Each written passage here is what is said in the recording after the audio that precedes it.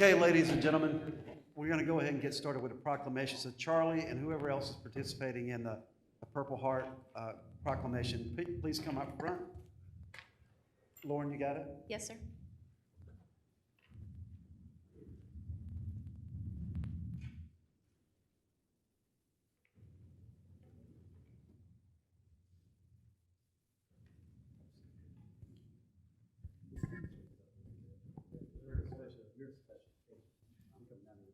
Proclamation, Purple Heart Day. Whereas the Purple Heart, originally known as the Badge of Military Merit, is the oldest military decoration in the United States still given. And whereas the Purple Heart was established by General George Washington on August 7th, 1782, during the Revolutionary War as an award for members of the Continental Army. And whereas it was first award made available to the common soldier to recognize outstanding valor or merit. And whereas, following nearly 150 years of disuse, the Purple Heart was reestablished by the President of the United States in 1932. And whereas, the Purple Heart is a combat decoration awarded to a member of the United States Armed Forces who has been wounded or paid the ultimate sacrifice in combat with a declared enemy of the United States of America. And whereas there are approximately 1.8 million Purple Heart recipients in our nation's history. And whereas the City of Palm Coast appreciates the sacrifices our Purple Heart recipients made in defending our freedoms and believes it is important that we acknowledge them for their courage and show them the honor and the support they have earned. Now, therefore, be it proclaimed by the Mayor and City Council of the City of Palm Coast, Florida, that August 7th, 2025 be officially designated as Purple Heart Day, and encourage all citizens to show their appreciation for the sacrifices our Purple Heart recipients have made in defending our freedoms. Signed this 5th day of August 2025, attests Kaylee Cook, City Clerk, and City of Palm Coast, Florida Mayor Michael Norris.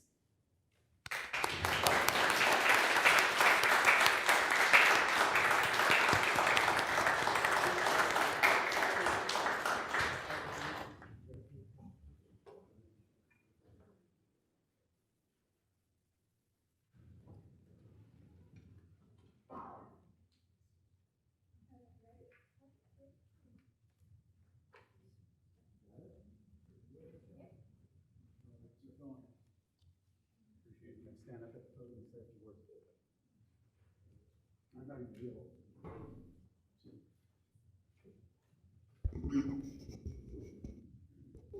I like facing my critics. Thank you. It is an extreme honor to accept this on behalf of all my brothers who have spilled their blood in service of our country.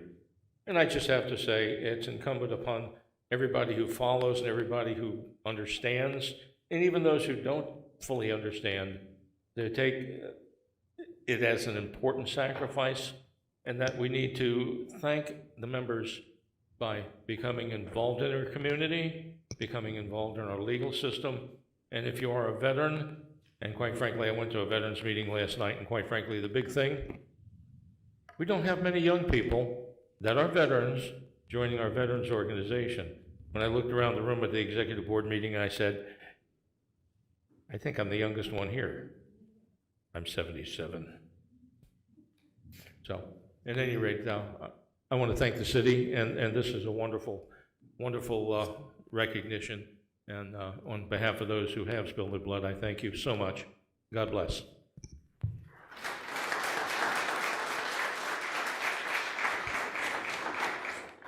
Thank you, Charlie. Anything from the dais? We have a few combat veterans up here. Anyone have anything to say?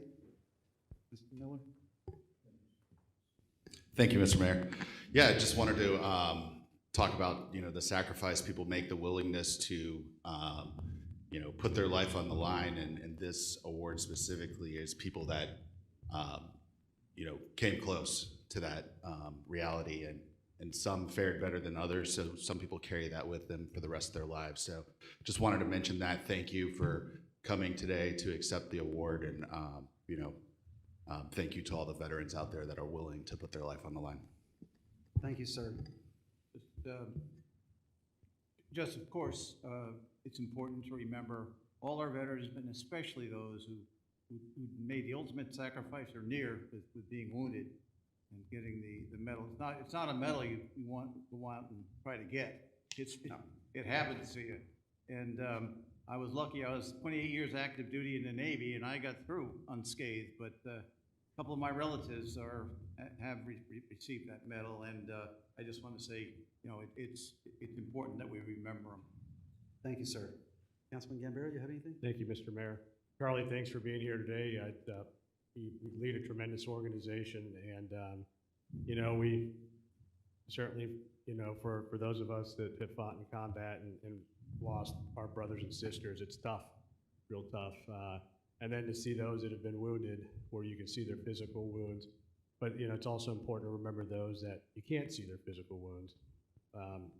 The wars of the last 20 years that we've been involved in have really shooken.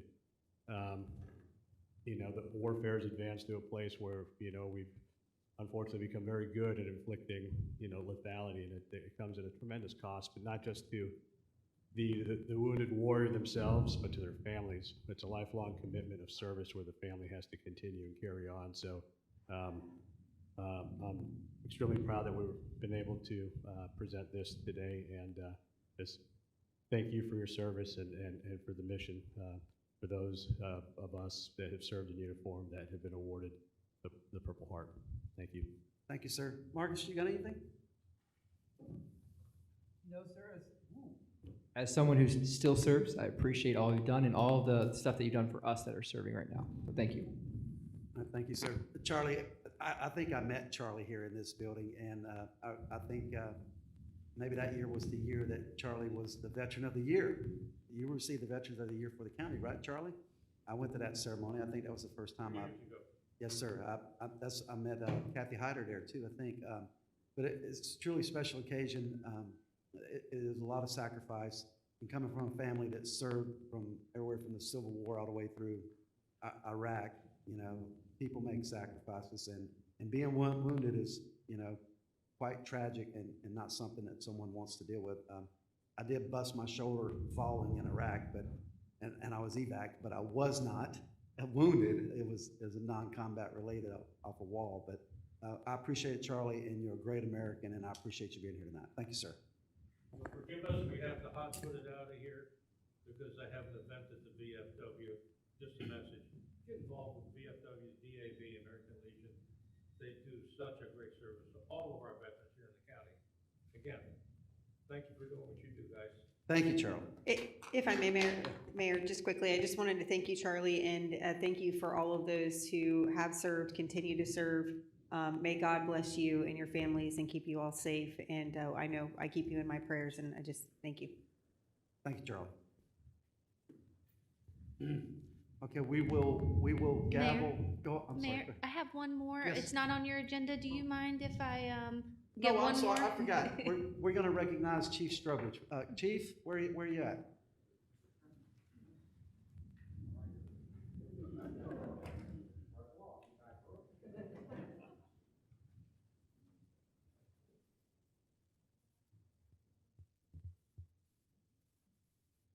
Thank you, Mayor, City Council, and our residents. Tonight, I'd like to take a minute and recognize Chief Mark Strobridge for stepping up when our city needed it most. During a critical time in our organization, Chief Strobridge joined us as interim assistant city manager. In just 2 months, we accomplished a lot together, filling two major director positions, updating key policies, conducting a staffing analysis, and taking cost-saving approaches to projects. Chief Strobridge brought calm, focus, and steady support during the time when I really needed it. He'll be humbled to say that he just helped me do the things that I already knew needed to be done, but the truth is his partnership made all the difference. We're also grateful to Sheriff Rick Staley and the Flagler County Sheriff's Office for allowing him to support the city during this time. Before Chief Strobridge goes back to his permanent home at the Sheriff's Office, it's my honor to present him with the Excellence in Action Award. Thank you, Mark, for your leadership and service to the city of Palm.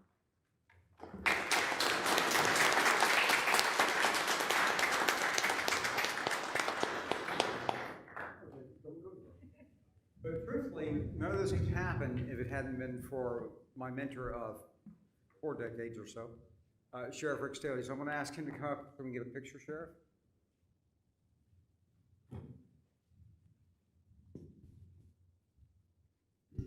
You're just trying to butter me up, you know how much work I have for him.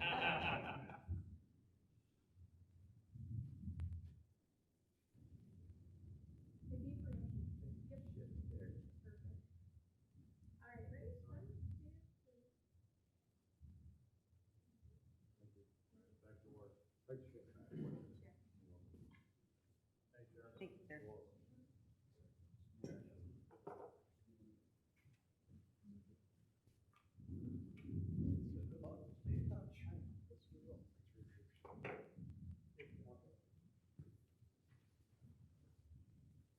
Thank you for your contribution, Chief.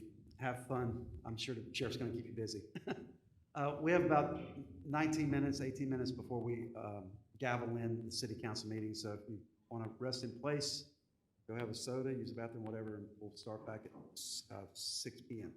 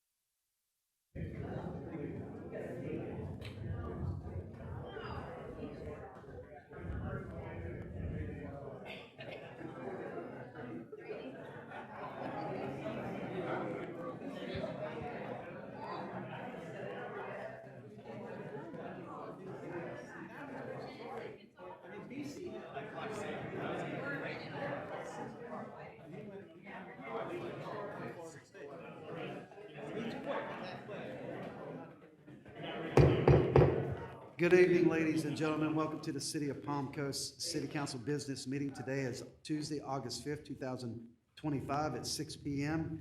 We're in the John Netz Community Wing of City Hall. I'm calling this meeting to order. If you could, please silence all devices and stand for the Pledge of Allegiance and a short moment of silence.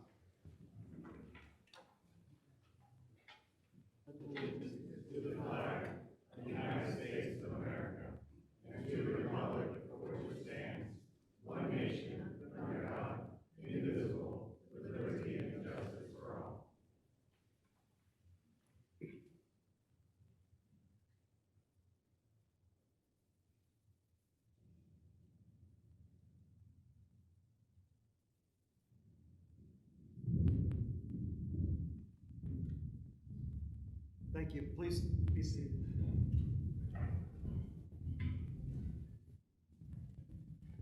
Ms. Cook, if you could please call the roll. Mayor Norris. Here. Vice Mayor Pontieri. Present. Councilmember Gambaro. Here. Councilmember Miller. Here. Councilmember Sullivan. Here. All members are present. Thank you. We've already covered the proclamations. We'll begin tonight's session with public participation.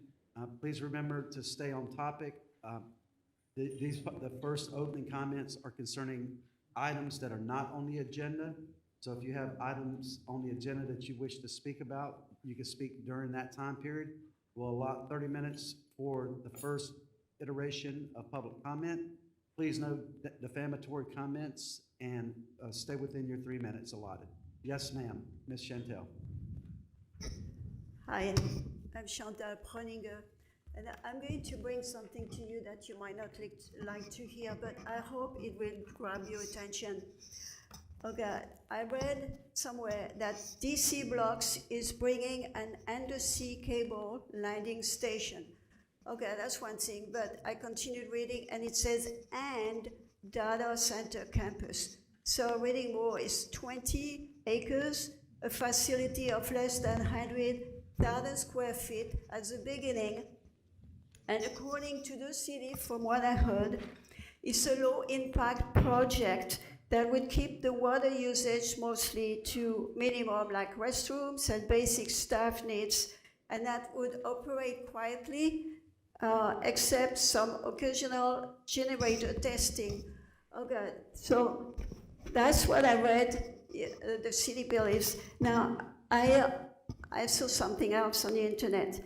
I saw some complaints of people who live in areas where data centers were established, and there was clearly a problem of water. So here's the article that grabbed my attention.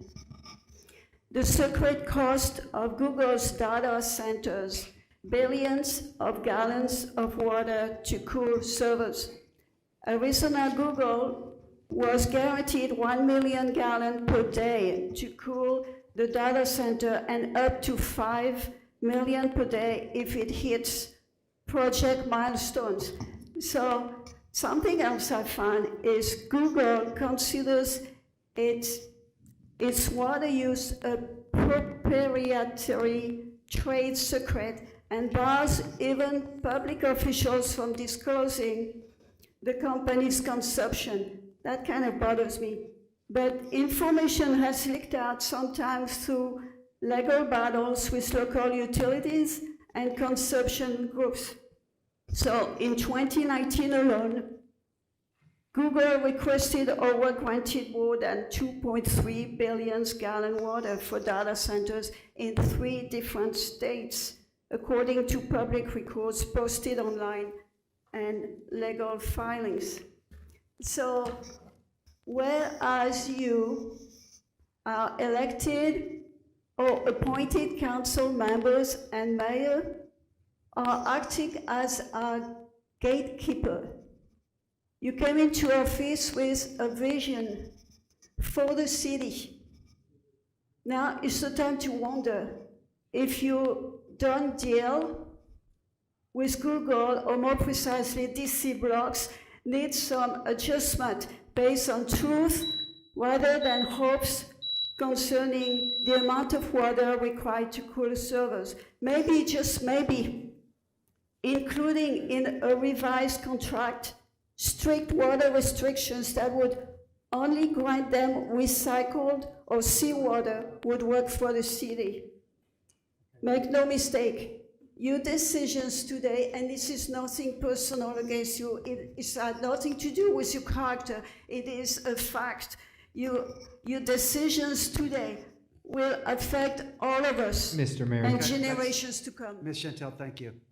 If you could, everyone, you're done, Ms. Chantel, thank you. If you could, stay away from touching the mic arm. All this equipment's been updated, so it's a little bit more sensitive, so you don't have to be very loud to be heard. Yes, sir, go right ahead. Hi, my name is Dennis Sokola. I live in the F section of Palm Coast for 14 years. And I'm going to be talking about your ordinance on short-term rentals. It is not working, okay? I lived here 14 years. I never had to call the cops once. Since March, 14 times on a VRBO behind me. And you would have never known it was a VRBO unless I finally went to Barbara and complained. And they had no license until the end of June. And I'm getting woke up still. And you have no way of knowing what's a VRBO and what's not, because I know that there's more than 275 homes in Palm Coast. In my neighborhood alone, there's 6 brand new ones, and I'm sure they're not registered. Okay, it's getting to be like the Wild West. All it does is to decrease property values. All right, when you go fishing and you catch the wrong fish and you get caught, you lose your license. If you're driving your speed, you can lose your license.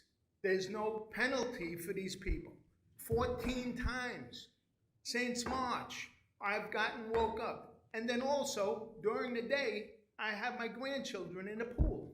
The people decide to play some rap music with obscenities and profanities in it. I have to bring my grandchildren out of the pool and in-house so they don't hear that crap. This is out of hand. It's gonna come to a head, and they have to be penalized. And if you people don't penalize them, the lawyer will penalize them. And probably the town will get dragged in it too. It's just ridiculous. It's outrageous. You've ruined my life. I'm 70 years old. If I have to move and it costs me 10 grand, I'll spend 15 grand on suing somebody first. It's ridiculous. My nerves are shot. My wife's nerves are shot. It's affecting my health. You have to stop this crap. It's insane. I'm telling you, you got more than 275 because I got 5 new ones on my block. And I don't even know if they're registered. That's not my job. Your job is to regulate them. Code enforcement, poor Barbara is doing the best she can, but her hands are full on both sides. Where you think that she can handle this too is insane. All right, I can show you, I ride my bicycle around a 2-mile route around my house, and I got at least 30 different code violations. There's people moving in, they never get this piece of paper. I got this piece of paper 14 years ago when I moved here. This is rules and regulations, ordinances, when you can water your lawn and stuff like that. They don't give this out anymore. I went to the front office and asked for one. You know what she said to me? We don't do that anymore, we do it all online. Well, guess what? People don't go online and look at it. That's why VRBOs have to post their stuff on the wall, because when they sign up for a VRBO, they're not gonna go on the internet and look at the rules and regulations of the town. Thank you. Thank you, sir. Can we get someone to follow up and get his address? Is Barbara here tonight? Barbara's not here, but we will follow up. Yes, Okay. Mayor. Someone to follow up with you in the back. Yes, ma'am, Miss. Duarte. Jeannie Duarte. Yesterday you voted to approve, you recently voted to approve a millage rate up and over the rollback rate. Well, according to Ron DeSantis, our millage rate is supposed to go down. If it remains the same or going up, then you are taxing us on unrealized gains. Yesterday, I attended a ribbon cutting for wastewater treatment plant 2, which is right next to water treatment plant 3, located southwest of the Matanza traffic circle off US 1, near the Loop Road for the westward expansion. As Sam Greco stated, the Loop Road is not a state project, and the funds in excess of $115 million were allocated and are there for use, though the contract DRI clearly showed that the funds were lobbied unethically and should be reallocated for the wastewater treatment plant 1. Many residents who have been carefully following were unaware that wastewater treatment plant 2 had even reached its completion, though it's reported to be 3 years late. So why does it show up on our 2025 budget that has yet to be approved with a whopping $30 million price tag, $10 million over the apparent proposed budget? We should have been celebrating the ribbon cutting for wastewater treatment plant 1, but it's still in disrepair and it's state mandated to be done by 2028. Then yesterday, I went to a meeting hosted by acting city manager and vice mayor to meet with 2 local seawall builders. Why the 2? I don't know. I was invited by a resident who stated that it was not a closed-door meeting and encouraged me to attend. As I am a resident, I have communicated with those seawall builders for quite some time concerning more affordable options that would not compromise the integrity of properties and the canal.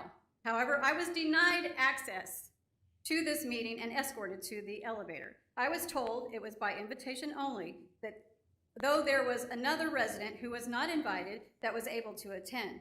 This was a violation of my First Amendment rights to speak and be informed. On top of that, code enforcement was in attendance, I assume, to cite citizens to replace their seawalls, or else these walls are not cheap. We're looking at around $50,000 for an 80-foot span. Once again, I ask, where are the funds this community has been putting aside for the past 45 years to maintain their canals? And once again, I still not have received the missing budget pages for the May 6th meeting, and the deadline for the Doge was on the 21st. The documents I received from you were incomplete and unsigned. So what's the update on that? Thank you, ma'am. Yes, sir, CD. CD Rossell, K section. I sent you all a thing on the water treatment. I didn't know she was.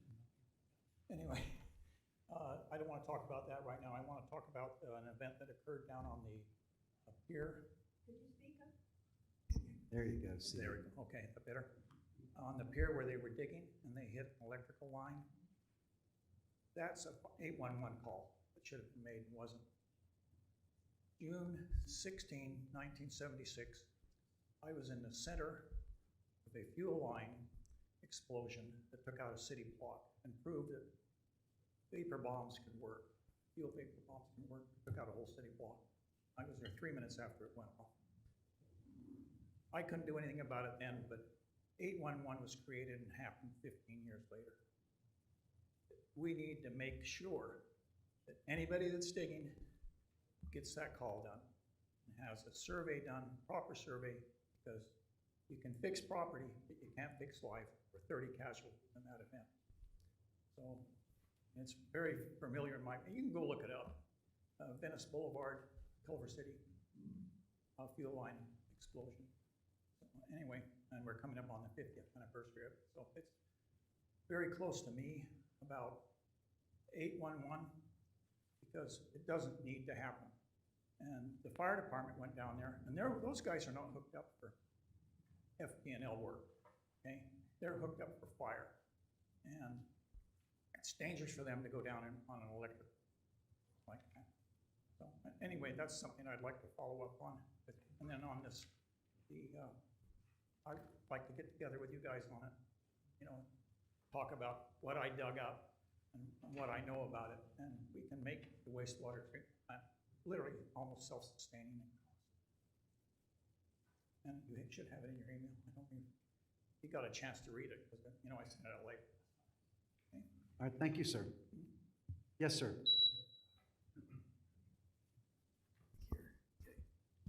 James D., W section. It's raining, flooding issues continue. It's just, you know, Jeremy's problem. He's got a big problem. They try to fix it, and it created more problems.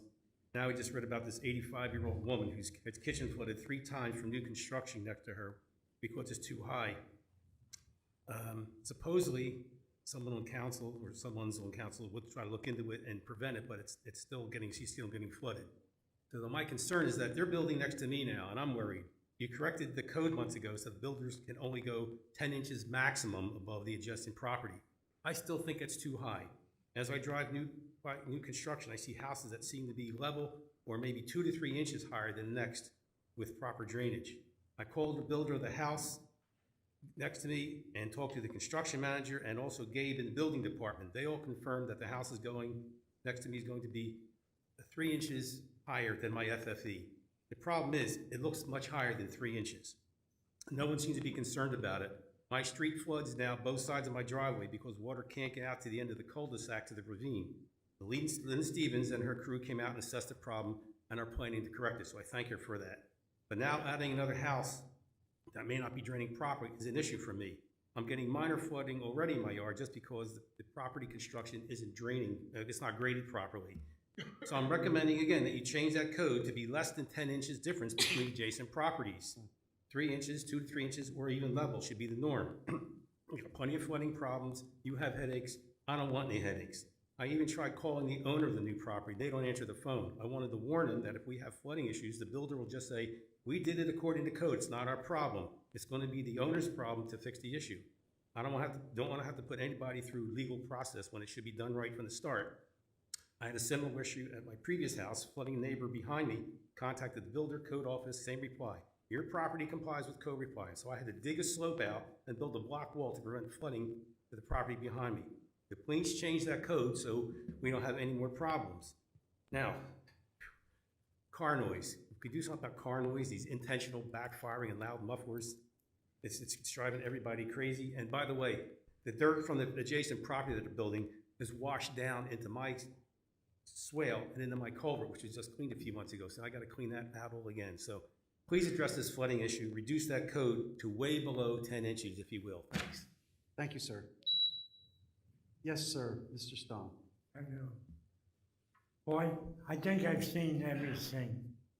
We went through the riot act where Mike was cleared through the ethics committee, false accusation, false. Now we have a situation, and one of the reasons why I'm bringing this up, my dad was the biggest lawyer in New York City and Vegas.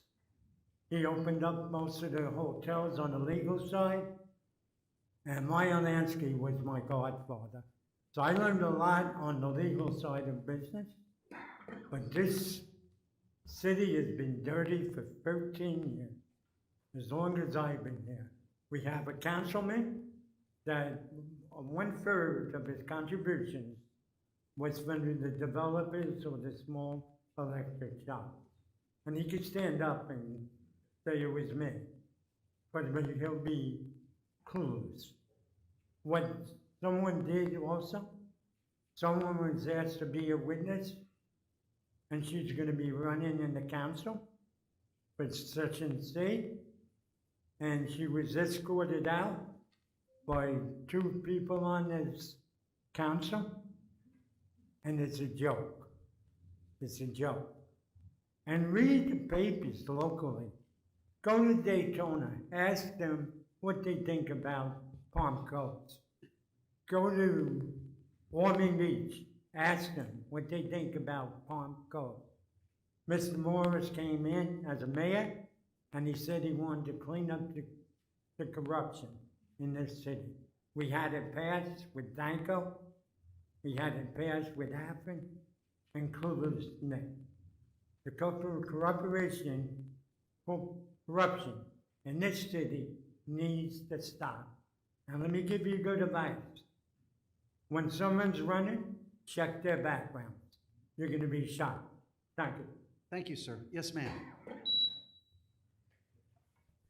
Good evening, Honorable Mayor, City Council members. My name is Sharon Resnick, and I've been a resident in Palm Coast for decades, and I'm here to oppose the sale of the Palm Harbor Golf Course.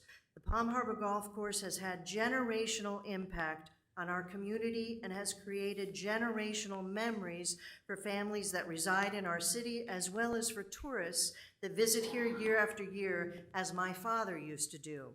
The selling of the Palm Harbor Golf Course would be a travesty and would be one of the worst decisions any council has ever made in the history of Palm Coast. Cities are supposed to make people's lives better by providing open green spaces, recreational facilities, and community gathering places. Cities are not profit-making operations. They are designed to benefit the residents of that city, to create safety, infrastructure, health, and harmony. We all know what will happen if the golf course gets sold. It will ultimately end up another housing development. $1.8 million for 140 acres is highly suspicious. It is so undervalued that it raises all kinds of red flags and the feeling that there must be multi-level deals going on behind the scenes. $1.8 million is certainly not going to have generational impact on our city. That money will be gone in a hot minute. Selling this extremely valuable, irreplaceable public asset for short-term, artificial financial gain sacrifices long-term community benefits. Once sold, it can never be recovered. It will be gone forever. They're not making any more open land in the heart of Palm Coast. The golf course serves as a vital recreational, environmental, and social asset. It serves as an important open green space for our vibrant local wildlife. Deer, eagles, osprey, waterbirds, wild turkey, otters, turtles, and fish. It also plays a vital and important role in the management of storm waters. Privatization or redevelopment would lead to irreversible environmental harm. The council members should cease and desist immediately any plans to sell, lease, or privatize Palm Harbor Golf Course. Let's get new management, implement new operational strategies for new streams of income. I have several ideas to share for another time. The Palm Harbor Golf Course should not be sold and should remain a municipal golf course in perpetuity. Please protect what makes our city livable, inclusive, and green. Thank you very much. Thank you, Ms. Sharon.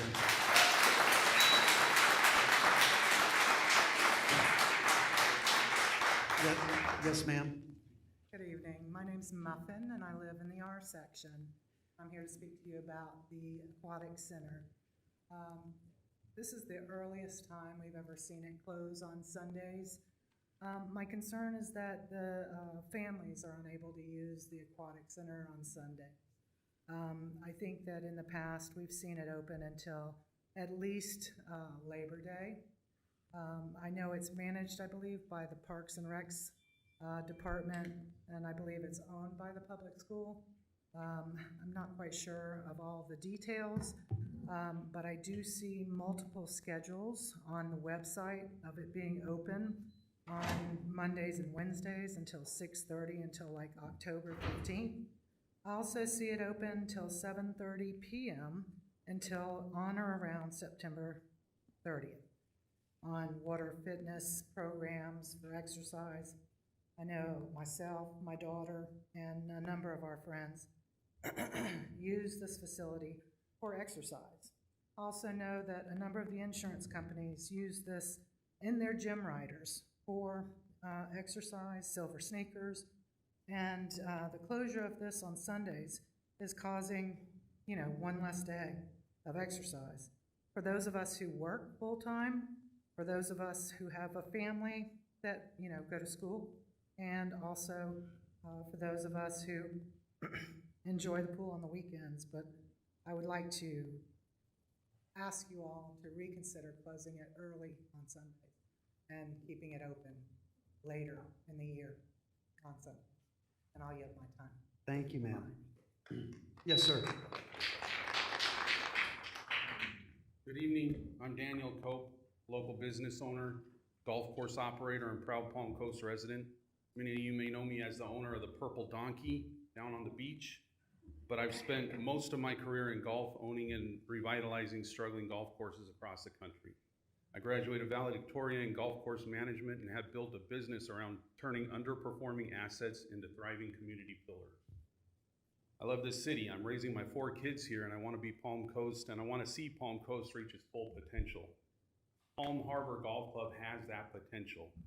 It could be more than just a golf course. It should be more than just a golf course. It should be a profitable, vibrant, year-round hub that residents are proud of. Right now, it's losing the city money each year. That can stop today. Here's my proposal. Let my company take over management. I'm not asking the city for a dime. I'm offering to take the financial burden completely off your shoulders and in return provide the city with a guaranteed check every single year. To be clear, Troon and Loopers would stay in place.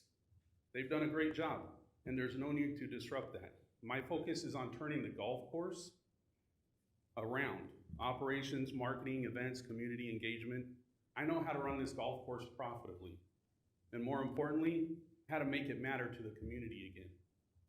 Take Palm Coast VIP, for example. We're on track to raise over $500,000 for local schools and charities with this card. It's already generating excitement in the community with schools and tons of local businesses signed on. The energy is real and growing every day. I see Palm Harbor becoming part of the same kind of uplift. Youth clinics, school tournaments, charity scrambles, creating real value for real families right here in Palm Coast. My team's in place. My plan's ready. All I need is your green light to move forward. Let's stop the financial bleed today and start building something great together. Thank you for your time. I look forward to serving Palm Coast. Thank you very much.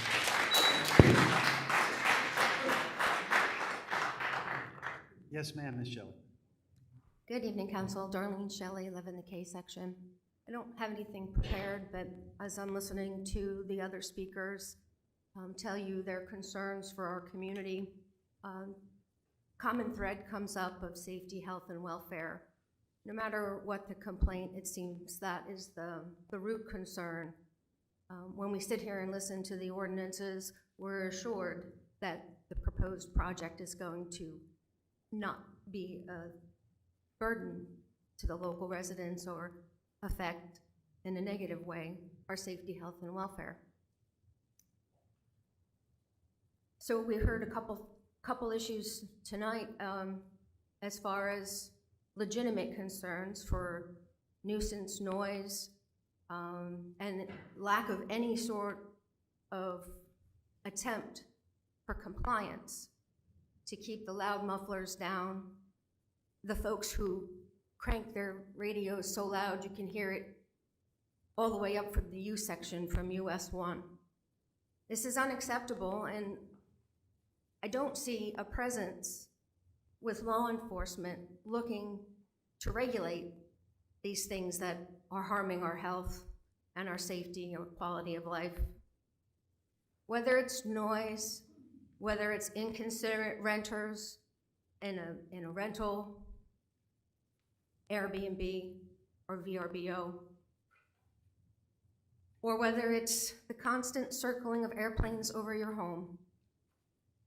And currently, this is my mission because it's not only affecting my own personal health, safety, and welfare, it's affecting every single resident of Bunnell and Palm Coast and Flagler County, whether it's through the air they breathe, or the water they drink, or their quality of life being destroyed by airplanes going over their home every 3 minutes, infringing on our property rights, flying so low that they're not in compliance with FAA guidelines for safe altitudes, because it's impossible to have a plane fly over the city and touch and go an average of 520 times every single day. It's impossible to do that safely. And touch and goes are not necessary for takeoffs and landings. It's a separate operation that is incompatible and inconsistent with a healthy way of life for the residents of Palm Coast. And I'll talk to you more about what you can do about it in the form of an airport zoning regulation. Thank you. Thank you, ma'am. Yes, sir. My name is Scott. I live in the R section. December will be 25 years. 25 years I didn't park my work van in the driveway. I put fence around my AC unit so you couldn't see it from the street. Played by all the rules. Now, I have this for a vision on my patio. That's total loss of privateness. What's the use of the private fence? Somebody from the second floor can see right into my bedroom, my kitchen, my living room, who's gonna pay for my, putting trees up or whatever? I'm sure this builder's, when he gets done, if you ever done research on this builder, it's kind of a shady deal too. They'll put like 3-foot twigs up and call them trees, and that'll be the end of things. It'll be up to me, to try to get some privacy back. I don't know what else we're supposed to do. You know, you play by the rules, and this is what happens to you. So the next time you're on your patio, having a beer or coffee in the morning, imagine looking out at your backyard and having that stared at you. My neighborhood's established. 90% of the homes are 15, 20 years old. Now, my neighbors are gonna have to deal with this, because nobody else is going to. And we're all retired, so we ain't got money coming out of our pockets. Thank you. Yes, sir. Can someone in the back follow up with this gentleman and find out, because I couldn't see that picture from this. Yes, ma'am, Ms. Carroll. You're the last one in the queue. Carol Stoughton, Palm Coast, Florida, retired nurse, 87 years old. I am here to let the people know what's been going on over the past 8 years. We had a mayor that all he did was push for development and have his picture taken with a gold shovel.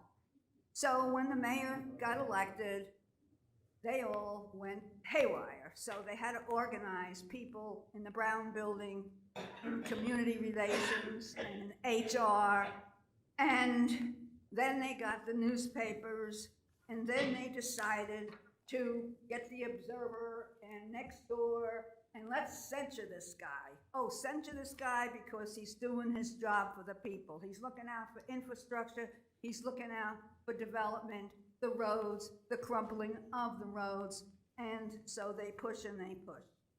And so then you got Mr. Gabaro, who never would have been appointed, I'm sorry, that's right, he was appointed, and if it wasn't for Mr. Duffy, he should have done his job. He never should have let him take and run up to that seat and take his appointment, because it was all based on an ethics violation. It's time that we saw the services of another law firm, because had Mr. Duffy done his job, he wouldn't be sitting there. Now, all of a sudden, after Mr. Gamaro closed all his cores, now he's leaving the area and he's gonna run for Congress. And then he advertises of his brigadier title, which he is a first rank person, and I looked that up, and it's to be called a brigadier general is a one-star general. I commend you for your service, but I don't think it's proper that you go and advertise all about it, okay? And then Mr. Gamaro, he don't even pay taxes on his house on Rycliffe, because he recently just got a total disability. Oh, but President Trump, through his father and through legislators, appointed him a brigadier general, which is great now. He can run for the Congress. What we have here is people earning salaries were given out. The city manager is making over $230,000.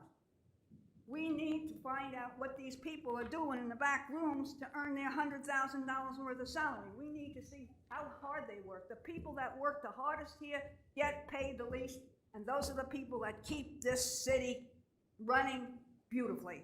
And I was here in July when Ms. Pontieri screamed and yelled. They took it off the cameras so that we couldn't see it. She screamed and yelled and was practically spitting in the mayor's face. All she does is chastise him and criticize him. I can tell you something. The mayor was never asked to resign from a position, nor is he on mugshots.com. Thank you, ma'am. That's it for public comment. City manager, do you have any follow-ups? Yes, sir. We will follow up with Ms. Chantel on the water usage for the data center. It is going to be just used for employees, and then the first initial restart will circulate the recirculating system of the cooling to keep the data center cool. So not all of the usage impacts that she had mentioned in her comment. So it's a closed system, Correct. right? So they'll use the water one time and it recirculates consistently. It's not like we're constantly using water. Correct. The pier being hit and the 811 call CD, that was actually in Flagler Beach, so we don't have any jurisdiction over there, but I'm sure as good agency partners, we did help out. Mr. Dean's case about the flooding concern, Lynn is looking into that. The resident's case that he mentioned about the older woman, that's only a 4-inch difference, so it's in compliance with our policy and our technical manual. As far as the Palm Harbor Golf Course, that is a future agenda item of yours on August the 26th. But I did ask Kendra to reach out to Mr. Cope and set a meeting with him and I so that I could review his proposal in advance of that meeting, as well as review some financials that you're putting together. I will look into the pool concern about hours of operation. And I think that's all that I can answer, Mayor. Thank you, ma'am. Anything else from the rest of the council? Mr. Miller? I was just gonna ask, thank you, Mayor. I was just gonna ask, I'm not sure what the legality is of, second story versus one-story residences next to each other and regulating that in any way. But I don't know if we can get some information on that, or, I know Barbara isn't here, but in terms of code or how that works, whether we even have anything that we can do in these situations. Thank you. We'll go down here. Mr. Gambaro, anything? Go ahead. Yeah, Council. Yeah, I just wanted to mention on the vacation rental, comes up on a regular basis, and it's true that we don't know who these people are coming in to rent the units, and there can be some problems. But it's not just a city problem. The tax collector is responsible for designating the units that become rental units, and then it's up to them to ensure that they're carrying it out properly, not so much the actual activity there, but the fact whether or not they're a rental unit. I've checked into that a number of times over the years, and the tax collector has done a very good job in identifying which houses are being used as rental units. We could maybe get some more information on that from the tax collector, but that has not, they've been very good about sorting that out. The problems with the people who are there, and noise and all that, that's a different issue, but identifying the units that are rental and need to pay fees is done pretty well. Can I jump back in on that? That Yes, sir, sparked go ahead. something. Just wanted to see if maybe we can get some information about how the program is working, code enforcement, Yeah. whether, we're getting a lot of complaints, what the punitive responses are in terms of code.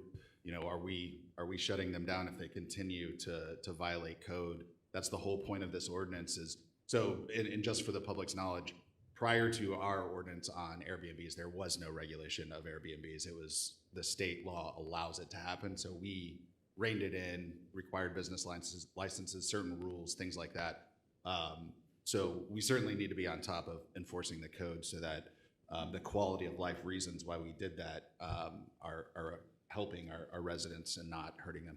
And just to tack on top of that, Joe, I was reviewing your ordinance that you guys drafted, and so anyone that is in violation of that ordinance pretty much gets one warning, and then after that, they go to code board and they get violations repeatedly. So it's one strike. It's just one strike policy. That's it. And then after that, they go to code board. So when they go to code board and that we solve everything, they get another violation. They go straight back to code board, and then fines start accruing. So there is a process. It's also just helpful to remember that some of this short-term rentals on VRBO or Airbnb may say Palm Coast, but they're not in Palm Coast proper city limits, right? They're in unincorporated Flagler County because they're in the hammock. So while Flagler County as a whole may have 1,228, not all are in Palm Coast.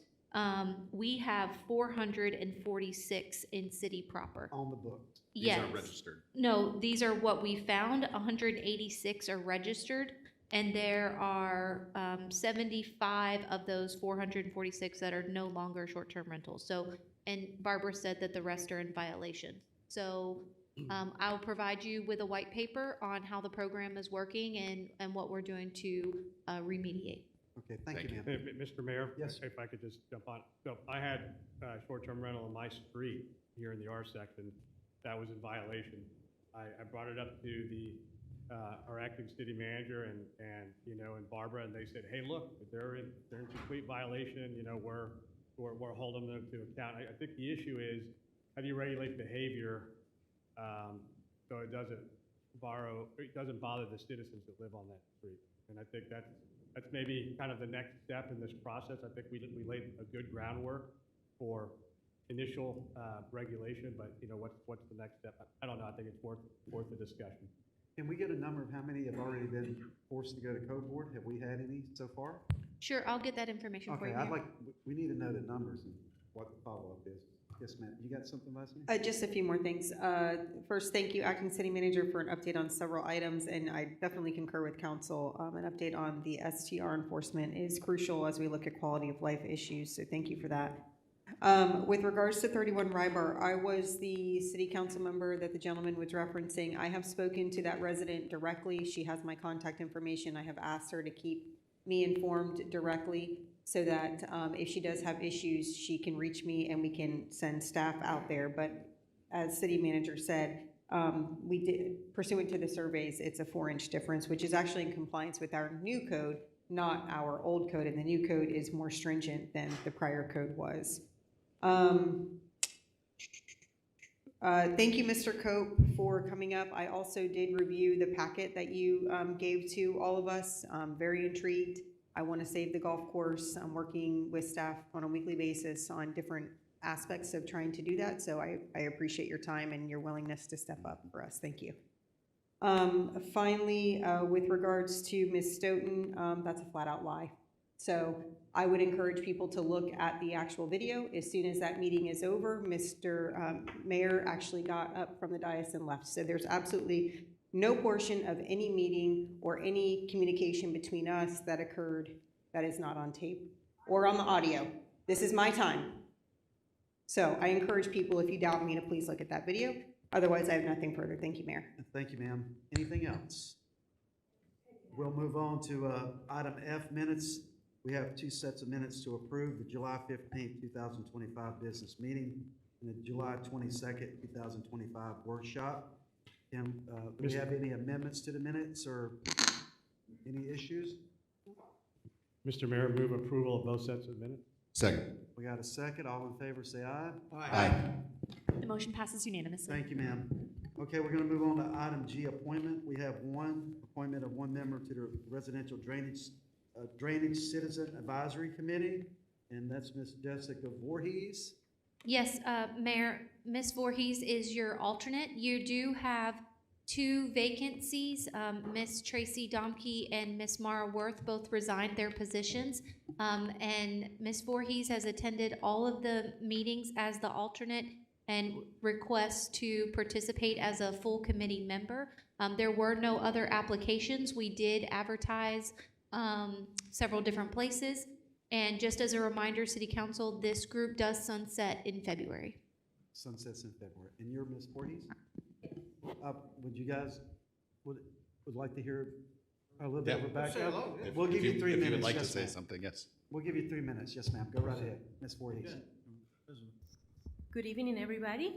I am Jessica Voorhees. I am a Palm Coast citizen since 2017.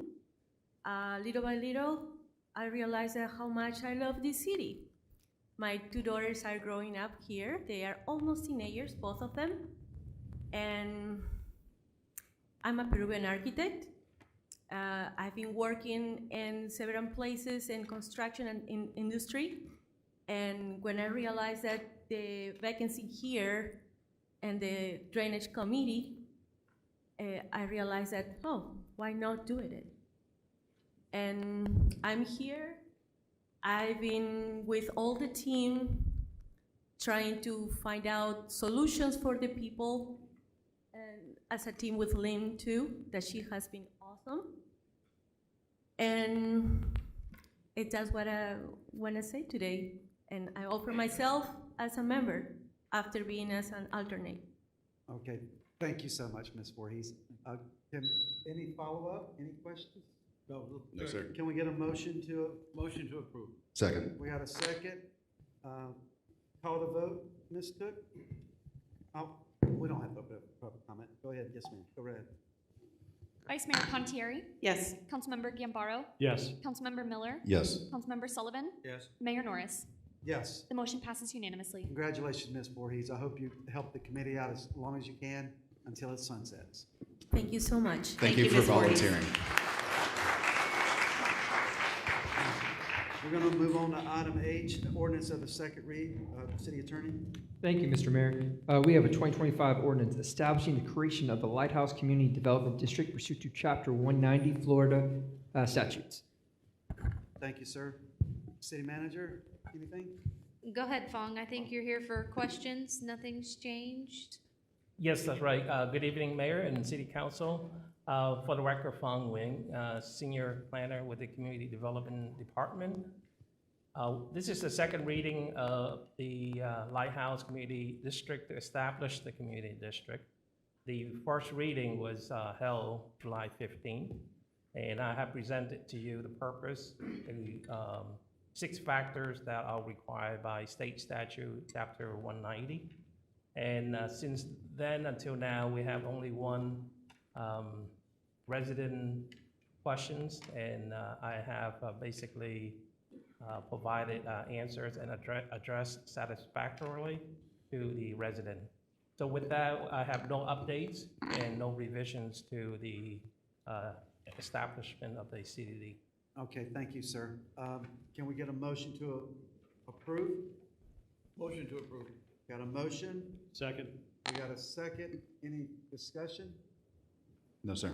We're gonna have to open this one up for public comment, so anyone that wants to make comments concerning the Lighthouse Community Development District, please come forward. Yes, ma'am.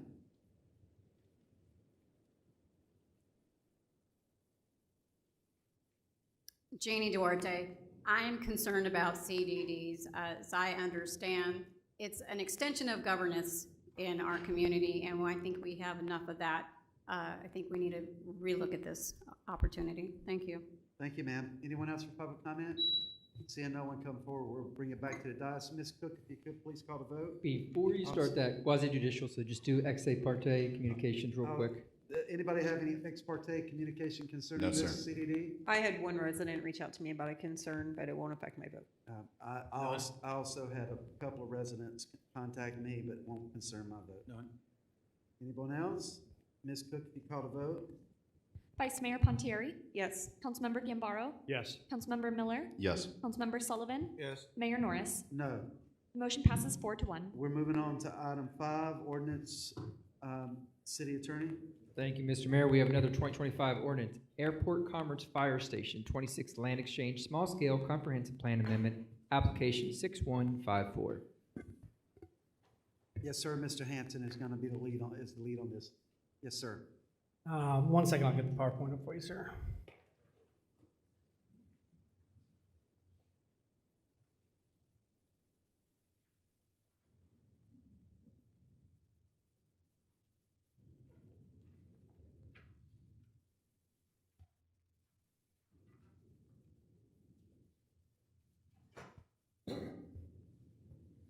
Good evening, Michael Hansen for Community Development.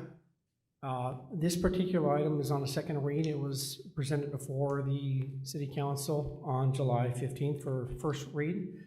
It's actually 2 items. It's ordinance for the future land use amendment and also for the rezoning for the project.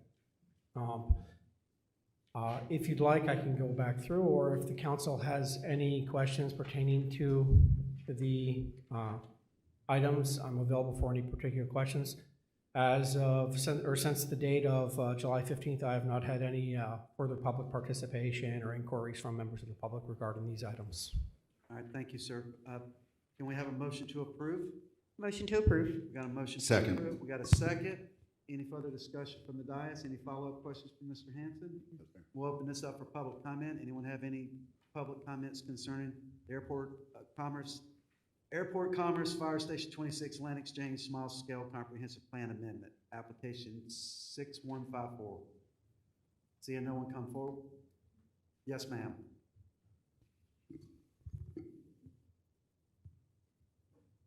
My concerns, Jeannie Duarte, my concerns with the fire stations are the 5G cell towers, and I'd like for that to be removed off their properties, or not added to their properties. Thank you. Thank you, ma'am. Anyone else for public comment? We'll bring it back to the dais. Ms. Cook, call the vote. Sorry, one ex parte as well, I'm Ex sorry. parte, anyone have any ex parte communication? Negative. I have not had any concern in this matter. Ms. Cook, please call the vote. Vice Mayor Pontieri? Yes. Councilmember Gambaro? Yes. Councilmember Miller? Yes. Councilmember Sullivan? Yes. Mayor Norris? Yes. The motion passes unanimously. We'll move on to item 6, second read ordinance 20, I'm sorry, City Attorney, go right ahead. Yeah, thank you, Mr. Mayor. We have another 2025 ordinance of second read, Airport Commerce Fire Station 26 Land Exchange Zoning Map Amendment, Application 6151. Okay, this is in conjunction with the other one. Can we get a motion to approve? I'll make that motion, We Mr. got a Mayor. motion to approve? Second. We got a second. Any follow-up questions for Mr. Hanson concerning this? None? Ex parte communication? No, sir. No, I don't recall any, so I'll say no. Nobody's gonna complain about a fire station going in. We'll open up for public comment. Anyone have any public comments concerning this? Seeing no one come forward, we'll bring it back to the dais. Ms. Cook, please call the vote. Vice Mayor Pontieri? Yes. Councilmember Gambaro? Yes. Councilmember Miller? Yes. Councilmember Sullivan? Yes. Mayor Norris? Yes. The motion passes unanimously. Thank you. We'll move on to item I, ordinances of the first read. City Attorney? Yes, we have a first read ordinance of 2025, Hargrove Lane Zoning Map Amendment, Application 6253, and this is, just friendly reminder, a quasi judicial action. I have, any ex parte communications? No. I have received a few Other than emails from email. constituents. No, that will not affect my vote. I've had a few as well, and it won't affect my vote. Thank you, ma'am. Yeah, so we need to declare that we've heard from residents on this issue.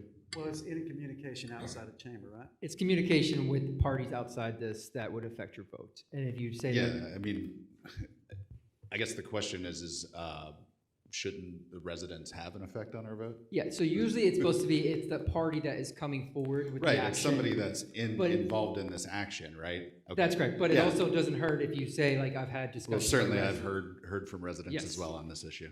All right, thank you. You're handling this too, Mr. Hanson? I'll be here almost all night, sir. I have 4 items. Yes, sir. Go right ahead. Once again, Michael Hanson, Community Development. That's a bit of an echo there. This particular application is for an rezoning for from light industrial and warehousing to heavy industrial, located at 11 Hargrove Lane. Here is the aerial to give you perspective of the location. It's right at the southeast corner of the cul-de-sac of Hargrove Lane. This particular area is one of the few industrial parks that we have platted within the city. The applicant met all public notice and neighborhood meeting requirements for this particular rezoning. There were 6 members of the public that attended the neighborhood meeting. Issues of concern that they had at that time dealt with potential amount of traffic on Hargrove Grade and Hargrove Lane, upkeep of the roads due to increased industrial dump trucks or concrete mixers on the road, and then also dust or particulate matter and their potential impacts to the property value that they have for neighboring businesses within the area.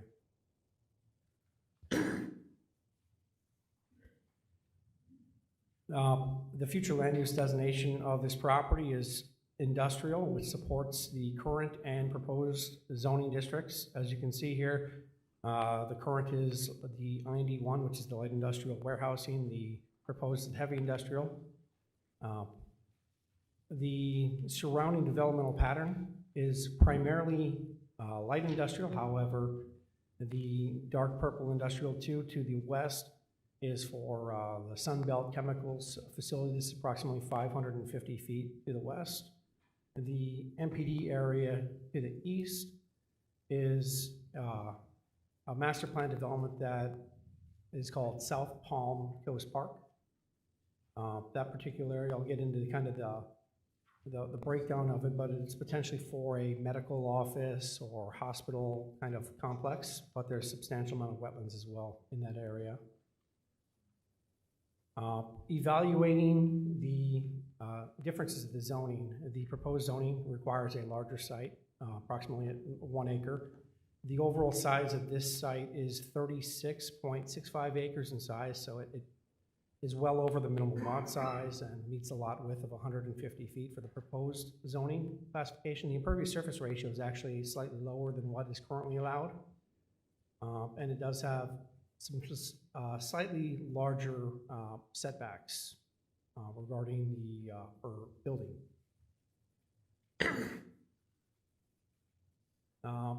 Just so you're tracking here, in our LDC, under the proposed zoning, I-92 states that allows for 0.45. However, I put a little footnote in there, just something that we're going to correct as we update the LDC. That'll be changed to reflect what is allowed in the comprehensive plan for heavy industrial to 0.35.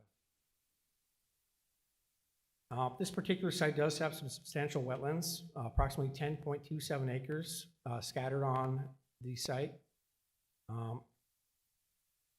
with a larger chunk of it to the north, which is adjacent to the St. Joe's Canal, and then also to the west, where the property ends at the south end of that cul-de-sac, as you can see. But then, looking at the aerial, the area to the east is substantially wet as well. In fact, as I go, change the slide here with the little blue area. This is the 100-year floodplain, also known as Flood Zone A, indicated by the FEMA flood insurance rate maps. These two yellow areas that popped up are two public potable well sites, SW60 and SW105, which are located at the southern corners of the site. Due to the proximity of these public potable water well sites, excuse me, staff contacted the city's contracted hydrogeologist to evaluate this potential rezoning. The applicant proposes a maximum use of 10,000 gallons of water per day over a 5.5-day working week, which is consistent with their consumptive use permit. And St. John's Water Management District will ultimately review that consumptive use permit for compliance and environmental standards to ensure that those are met. But our contracted hydrogeologist stated in correspondence that was included with the application packet that the 10,000 gallons a day is a relatively small amount. They do not expect it to have a major, if any, impact on the supply wells. The hydrogeologist suggested that the well for this particular project be located as far from the existing city supply as possible, adjacent to the northern property border. The applicant relayed that our batch plant. Can I jump in? Why? Can you explain why?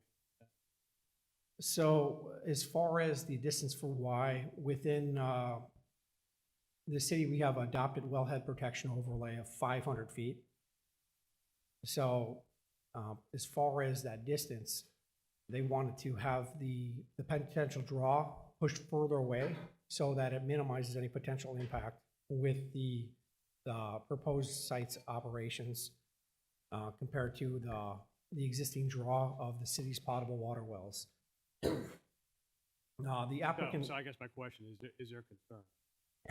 The hydrogeologist stated that they didn't really have much concern, if any. They thought that this amount was a relatively small amount of the draw based on the amount of gallons per day, but also based on what the applicant relayed is that their anticipated draw times is off of peak hour consumptions, where it's typically overnight into the early morning area, where that typical draw isn't.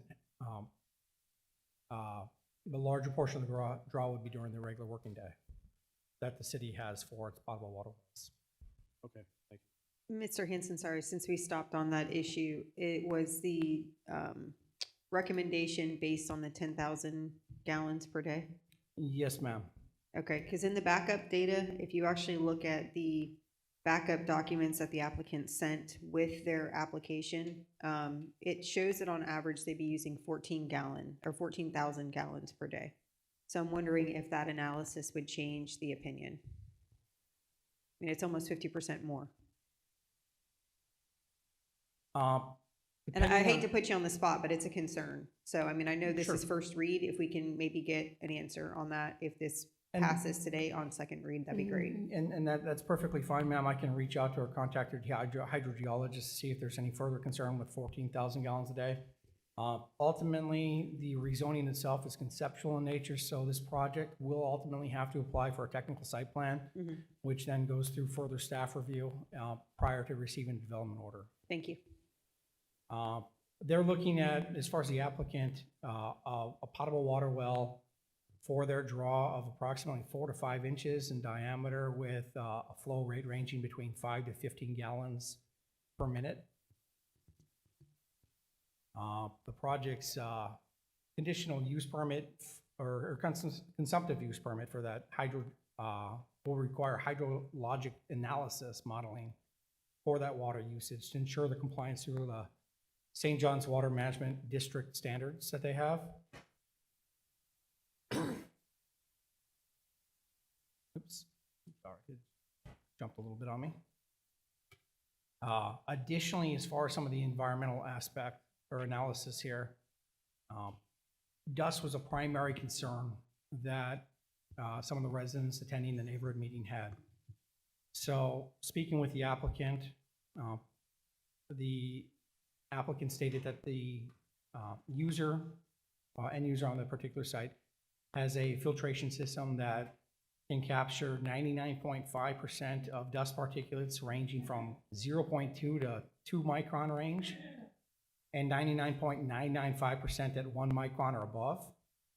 They state that they use a closed loop washdown system to wash down the trucks prior to what they call the loading goes phase to help minimize dust while exiting the site. And further in here, the applicant did provide some slides with some pictures that help visualize what their application has. They'll also be required to obtain an air quality permit for the site.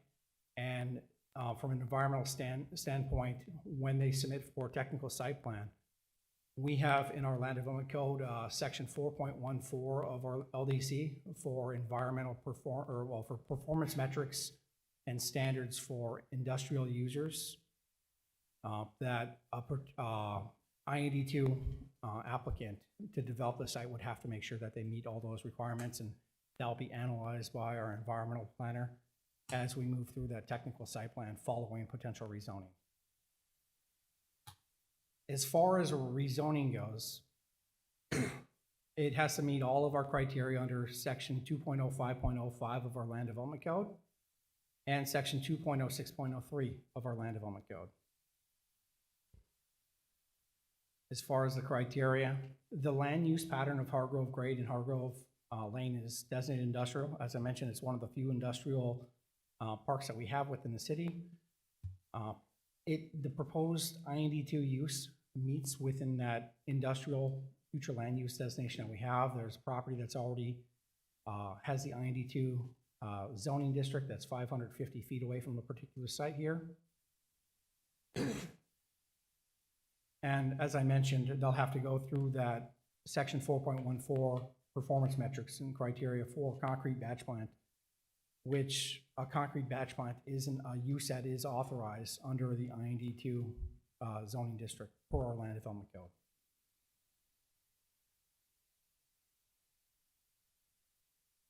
Additionally, because of that 500-foot radial well fill protection zone, they'll have to ensure compliance within our comprehensive plan, making sure to minimize and stay out of that 500-foot radial for our public potable water wells. With any kind of encroachment within the FEMA floodplain, that 100-year floodplain that I mentioned, they'll have to establish a base flood elevation. They'll have to provide any kind of compensatory storage within the application. So once we have a technical site plan application with a concept plan showing where the proposed impact would be, that would be analyzed at that particular point. The proposed development, as far as the rezoning itself, is consistent with our comprehensive plan under policies 1.1.1E and 1.1.4.3. The proposed rezoning is not anticipated to provide or cause any kind of financial liability or hardship upon the city. Staff took a look at the current vacant lot. Their city portion of the trim is approximately $2,500 under the current tax rate. That's likely based on potential size. We were trying to analyze similar models, likely to increase to approximately $10,000, if not more, on an annual basis after developed. As far as the city's portion for ad valorem taxes, the project will have to pay into impact fees to develop, which the city would then help capture some of the fee related to that. And currently, as stands, the city has adopted a arts and public places fee that any kind of vertical construction valued at over $1 million would potentially have to pay into as well. So that might be another aspect that this particular project may have to pay into, depending on the cost value for the vertical construction. They're anticipated, based on an email that we received earlier today, to potentially be investing between $18 to $20 million into the site development, plus all for equipment, construction of their facility, and overhead, in addition to the vehicles that they'd be bringing. And they're looking at, I believe it stated, approximately 10 jobs to the community, approximately $75,000 to $100,000 annual salaries for those particular jobs with the use. This particular rezoning isn't anticipated to create any kind of hazard or nuisance that would affect the general health, welfare, or safety, as it's designed to be an industrial area currently with the plating that for the Hargrove Grade Industrial Park designation for industrial, and also the environmental measures that the applicant and end user are looking at implementing.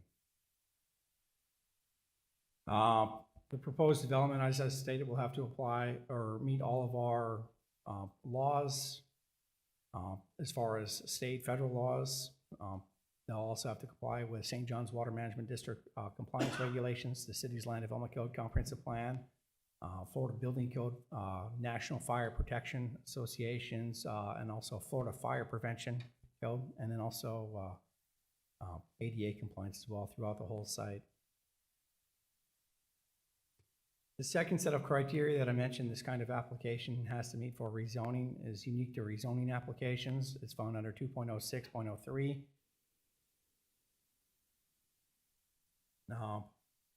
Subsection A, the project is compatible based on land use, developmental patterns with our comprehensive plan. As far as the impact on the environment, based on the feedback that we have currently from our hydrogeologists, and I'll follow up with the 14,000 gallon potential to see what they're looking at, if that would trigger any kind of further review.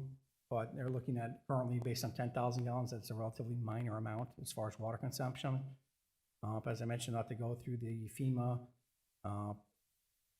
Palmer process to make that or establish that base flood elevation, and then provide any kind of compensatory storage for any kind of impacts to that 100-year floodplain, and get that consumptive use permit through St. John's River Water Management District. The proposed rezoning would allow the property owner to potentially develop with a concrete batch plant. And I say potentially, as any kind of rezoning is conceptual in nature. So concrete batch plant isn't allowed use for the heavy industrial use. So after potential rezoning, when they submit for the technical site plan, the actual application will ensure that it meets the requirements in our land development code for those industrial performance metrics that we have. The end user attached to this particular rezoning, from what I've been told, has 1,400 of these concrete batch plants throughout the country. So I think it's likely that they will follow through with the proposed development if the rezoning is approved. As far as our concurrency modeling, facilities that we have, the rezoning, because it's industrial, doesn't impact any kind of schools. Transportation, Hargrove Industrial Park, Dead Hens, so all inbound and outbound trips filter out on the US 1. When evaluating traffic, we use the Institute of Traffic Engineers trip generation manual. So based on the current use, is use type 140, which is for the light industrial, or sorry, I misspoke, 120 is for light industrial, 140 is for manufacturing. Based on the maximum developmental potential, based on the calculation that we have right now, there was previously approved a luxury car condo facility on the site for 221,000 approximately square feet in size. So staff took that approved square footage that currently has an active development order that the owner is no longer pursuing to evaluate the light industrial trip ends versus the proposed theoretical maximum for heavy industrial. And ultimately, it results in a potential increase of 20 PM peak hour trips based on those ITE use types between 140 and 120. The potable water, sanitary sewer are available already to serve the site. And as I mentioned, the owner will have to pay into connecting through impact fees.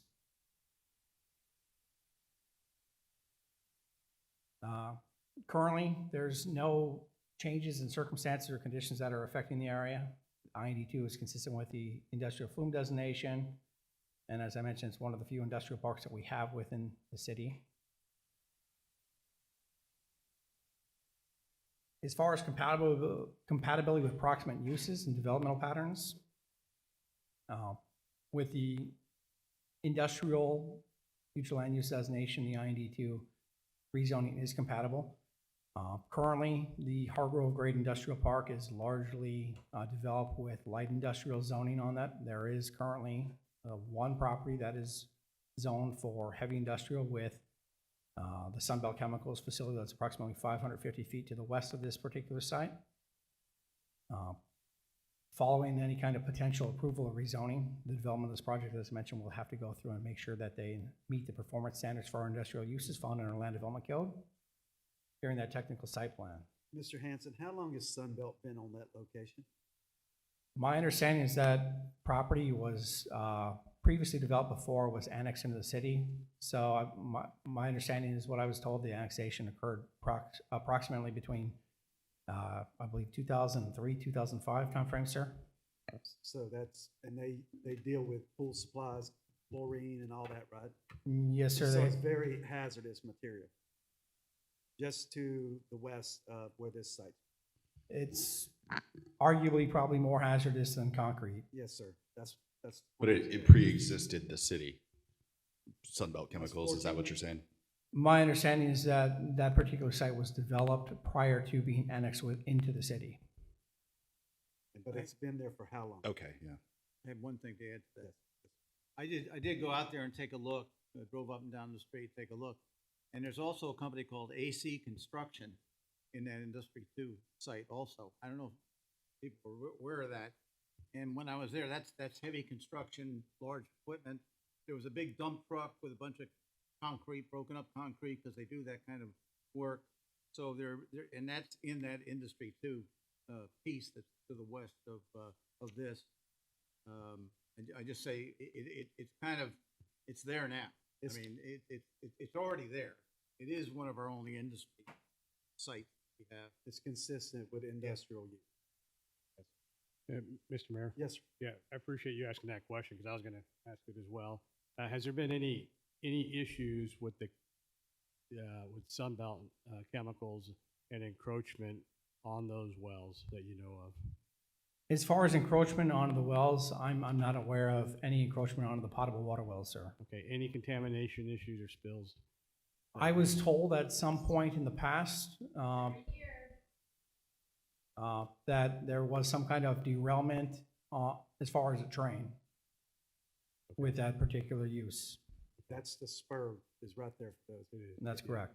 Yeah, okay, all right. Since Thank we're you, Mr. Mayor. since we're talking about the wells, the proposal from the hydrologist was to relocate those wells to the north side of Hargrove. Their potable water. Yeah, the well for this particular user on their property, because the amount of water they draw for the production of quickcrete concrete, they're looking at a 4 to 5 inch diameter well that pulls 5 to 15 gallons a minute, but the hydrogeologist wanted it located to the north side of their property. Just the property. Just to okay. keep it further away from our potable water wells that we have with SW60 and SW105. Okay, so relocate that farther away from our wells so that it's not decreasing our draw. Yeah, with that logic and mindset, it's to compete less with our potable water wells that we have. Yeah, so as the vice mayor mentioned, I'd be interested in finding out if that at 14 or 15,000 gallons changes where they think that should be, or whether it should be there at all.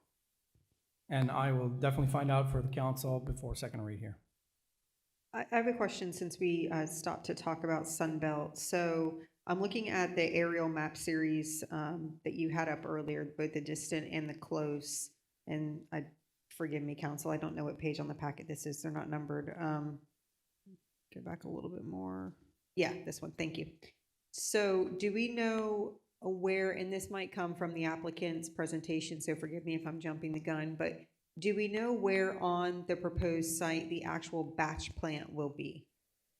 There's a rough kind of concept plan that tries to show that their proposed industrial area is outside of the wetland and floodplain area, so located more towards the center of the site, but kind of further away from the cul-de-sac where they would drive into the site, but trying to keep out of the wetlands. Okay, can you stay on this map for a second? So we're talking about Sunbelt, and I have driven over to this site as well numerous times, and I'm curious as to what, if you go out there right now, obviously it's a ton of trees. Is there going to be, or have you guys talked to the applicant? Again, I can ask the applicant this, but is there going to be any buffer remaining between the businesses here that are on the west and where the proposed batch plant is going to be? That's my first question. My second question is, do we know what the measurement is between these businesses on the west and Sunbelt?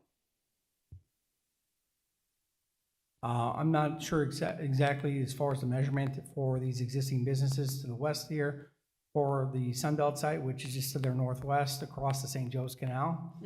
As far as buffering, you see where it says W1, that's 3.38 acres. The site here would likely largely be interior of that to minimize any kind of wetland mitigation necessary for the site, which acts as a large natural buffer from the property to the west. As far as our land development code, we have minimum setbacks that I mentioned. You're looking at 15 feet for industrial 2. This wetland area is substantially larger than that 15 feet. There's also landscape buffer requirements in there with that use type, that this wetland area is going to be substantially larger than that, and this is a depicted wetland. Wetlands also have, on average, a 25-foot wetland buffer, or upland wetland buffer, outside of the actual wetlands as well. And I'm assuming that because of the floodplain here in the wetlands, there's only one possible ingress and egress. There's no possible way that the applicant could create another ingress or egress on the east side of the parcel. That likely is accurate, because with the east side of the parcel, they'd also need to have physical and legal access to be able to create that access in the first place. So that might require them, if the council wanted them to have access on the east, acquiring rights from the other property owners to be able to develop or get that kind of physical access easement, where they currently have physical and legal access right now with Hargrove Lane at the cul-de-sac. Okay, thank you. Mr. Mayor? Yes, sir. So again, this is a rezoning action, correct? Yes, sir. And the applicant still has to meet all of our specifications in order to move forward, is that correct? That's correct, sir. Okay, and if there's an issue along the way, it stops, right? That's also correct, sir. Okay, thank you. A legal issue, though.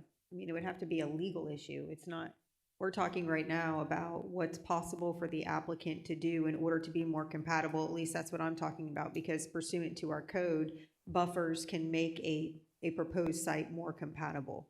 So now is the time, because if we say yes, we're already deeming it compatible.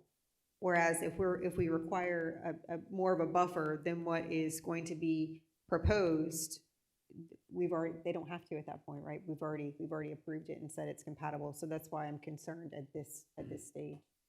Okay, well, thanks for the clarification, Vice Mayor, and I'm asking the questions. How many acres do the footprint of the actual facility, how many acres, square acres? I can defer to the applicant on that, sir. Okay. Because right now, it's still kind of conceptual in nature. All right, thank you. As far as the finding summary based on the criteria, as I mentioned, the application is consistent with our comprehensive plan and currently our land development code from the conceptual nature for the rezoning itself. The subsequent application will have to go through technical site plan. And there are public facilities to accommodate the impact of this zoning amendment. Now, all rezonings do go through planning board as well. So this particular application did go to the planning board, and it was heard on June 18th at that particular meeting. The planning board was unable to make a majority consensus on the vote. They voted initially to deny the application and had a resulting vote of 3-3. Then they took a secondary motion to approve the rezoning and still ended up at 3-3. So they were unable to actually make a recommendation for either approval or denial in this particular case. The rezoning still goes before the council, obviously, as I'm here for you, but you're open to make any kind of motion for the rezoning, but you don't have a recommendation from our planning board. I have a question. I'm not sure if this is more of a code question, but so say it's approved, say it's operating, and there is particulates being generated that are,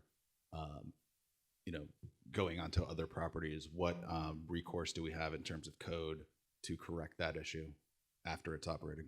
After it's operating, sir, if there's particulate matter that's going on other properties or any kind of impact that steps outside of any kind of regulatory compliance that's required, and for us, it's industrial performance metrics found under section 4.14 of our land development code. It acts as a potential trigger mechanism for our code enforcement officers to cite the property to try and bring it back into compliance with our land development code. And you also have OSHA, EPA regulations that they have. That's correct, sir. They have to abide. Yeah, I just want to make sure, I think that the particulates are the primary concern here, along with the water. A secondary concern is potential traffic in those areas because it is kind of tight there with just 2 lanes. So just want to make sure that if we do go down that path, that we have some sort of arm to ensure that they're operating the way we foresaw that they would. Mr. Henson, do we know whether the applicant is under a purchase and sale agreement conditioned on this rezoning approval? That I can defer to the applicant, and ma'am, at this point, for my particular part of the presentation, I'm at the point that you have the fact that there's no recommendation from the planning board, so if it pleases the council, we can bring them up to be able to answer your questions. That would be great, thank you. Okay. The applicant? Yes, sir. Good evening, I'm Kurt Wimpey. I'm with Alliant Engineering. I'm a civil engineer. I've been working on this particular property for approximately 6 years. I'm very familiar with the city of Palm Coast. I lived here for 10 years, been working here since 2000, excuse me.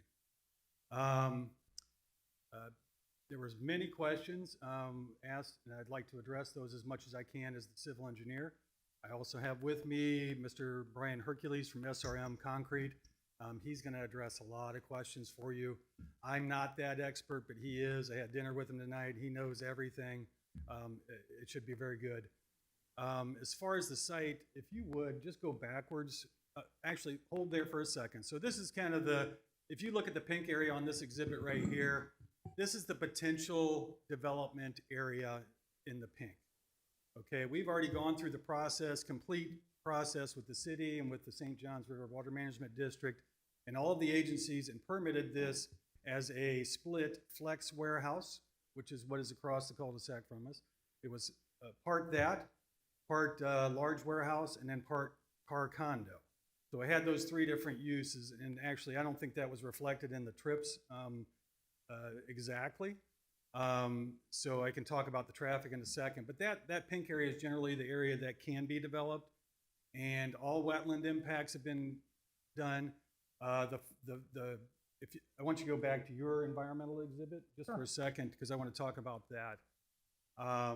So with this application, there is no further wetland impacts. There was only fringe impacts with the previous development, and there's no new impacts because there's plenty of room on the site to develop. This exhibit here shows you the wetlands in green. Almost all of that is remaining. There was just fringe to kind of nip a couple of the edges of that. The blue area that's shown there that was a supposed floodplain, that was proved false. It wasn't floodplain because the actual topography, those lines are, in the floodplain maps are kind of big picture. Once you survey the property, you realize, oh, it's above that floodplain, and so that was taken out. A CLOMAR F has been applied for and received. So that's no longer an issue either. The wellheads, as you can see in the yellow dots, we took those into consideration, had a lot of conversation with staff about that. As far as our well that would be proposed for this application, it's near the cul-de-sac, and it is a very small use as far as a CUP, a consumptive use permit. They don't even start to really look at that until 100,000 gallons a day. So it's very small. We've talked to experts in hydrology about the wells and the strata, superficial aquifer and stuff like that, and they feel like it's going to be just fine. And the district will look at that, and the city's consultant, like you talked about, will look at that, and I'm sure it's going to be just fine. Nobody had any concerns as we started to go down that road. And then going back to the traffic, I wanted to address that. So in reality, this site, the pink area, if you go back to that exhibit that I had, that actually could generate probably 300 to 400 trips a day with different other industrial uses. So Mr. Hercules is going to talk about the actual operation of their plants and how low that is. But when we did the original application for this, I worked with Mr. Mike Grunwald, who was the previous city's traffic engineer, and Mike determined that we didn't even need to do a traffic study because the trips were so low. Hargrove grade was set up to be an industrial area. That was put in there, and all of that zoned industrial for industrial uses just like this. And the traffic was accounted for. The roadway has a very beefed up section for heavy trucks. There's semi trucks that come in there, all kinds of delivery trucks, et cetera, et cetera. So the traffic is low. In fact, Mr. Hercules is going to even say I think it's like 1 every 7 or 10 minutes, one trip, which is like 0. If you're like sitting there waiting for a truck to come by, it's pretty low. And the roadways are plenty wide enough. These concrete trucks go down residential neighborhoods just like everywhere else because they're delivering concrete for new housing and all the other things that happen with any kind of development or streets or roadways and all that kind of stuff.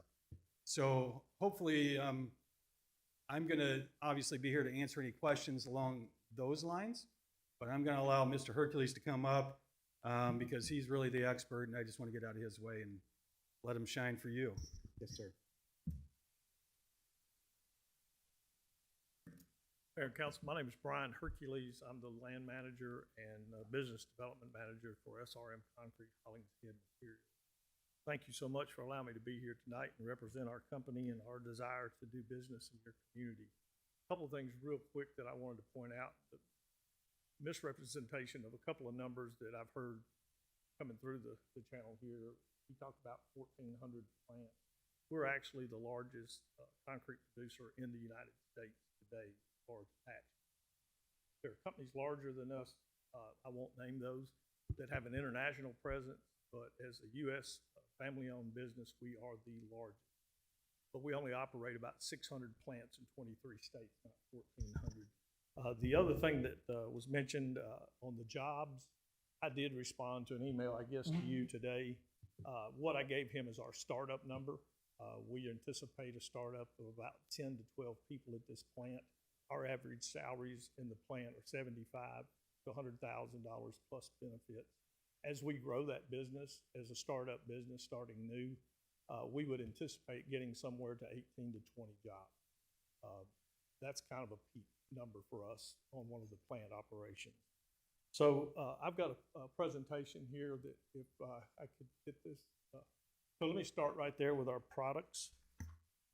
We're in the concrete batch business. We're in the pump business of concrete. We're in a block business. We actually build blocks. We have a couple of block plants. And then we're also in the aggregates business. When we talk about aggregates, that's quarries. We own 27 or 28 quarries today that we supply our own rock, sand, those type of materials. The next, the value of a plant. When you look at an average plant, we'll be putting a Stevens plant here, a new Stevens plant. That's an investment between the plant itself and the batch house that we'll build somewhere between $12 and $15 million. Then you take into consideration the cost of the land. That's going to put us at $18 to $20 million in the investment just in the plant here on your location.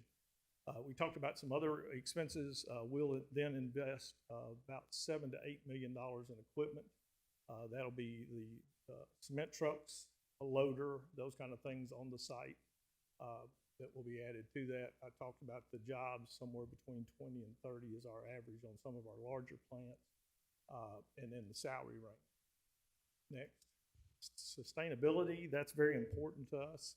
And I'll get into some of the information as I get into this presentation and answer some of the questions you had about sustainability, but water conservation is very big for us. We use state-of-the-art dust suppression, and we're going to talk about some things tonight, and I'll show you the equipment and the numbers that comes from the manufacturer. I didn't make these up. Now, they're not going to represent a satisfaction to a lot of people, but these are real numbers. We do not waste concrete, and I'll talk about that in just a little bit if you'll go back just a minute. You know, we put a mix in a truck. We fill a truck up with sand, gravel, cement mix. It's called a mixer truck for a reason. As it goes down the road, we're actually mixing that concrete to a level of different, there's 1,800 different recipes for concrete, depending on the type of pour. If you're pouring a DIY Saturday morning basketball court in somebody's backyard, you're going to use a 3,000 PSI with a 5 slump. If I'm pouring a bridge over the canals, I'm going to be pouring at an 8 slump with probably a 5,000 to 6,000 PSI type concrete. So there's 1,800 different recipes. But that truck is actually mixing that mix as it goes down the road based on the functionality of the concrete. The other thing that I would say here, and I've heard you talk about the plant next to us, there are no toxic chemicals on our site whatsoever. Everything we use is organic.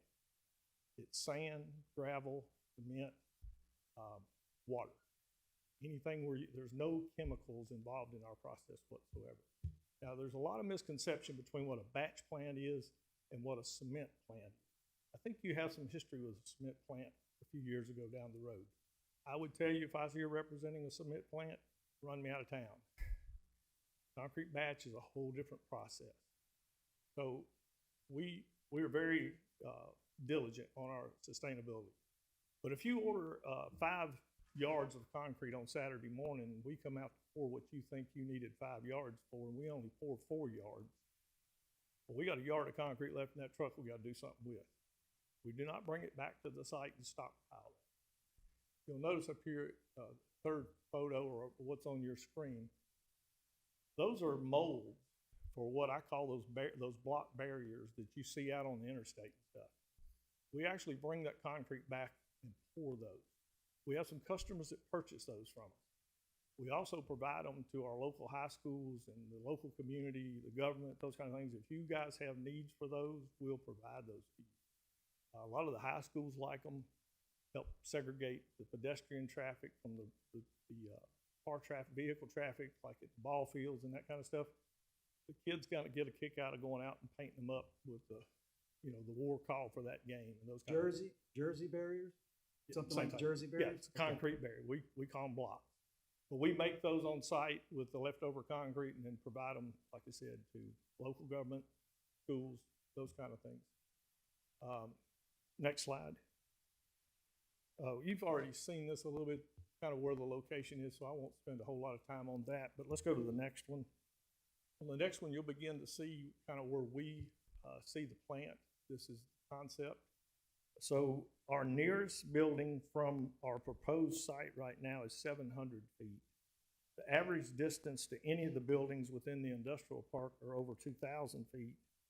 The nearest residential customer is actually 4,000 feet, 3/4 of a mile across US Route 1. So we're keeping distance. So, sir, that footprint right there, that's gonna be your footprint. That's the footprint we're looking at. We'll go to the next slide for me real quick. This question was asked, land disturbance, we look to disturb between 5 and 6 acres, and this is what you would see. Our intent is to leave all that natural buffer. Listen, we know there's a value to that buffer for noise and all those kind of things. We do everything we can to build the state-of-the-art plant, but this buffer helps us, helps the community. So we're looking at about 80% of undisturbed use or property at this point, just based on our use. May I just stop you and ask a Yes, ma'am. question? Thank you so Thanks. much. Yeah. This buffer that we're looking at on the west, do you know about how large that is? Don't know that I have that answer with me, but I can get that answer for you. And it looks like also the other property has another portion of buffer, so to speak, from their wetlands as well. Well, in reality, the west is the cul-de-sac, so which? Right. So which part Yeah, of that so are you talking about? so it looks like there's undisturbed land, so you've got your parking lot obviously kind of coning down, narrowing, right? So on either side of that, so on the north of that parking lot and on the south. We'll have entrance there on that west side as you see into the cul. That's the entrance. Those dotted lines are Mhm. actually the traffic pattern. Right, so my question is, to the north and the south of that entrance, do you know what that east-west distance is, where that's undisturbed land? I'm not sure if I'm following, but it's, the actual plant operations are, it looks like a couple hundred, maybe 200 to 300 feet back into the site. Okay. So you have just a driveway in that first part Mhm. and some traffic, coming in and out. So maybe that's a better question. How long is the proposed driveway? Well, as you can see, it kind of flares out a little bit. Right. But the majority of the property, if you went back to my pink site, the majority of the property all around this batch plant is undisturbed. Mhm. And so there's lots, you won't be able to see it. It's entirely hidden, except for the driveway, the throat of the driveway looking down that. That's about it.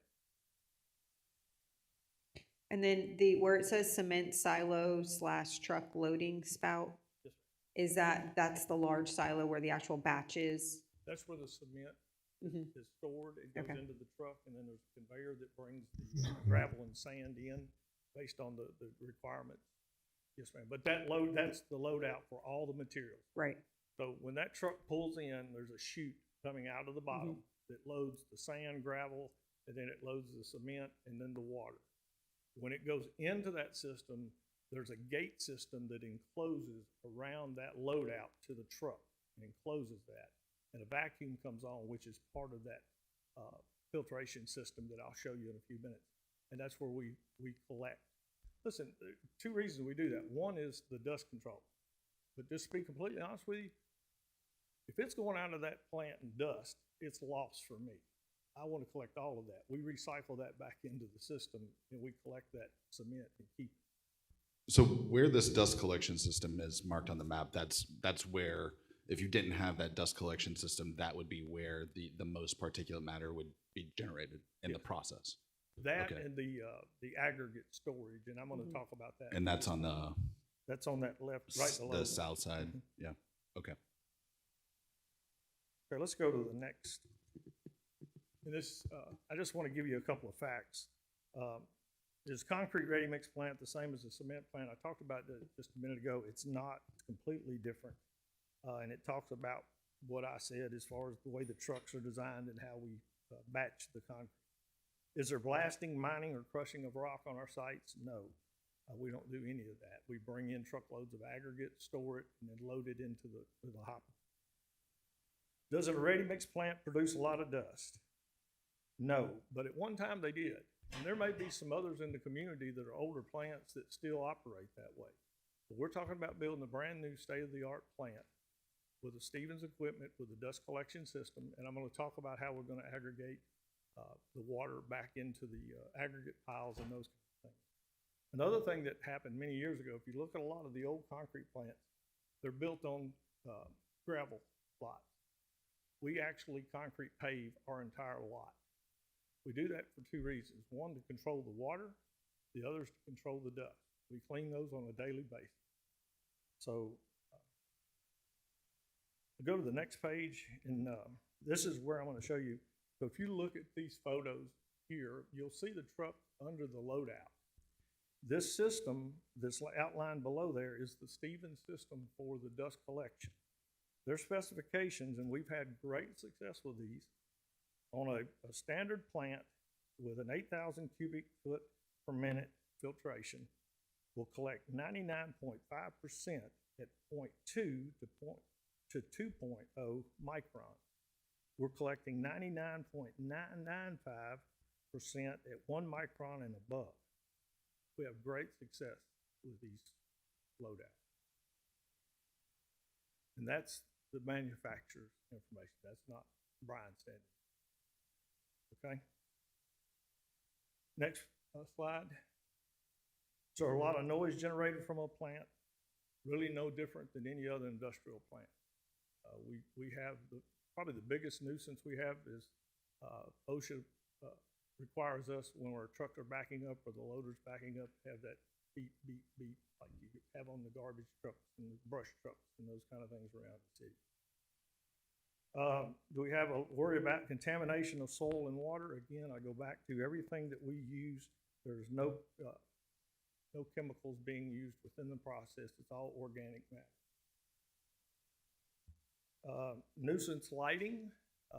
We do not have heavy lighting on our lots. Basically, what we'll do is light up where the trucks park at night. We'll fence the area, but it's just a security system lighting type thing, but it's not, shining, like a star in the sky out here somewhere. So, do the trucks damage the road and leave debris? This is what I understand, and that's one of the reasons we look in the industrial locations. The roads are built to handle the capacity of a truck. Our cement truck loaded is less weight than a 18-wheeler, not by much, to be honest. They are heavy, but it's within the boundaries of normal wear and tear as far as the truck. Leaving debris. I'm going to show you a picture in just a minute. We call it a load and go. As that truck comes out of the loadout chute, the first thing it does is go under a 1,200 PSI drive-through truck wash. We wash that truck completely down before it enters the street. Again, this is something we've been doing now for about 4 years, and you can go to any of our sites that have the load and goes. As you pull out, you don't see dust on the street. The trucks are washed. May I ask you a question, sir? Yes, ma'am. The 5 to 7, one truck every 5 to 7 minutes on a busy day, that's based on how many trucks as far as your operation that's proposed for Palm Coast? It's the beginning loadout of 6 to 8 trucks. An average truck won't run anywhere from 5 to 6 loads a day. Okay, so if I have 8 trucks and we run at maximum 8 loads a day, 6 times 8 is 48 times 2 is less than 100 trucks a day. But you said that's for the beginning. What is the full anticipated loadout? We anticipate being up, in the next couple of years here because of the growth pattern. Once we establish our business, we would look to have about 12 trucks. Okay. I went out to your plant in Elkton. Yes, ma'am. And I counted 12 trucks out there. Is that about the size of the operation you're thinking about? Probably. Okay. Yes, ma'am.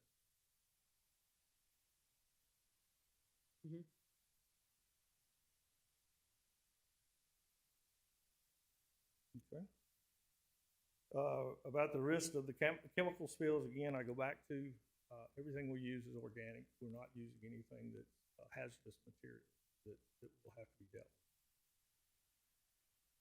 The next couple of photos will just show you some of the things that we do. So we have these aggregate storage areas where we'll have sand, gravel. We'll have 2 or 3 different kinds of gravel, from pea gravel to 57 to crush run, those kind of things that go in the different mixes.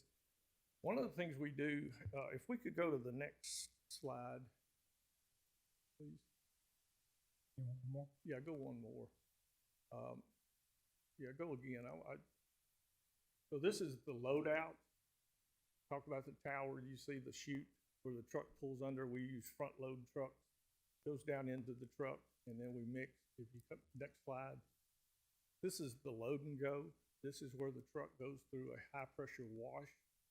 Again, I talked about this wash, and I talked about the way we pave all of our pads and everything as far as our yards. So that water then goes to a pit system. I think that's this slide. This is a 4-bay pit system. To kind of help you understand what this is each of those pits are like, if you went behind Walmart and you saw where the trucks back in, it dips down and goes in to unload. That's the way those pits are designed. That first pit on the left, or I'm sorry, on this photo that's on the right, you can kind of see that water is going to that pit. That's what it's designed to do, and we'll take the elevations of the concrete and maneuver that water to that site. In that first pit, that water will sit there.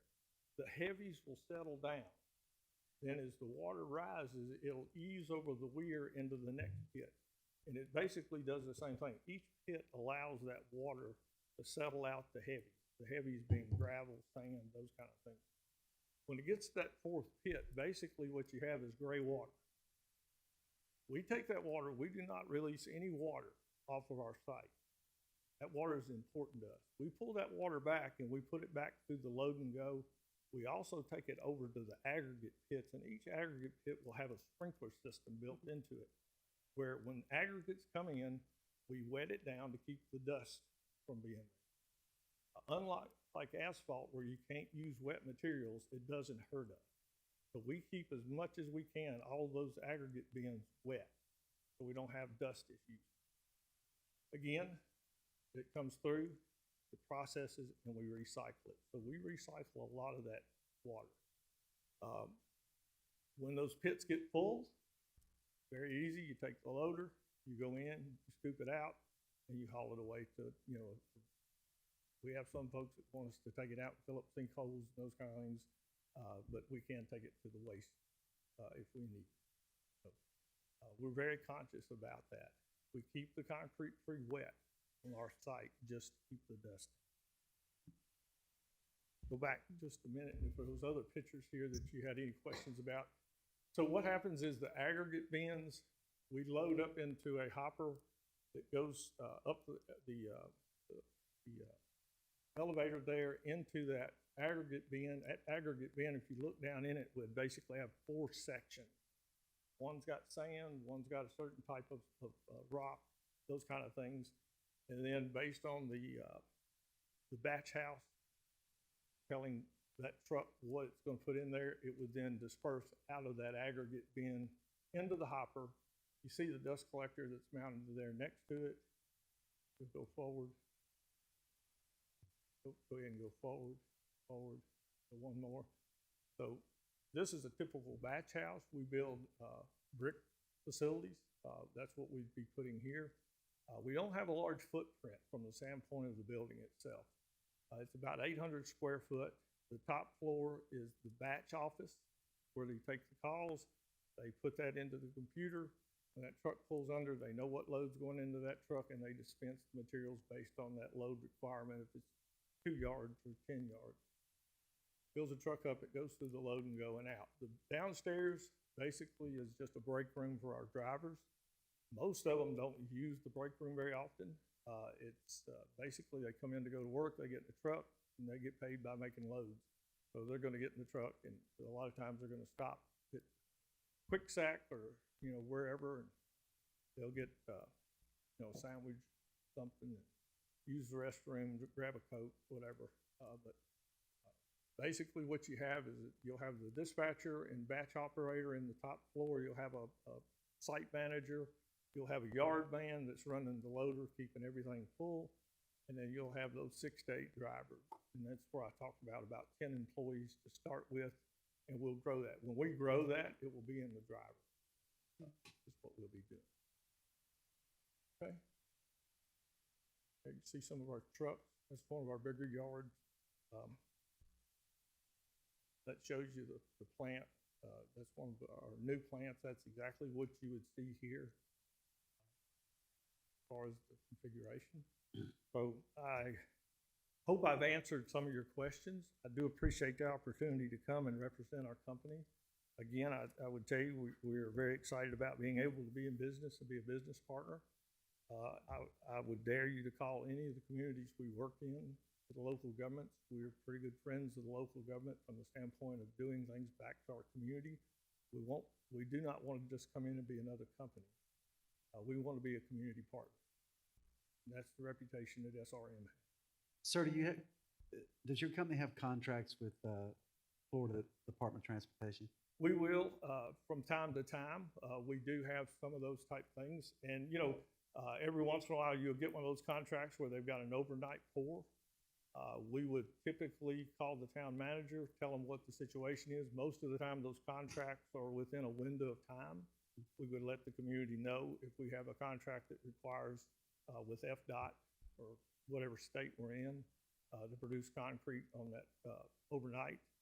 But we would make sure to communicate that with you. So are you aware of the loop road that's going in out on the west side?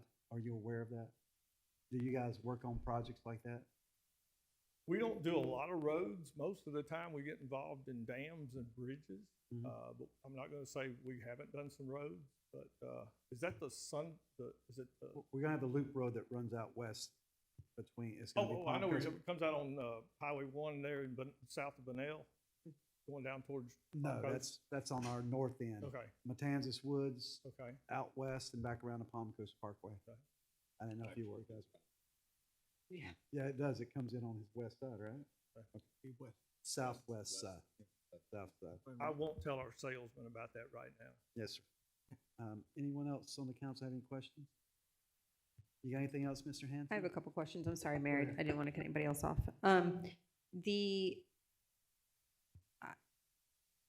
Your ingress and your egress, so you showed a picture of the cul-de-sac.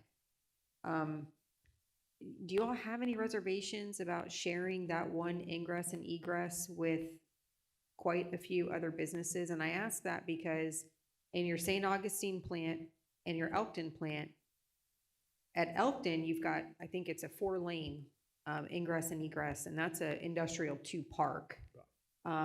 It's got even a median in the middle, lots of space. I think even one of the plants that I saw on the right side going in looked to be semi-trucks loading and unloading, so it's built for that. In St. Augustine, you come off of a main road, but your ingress and egress is also a cement path. It's only you guys. You're not sharing it with anybody else. With our businesses coming off of Hardgrove grade, and then specifically these warehouses that are to your west on Hardgrove Lane, there's a lot of other businesses there. I mean, do you all anticipate issues? I have more plants in this scenario than I do in the ones you've seen. If we have the opportunity to be in a larger opening like that, absolutely, something we look at. But of the 570-something plants we have operating today, I have several that are on a 2-lane road, 1.5 miles back off the main road. It's not uncommon, so it's not a problem for us. What is your experience as far as when you start to see the necessity to improve those roads? Because I also have a concern, as you pointed out, these are heavy trucks. You are planning on growing. Do you have any timelines or any examples of when you've had to improve roads due to coming and going so often with these heavy trucks? Not really. On an industrial road, typically we do not see those kind of things. The few times that we've had road issues, it's been about putting a decel lane off of a 4-lane going into our plant or something like that, but have not had experienced the requirement to upgrade roads. Okay, and when will you all be running the water to keep the aggregate wet? When does the majority of that happen? Basically, the water keeping the aggregate wet, we'll run that a good portion of the day, but that's recycled water. That's not coming out of the 10,000 gallons that we talked about. So that pool, when does the majority of that pool come out? We can do it at different times. What we'll basically do is put a 10,000 gallon storage tank on site. We'll fill that. We'll work. I don't think there's going to be any issues. We've had those conversations with the engineer about drawing water. We don't have a problem moving our well to the north side. That's not an issue for us. If there is an issue of water draw based on capacity, as far as the use of the city and stuff, we can work around that. We can fill that tank late at night. We can fill it during the day. That's not an issue. Okay. I know 10,000 gallons and even 14,000 gallons sounds like a lot of water, but in proportion to a standard industry, that's a drop in the bucket. Well, a luxury car place wouldn't use that. So that's what I'm comparing it to, is what's the current use versus what you all will be using. And so and I got the 14,000 from your backup materials. I know that. So yeah. And that was on average. It could be more, it could be less. That was an average. Yeah, I pulled the average number, exactly. Are you all under PSA with the condition of the zoning being approved? We are in a contract with the owner right now based on us achieving zone. Yes. Got it, okay. And Mr. Henson, this question is for you. Obviously, I know the stage that we're at right now, but oftentimes when we see these things come before us, we do ask whether the applicant is willing to work with city staff to come up with a development order that will set in more stone, no pun intended, the development plan. So when we're looking at what's in front of us right now, coming up with an agreement that says, generally speaking, this is what we will develop, so that we know for compatibility purposes, we know that there will be certain buffers in place, the well will go in a certain location. Have you all discussed that at all? At this particular time, as the rezoning is kind of conceptual nature, we haven't. However, this application, once it goes to rezoning, as I mentioned, we'll have to come through technical site plan. Our review staff has a substantial amount of experience, so the landscape buffers are reviewed by our landscape architect. Looking at this plan, I'll actually be reviewing it as well from a planning perspective. So one of the comments that I'll be making is making sure that we have adequate parking on site for the proposed use, and ensuring that there's ADA compliance interconnectivity within the site, ensuring that we have an adequate auto turn exhibit for our largest fire apparatus to safely navigate the site. So our staff is very detail oriented when it comes to these technical reviews for any kind of application. We have a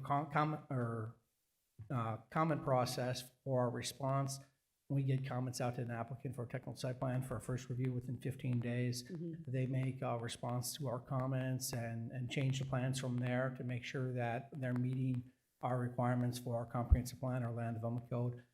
As I mentioned, the Florida Fire Prevention Code, our landscape requirements, and pretty much every other standard that we can, no pun intended, but to throw the kitchen sink at them to make sure that they're meeting all the compliance requirements that we have for them. No, and I appreciate that. I have two concerns, though. One, from a legal standpoint, we have technical requirements. I'm asking them to go above and beyond those in order to be more compatible with the surrounding businesses. So from a legal standpoint, we can only hold you guys to so much, you know that. I'm curious as to whether or not there's a willingness to say, this is what you see, this is a nice picture, but we are committed to doing something substantially similar to this, what we're looking at right now. That is our intent. Okay. And then, sorry, the second question. Oh, from the new legislation that's been passed, this final site plan, because of that, would not come back before this council, correct? So the legislation that you're referring to, if I'm not mistaken, was Senate Bill 784 that that talks about plating. So technical site plan application isn't covered by that particular legislation. So the way our land development code works, we have site plans in a tiered system between minor, moderate, or major tier applications. So an application that is under 40,000 square feet has a administrative approval with the land use administrator as approving authority after all our comments that we have are met. Between 40,000 and 99,999, the approval authority is the planning board. And for major applications, for site plan applications, or for 100,000 square feet or larger, your city council here is the approval authority on those applications.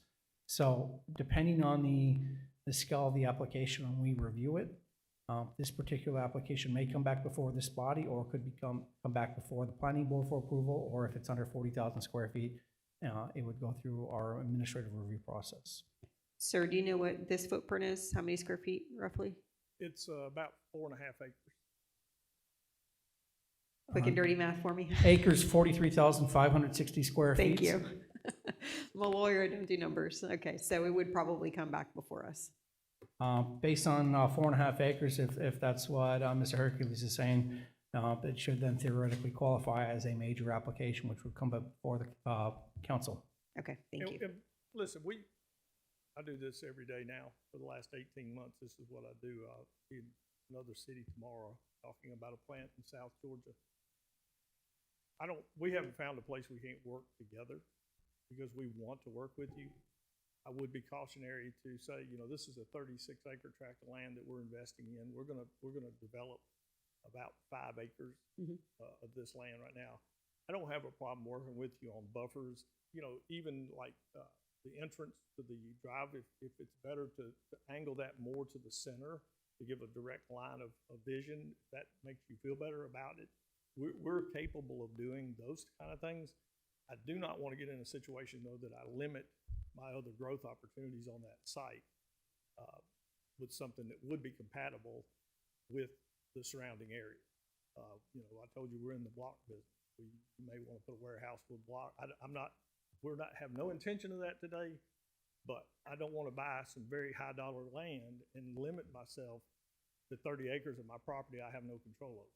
I mean, I hope you can understand what I'm saying. I want to work with you. Very important to us to leave the buffers. We understand the wetlands. We understand the floodplain. We do that everywhere. We understand landscape. I'm planting 125 trees on the site just outside of Atlanta in the next couple of weeks. We can work around it. And we're going to come to the table in good faith. I promise. Our company has a reputation of that. Thank you for answering the questions. Appreciate it. Yes, ma'am. Any further discussion from the council? You got anything else, Mr. Hanson? No, sir. Can we get a motion? Nope, we don't, we have to go through a motion and discussion before any comments. Do we have a motion? Mr. Mayor, move approval of this agenda item with the caveat of unless Vice Mayor, you've got clarification on the 10 to 14,000 gallons on the water use and the impact of that. It wasn't 100%. That'll be clarified coming back to second reading. That's correct, sir. Okay. We got All right, so you've got that for action. Yeah, I have that note. I'll verify with our hydrogeologist if it's 14,000 and what kind of comment that they would have for it. I'd also like the Vice Mayor's questions about the distance. So based on the proposed site plan, right? Maybe like those north and south and west bounds. I know it's angled, so maybe what it is at the top versus the bottom, as far as how far it goes to the next building, so to speak, of undisturbed land. I will scale the plans and get those measurements for the second read for you, sir. Thank you. Okay. So again, I move approval of application number 6253. We got a motion to approve. Second for the first read. We got a second. Any further discussion from the city council? No further discussion from the city council. We'll open this item up for discussion to the public. Yes, ma'am, Ms. Carroll. Mr. Mayor, Yes. so I know we have a lot of crowd here for this agenda. I think it'd be good to give them a friendly reminder of all comments are addressing to the city council, not to the applicant. And at the end, if there are any questions that need to be answered, the city council will try to answer those questions. Okay, so all questions will be addressed to the city council, not the applicant or Mr. Hanson, and we'll follow up after the public comment. Yes, ma'am, Ms. Carroll. Yes, Carol Stoughton, I'm not here to douse this project, but how are they gonna travel? Are they gonna be traveling on Palm Coast Parkway and Belterre Parkway? And how are the materials going to get into the plant to make the concrete besides the sand? That's another company and more trucks coming in to help make their cement. Also, is there gonna be storage of gasoline out there for their trucks? And will that be a worry because of the fact that it's out in all the woods? And I just wanna know, did developers request that they come here? I just wanted to know because it sounds like it's another development project because we're gonna have the concrete. Thank you. Oh, and the aquifer, I guess they're gonna build a well to supply the water. There's a lot to think about here. Is it near our aquifer? And is the fire company gonna be able to help them out there if need be that there is a fire because of maybe storage of gasoline? And that's my comment. Thank you, ma'am, Ms. Fair. Yes, ma'am. Good evening. My name is Renee Hunter, and I'm representing Auto House of Palm Coast, located at 15 Hargrove Lane. We specialize in German auto repair, high-end vehicles. I'm here today to oppose the proposed rezoning of the parcels within the light industrial district near Hargrove Grade and Hargrove Lane to a heavy industrial 2. There is a difference. While I support responsible growth, this proposal is incompatible with character and function of the existing businesses that are already there. This proposal came to you without a recommendation, highlighting serious doubts and concerns about its appropriateness for that area. Zoning compatibility matters. Light Industrial 1 zones are designed for low-impact operations, small-scale manufacturing, warehouses, and distribution, with minimal environmental and infrastructure strain. Heavy Industrial 2, by contrast, permits high-intensity activities like chemical processing, large-scale manufacturing, and operations involving hazardous materials. These uses demand significantly more energy, more space, more infrastructure, and often generate noise pollution and traffic that are unsuitable near thriving Light Industrial 1 businesses. Impact on existing businesses currently zoned light industrial are a network of businesses who have been successful based on the predictability and the compatibility of their environment. Introducing heavy industrial 2 to this area would disrupt balance, potentially lowering property values and creating operational conflicts, and a very real possibility of financial ruin for many. Heavy industrial 2 requires robust infrastructure, reinforced roads, and frequent semi-truck traffic, specialized drainage systems, and emergency access routes. Additionally, the presence of hazmat materials would necessitate a dedicated hazmat team, which comes along with a significant cost in logistical planning. Environmentally, the area includes 2 city wells. Sludge runoff from heavy industrial 2 operations, especially during rain events, poses a threat to groundwater quality and public health. Contaminants like PFAs and other industry byproducts can persist for decades and are costly to remediate. I urge the council to consider the long-term consequences of this rezoning. Nothing against the concrete plant, the rezoning to a heavy 2. That is not compatible with the light industry of the light 1 that's now currently in place. The ones that are currently bringing in tax dollars, the ones currently employing hundreds of people in that area.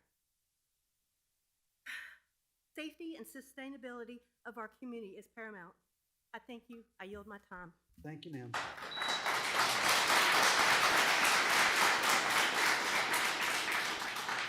Yes, sir. Hi, my name is Jeff Knapp. I am the owner of Encompass Enclosures. We're a screen enclosure company that's been serving Palm Coast and Flagler County for over 20 years. We are located at 15 Hargrove Lane, Unit 6D and C. We've been there since 2014. My fellow business owners here tonight will lay out many reasons why this rezoning will have a negative impact on our businesses, all of which I share with them, but I would like to use my 3 minutes to point out the negative impact this proposal will have on the city itself, in specific in the area of pollution. This is a rezoning. Concrete plant is one thing, but that concrete plant can go away and anything else can come in its place. The purpose of Industrial 2, as defined by Chapter 3, Section 3.03.01D in the Palm Coast Land Development Code states, the purpose of Industrial 2, Heavy Industrial District, is to permit a wide range of intensive industrial uses, which include but are not limited to those that are major users of water, produce great amounts of hazardous and regulated waste, storage of significant amounts of chemicals, produce air emissions, or substantially impact the landscape through mining and soil extraction. This district utilizes performance standards to ensure the impacts are controlled to protect public health and safety and welfare. Though I'm not denying that we need Industrial 2. We need lots of industrial in Palm Coast. But our Hargrove Industrial plant, or Hargrove Industrial, is at the top of the St. Joe Canal drainage system. All stormwater in Hargrove flows into this system. Any and all pollution that escapes from an Industrial 2 facility onto the ground will be carried through this canal system, affecting a significant number of Palm Coast residents' health and welfare. I gave you guys this packet. If you turn to page 4, I've mapped out the path that all storm runoff takes through the St. Joe Canal. Goes through the W section, through the P section, ends up in Graham Swamp. We currently do not have a hazmat team in Flagler County. The closest one is St. Johns County. After that, it's Orlando.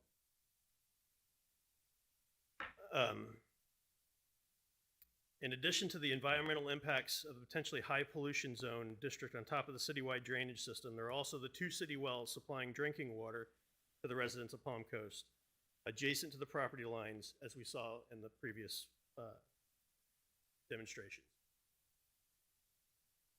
The second map, which we've already mapped out on the previous ones, but I included the map in my packet also, showing where the wellheads and everything are.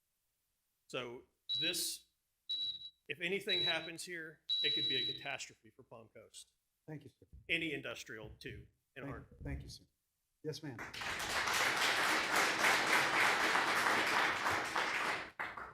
Yes, ma'am. Good evening, my name is Andrea, and I am located in the Hargrove, at 15 Hargrove Lane as well, Unit 1G. We are a small company, and we do employ many locally employed here. I am here tonight to speak in opposition to the proposed rezoning, not so much as a concrete plant, but the rezoning of the industrial park. This shift would represent a substantial escalation in the intensity of use, and it introduces serious concerns regarding compatibility with the surrounding existing community. As we all know, Light 1 zoning was established years ago with a focus on low-impact operations, those that minimize noise, vibrations, and hazardous materials. The light warehousing and industrial have minimal offset impacts. In contrast, the Heavy 2 industrial would allow for a wider range of more intense uses, including those that may have a greater potential for environmental impact, such as heavier activities, heavier equipment, larger trucks, chemical processes, the airborne particulates, all of which pose real risks to the nearby residents and businesses. Studies have shown that prolonged exposure to the vibrations from heavy truck traffic can damage infrastructure, reduce property values, and impact human health.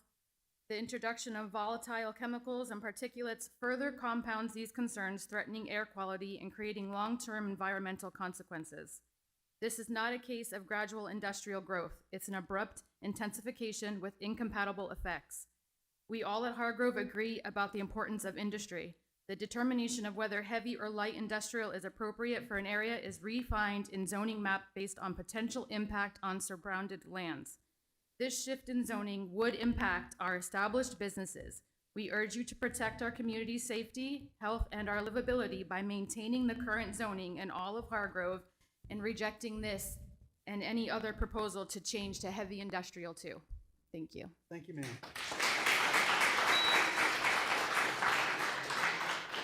Yes, sir. Hi, good evening. My name is Jason Pavlo. I'm a business owner in Hargrove.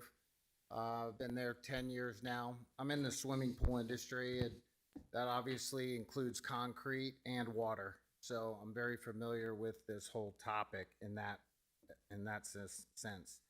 The traffic that's involved with moving concrete is immense.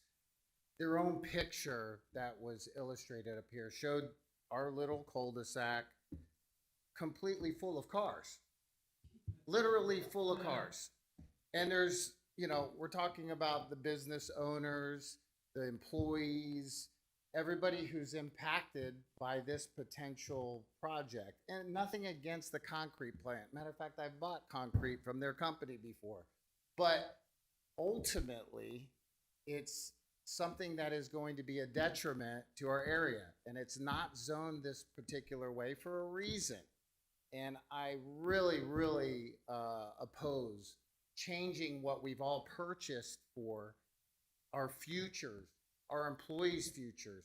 Everything that we've worked for is and was basically set up on the premise of how this is zoned. We all want more for our community. We appreciate businesses. Everybody, you know, uses concrete. So it really doesn't have anything to do with them. It has to do with everything else that the rezoning is going to bring.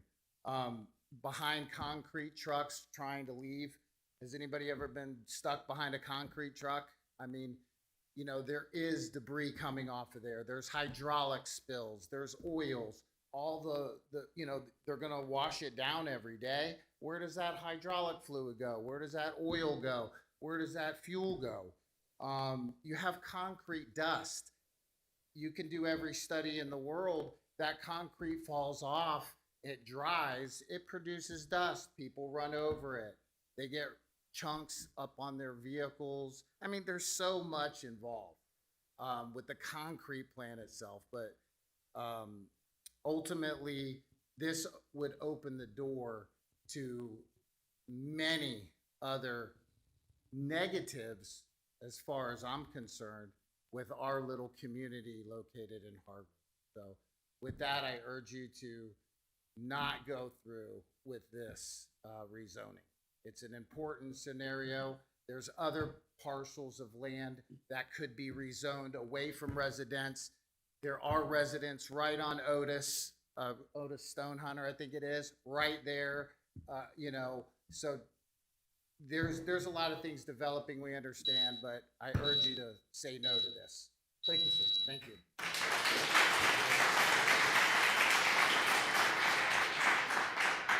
Yes, sir. My name is Brett Snyder. I represent my family's business, Arctic Breeze Air Conditioning. We're at 15 Hargrove.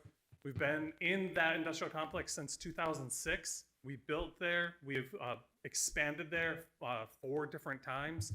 As our business has grown, we are probably one of the largest employers in there, employing right about 30 people. And we are obviously against this. Traffic-wise, the one thing, Vice Mayor, you've driven down Hargrove Grade. You know that that road has been patched many, many times. It floods all the time when it rains. And trying to go further down the dirt road, our trucks can't go down that dirt road. It rains, they get stuck. That is not an exit road for us. So when we're dealing with heavy usage of concrete trucks that are going to be going in and out on the average of, 7 minutes? That's a lot of high traffic on roads that look like they need to be repaired. In fact, there is a chunk of concrete that fell about 4 years ago that we have to drive around every single day so we don't mess up our cars. We're dealing with this already. Not only am I speaking on behalf of a business on 15 Hargrove Lane, I also own personally 9 Hargrove Lane, right across from St. Joe's Canal. And I've already had 1 TRX review. So I'm in the process of putting light industrial units. Up to about 20 units can be in there. If you go on the average of how many people work in a unit where we are, we're talking 3 or 4 jobs. So in the area where I am trying to build, I am looking at hopefully 50 jobs. That's way more than they're proposing on a much smaller scale and with a lot less environmental damage to our community. We do not want to see this high usage trucks coming in and out of our community where we're already struggling with the road as it is, trucks that come in and out as it is, and just our personal vehicles, our work vehicles going in and out of this area. It's already difficult as it is, dealing with the traffic that is already there, especially the higher times of the day, that being between 7 and 9 in the morning, and roughly between 4 and 6 in the afternoon. So we're asking that you please oppose this rezoning. Keep it the way that it is designed to be, that businesses like ours can come into, realize their dreams, grow their businesses, and feel that the city has their back. Thank you. Thank you.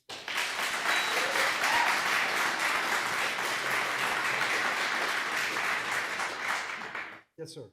My name is Keith Larrett. I'm the owner of 2 units at 15 Hargrove Lane that we purchased about 10 years ago. We bought into this property because of its curb appeal, location, and the protections offered by its Industrial 1 zoning. Since then, our complex has thrived. We've maintained an occupancy rate near 100% for the past decade. When a unit becomes available, it's rented or purchased quickly. That tells us something very important. The real need in this area isn't for heavy industrial uses, it's for more high-quality, flexible spaces like ours, which support a wide range of small and mid-sized businesses. The proposed rezoning from Industrial 1 to Industrial 2 to allow a concrete manufacturing plant puts all of that at risk. This one business may promise employment for 20 to 30 people, but within our industrial condominium alone, there are approximately 30 businesses employing well over 150 people. Prioritizing one business at the expense of many others doesn't serve the broader economic interest of the area. This rezoning would not only reduce our property values, but it would also diminish the viability of a successful and fully utilized light industrial hub. Worse, it would set a precedent. We're already seeing another rezoning process for another concrete plant beginning further down the road. If this trend continues, our industrial condominium will become an island of Industrial 1, surrounded by heavier, noisier, and more disruptive Industrial 2 operations. Instead of rezoning this property for heavier use, let's look at what the data shows. Spaces like ours are in demand, fully occupied, and fostering diverse, sustainable employment. Keeping this property zoned as Industrial 1, ideally to support a development similar to ours, could bring in even more jobs and long-term value to the community. I respectfully urge the council to reject this rezoning and protect the integrity of the existing industrial landscape. Thank you. Thank you, sir.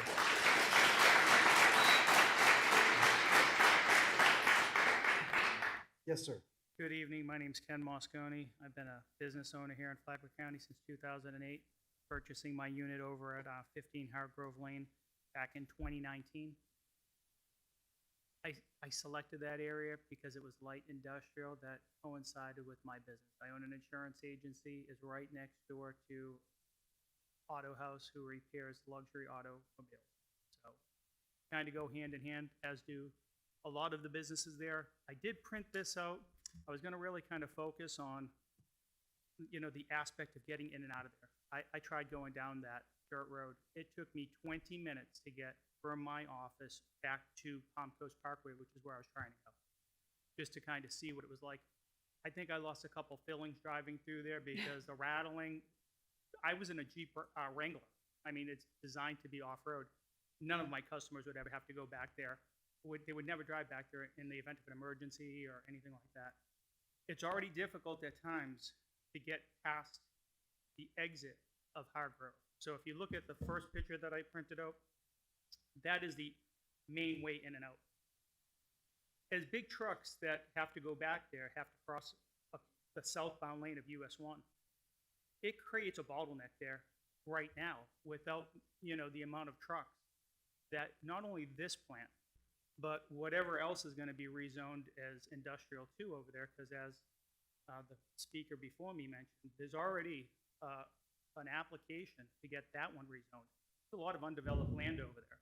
And I just did a quick search after somebody said, well, it's already there.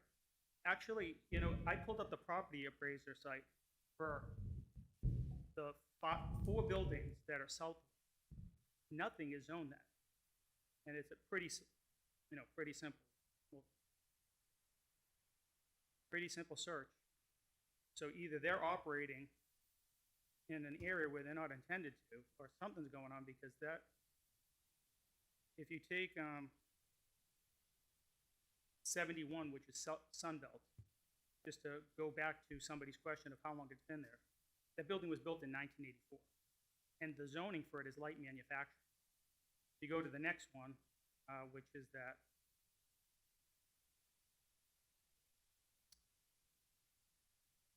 D3 LLC, which address is 25 Railside Way. That's the newest building that's been constructed down there.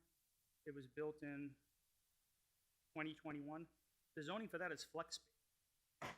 And if you go over to that other, I think it was a construction, somebody said that they seen construction trucks and stuff like that. I have to guess it's this one, ACCI Ventures, 77 Hargrove grade. That one was built in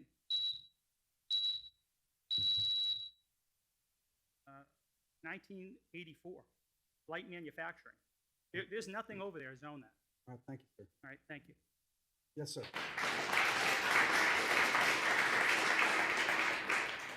Good evening, and thanks for being here.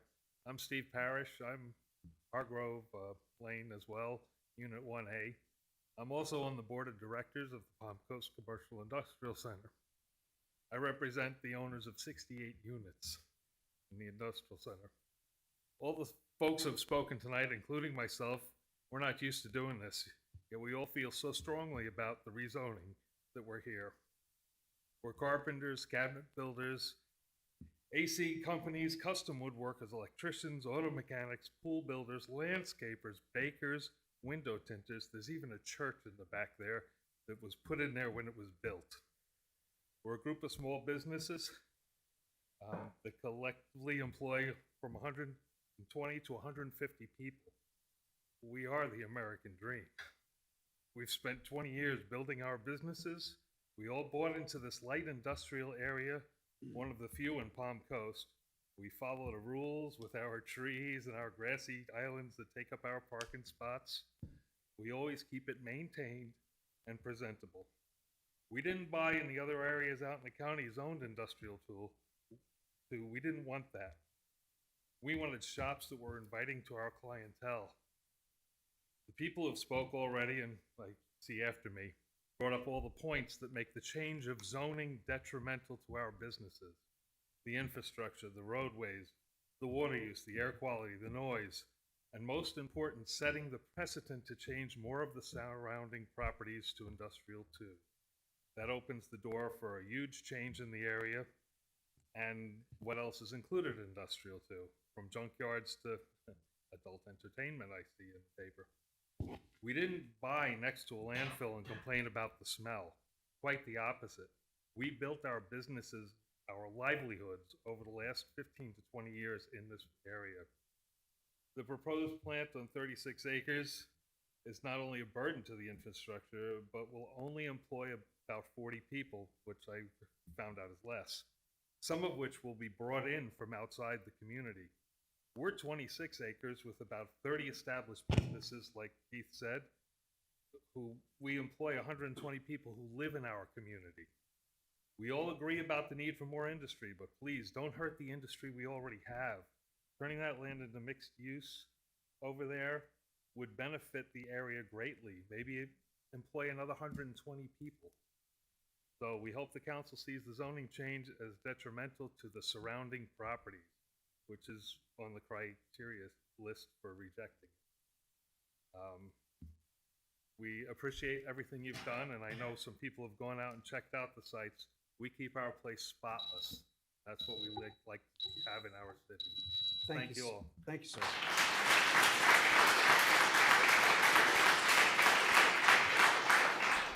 Yes, ma'am. Jeannie Duarte. I'm concerned about the one truck per every 10 minutes, the weight of the trucks and the noise that would cause on our, and the weight on the roadways is just not gonna, the roads are not gonna sustain that. And the use of unreasonable hazards, these are actually low-paying jobs with high risk, health risk to people, animals, and the environment. And you use the statement of, it's unlike to impose a significant financial liability for the city. that statement is unacceptable. We already have water usage problems and drainage problems. I'm very familiar with the cement plants. The particles get airborne. They land in the nearby lands and contaminate our water and land resources. You say you have several recipes, though you offer only a few organic ingredients. Organic doesn't mean safe. Organic can be poisonous. You claim that you clean your driveways daily and you wash your trucks before they hit the roads. Well, that admits that your product escapes. I was going to suggest Benel, but I wouldn't want that around our agriculture. Thank you. Thank you, ma'am. Yes, ma'am. Darlene Shelley, K-Section, Palm Coast. Like I've said over and over again, compatibility matters. And will this zone change have a negative effect on the safety, health, and welfare of the local residents and the local businesses and the folks that they employ? The applicant did not mention the number of incoming trucks full of sand and aggregate, flatbeds full of pallets of fuel, or the combined numbers factoring in all of those types of operations that are required for a heavy industrial use like a concrete batch plant. I just did a quick AI search asking are there toxic chemicals in concrete? And yes, especially during production and handling, including batching process, can involve several substances that pose health risks and can be considered toxic if proper precautions are not taken. Some of the hazardous items, which I know from being 35 years in retail, concrete has silica in it. Silica is a component of sand. Concrete and cement dust, silica, if it's inhaled, can lead to serious lung diseases, scarring of the lungs, chronic pulmonary disease, COPD, lung cancer. The alkaline components are very hazardous and can cause irritation and chemical burns. Heavy metals, chromium, and hexavalent chromium. Trace amounts may be present in cement due to its impurities and raw materials. It's a known carcinogen and can cause all kinds of respiratory and asthma. This leaches out of the piles of aggregates and sand, whether it's an organic item or not. Our water is precious and our aquifer is precious. We have 2 wellheads in close proximity to this that may, and that's unacceptable, be affected by the water drawn from this proposed well. It's not necessary. It's a threat to the local businesses and residents. They're here to tell you that. It's a known fact. Concrete has toxic chemicals in it, just like airplane emissions have lead in them when they're single piston. It's non-negotiable, and our water supplies are far too valuable to have them soiled by this for no reason. Thank you. Thank you, Ms. Shelley. Any further public comments? Seeing no one come forward, I'll bring it back to the dais. Anyone? Yes, sir. Thank you, Mr. Mayor. Mr. Hanson, we asked a question early on about the Sunbelt facility and whether or not it was zoned industrial too. There was a gentleman that came up and spoke and said, the property appraiser's website doesn't say that. Can you clarify for us? Yes, sir. So the speaker, I imagine, was looking at the property appraiser's website, which has use types assigned from the property appraiser, which do not necessarily match up with the city's adopted zoning districts that we have. Those particular properties that we talked about for Sunbelt and that Ace Construction are zoned heavy industrial per the city's adopted zoning districts that are consistent with that industrial future land use. So if To verify, I would imagine just pulling up those particular parcels in the property appraiser's website would have that use type for, like, what he mentioned is light industrial or flex space, depending on the actual use that the property appraiser is assessing the property on.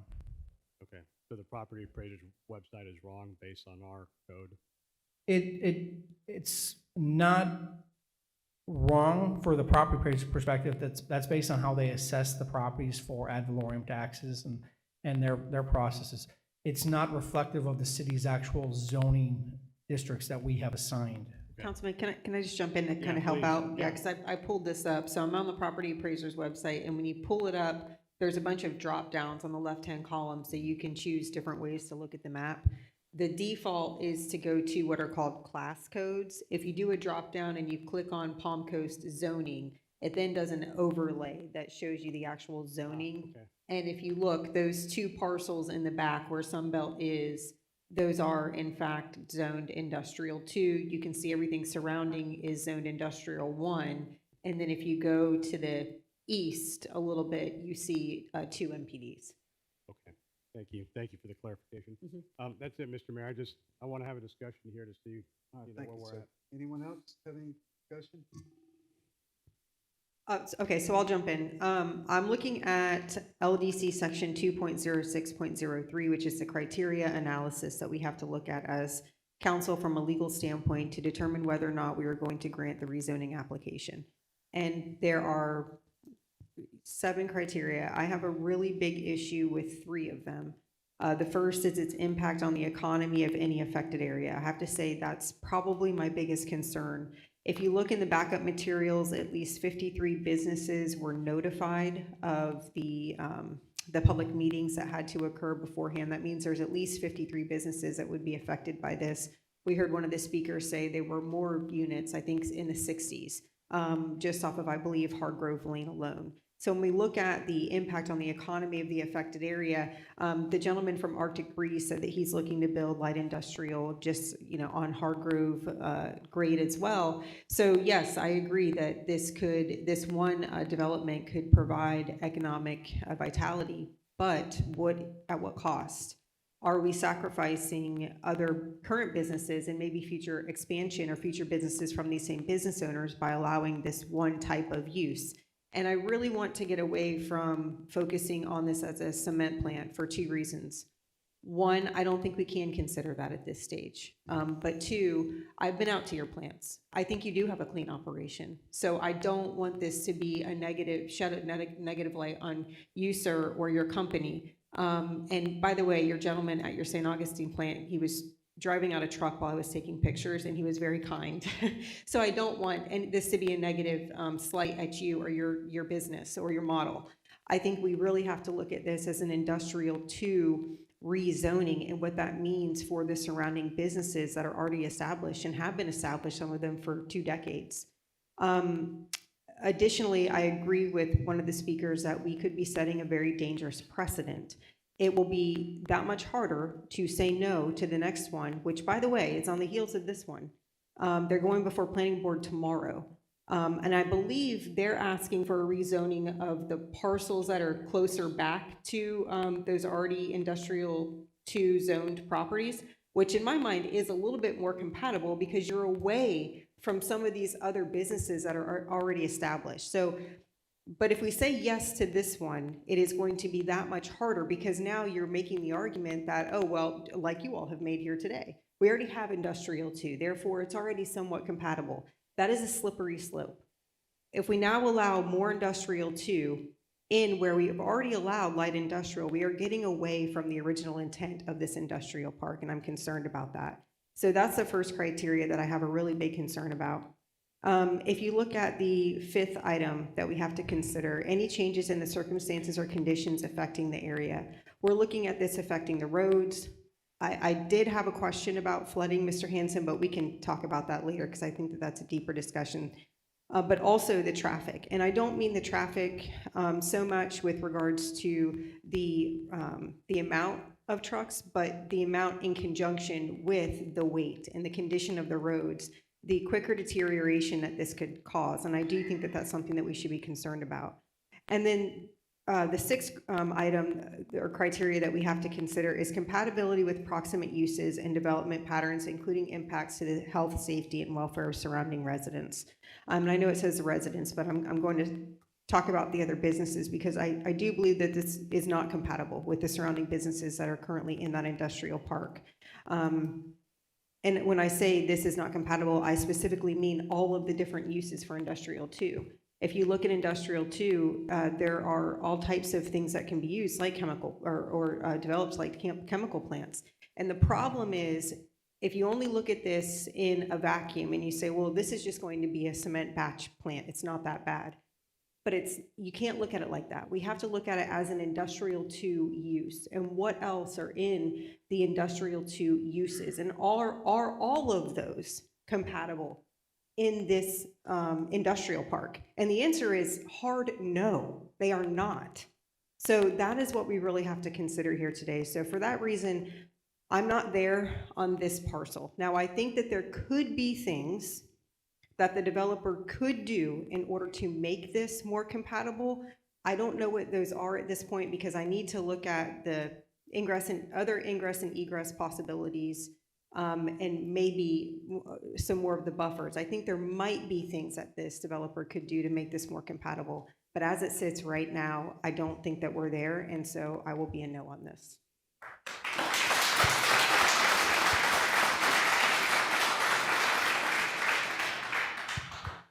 Any further discussion? Yeah, Vice Mayor, I had a question in regards to if we're gonna view this holistically as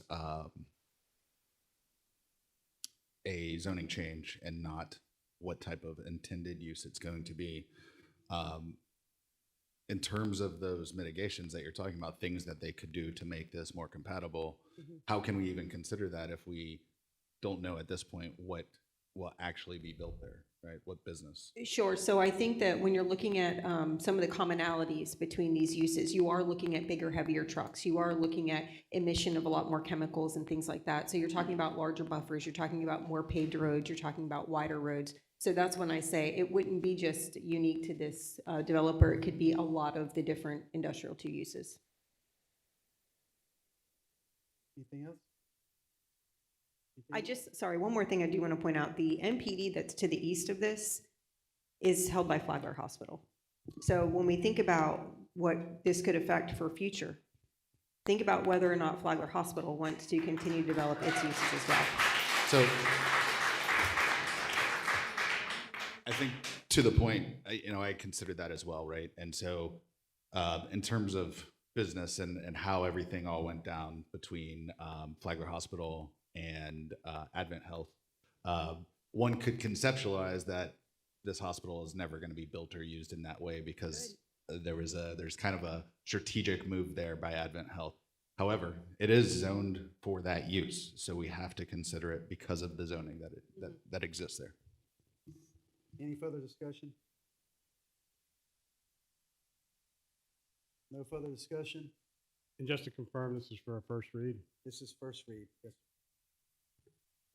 Ms. Cook, call the vote. Vice Mayor Pontieri? No. Councilmember Gambaro? Yes. Councilmember Miller? No. Councilmember Sullivan? Yes. Mayor Norris? Yes. The motion passes 3-2. Thank you. Okay, we're moving on to the next resolution. J, resolutions. Give them a second. Mr. Yeah, that's what I was gonna do, Mr. Mayor.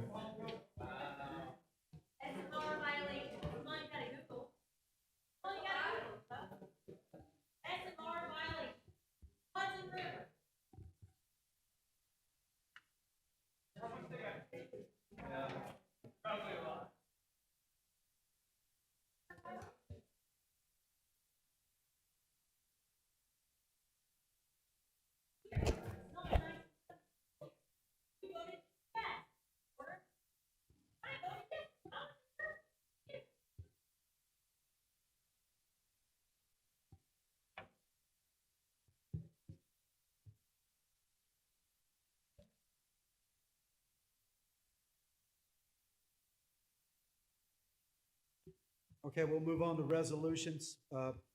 J8, City Attorney? Yes, sir. Thank you, Mr. Mayor. We have a resolution 2025 approving the interlocal agreement with Flagler County for airport protection zoning regulations. Is there a presentation? Mr. Henshin? Okay. Here again? You ain't going anywhere, Mr. Hanson. This is the last one for me tonight, sir. This particular interlocal agreement is with Flagler County for airport protection zoning regulations. In the back room, if necessary, if the council does have questions, we do have Adam Mangle, the Growth Management Director for Flagler County, is in attendance as well. This particular interlocal agreement is to become compliant with Florida statutes under section 3.3.303. That requires every political subdivision having an airport hazard area within its territorial limits to adopt, administer, and enforce under its power airport protection regulations as far as zoning. There's a couple options for that. Probably, in staff's opinion anyways, the easiest would be by adoption via interlocal agreement. Otherwise, alternatively, as laid out for section 333.03 under item 2 here, the council could theoretically adopt ordinance, regulation, or resolution to create a joint airport protection zoning board to adopt, administer, and enforce that set of airport protection overlays. And that would be in partnership, obviously, with Flagler County, as they are the property owner of a political subdivision that has control of the airport.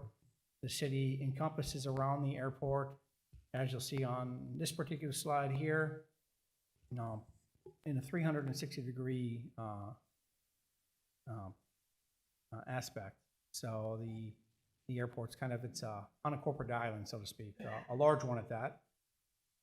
But to be compliant with state law, staff has worked with the city attorney and also our counterparts at the county side to draft up this potential interlocal agreement in response to the county's adoption of their airport protection regulation ordinance that they recently adopted,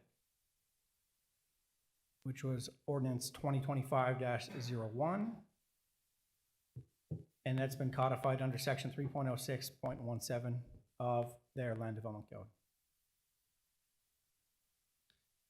The intent of this interlocal agreement is set up so that any kind of development within an airport hazard area or proposed development with an airport hazard area, the city would invite the county designee, airport zoning administrator, which, if I'm not mistaken, would be Mr. Mangle in the back, or his designee, to be able to provide comment on a potential proposed development within one of these hazard areas during our city's review process for such development, whether through a technical site plan application, a subdivision master plan, cursory application through our TRX process, to make a determination whether or not the proposed development would constitute an airport obstruction and require an airport obstruction permit.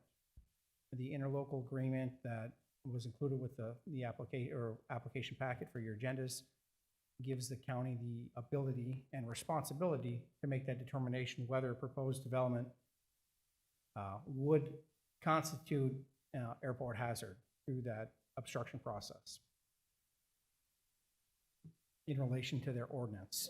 Now, on the other end of the interlocal agreement, any proposed development on the county's or on the county side for the airport that would increase the dimensions of the runway or further increase or expand any of the 14 CFR 77 part or subpart C imaginary surfaces that are adopted by the FAA, the city would be able to review and comment on any proposed development that would increase those or adjust the noise contours of the county's adopted airport master plan that they have adopted back in 2009.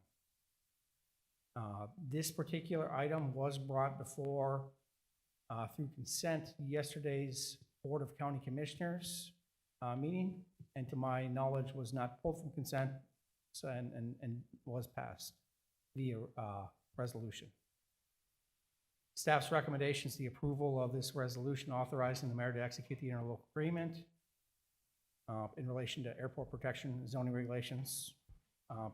I'm available for any questions. Otherwise, Marcus or our city attorney worked closely on this project as well with his counterpart. And as I mentioned, we have Mr. Mangle in the back from Flagler County as well. Is this, Marcus, is this the thing that they could have done back in 2017? That's correct, sir. Yeah, statute, I believe it's around, and I'll leave it to Mr. Hanser or Mr. Mingle, but I believe it's around 2016 is when the statute required it to have this. Yes, sir. So this is coming in compliance with the statute. And it's coming in, this long to come in compliance, no penalties. They haven't been assessed any penalties from the state since that date. What is the impact of us not agreeing to this interlocal agreement? So if we do not have an interlocal agreement or something in place, then we are not in compliance. We are required to be in compliance by the staff. Therefore, we would not be in compliance. All right, and there's one part I was reading in there about, you know, going forward, any statutory, I have to find it. So will this grandfather in all the things that's been developed out that way? Like there's not gonna be any type of punishment for stuff that's happened? No punishment, no, sir, that's correct. Michael, do you want to talk about that a little bit?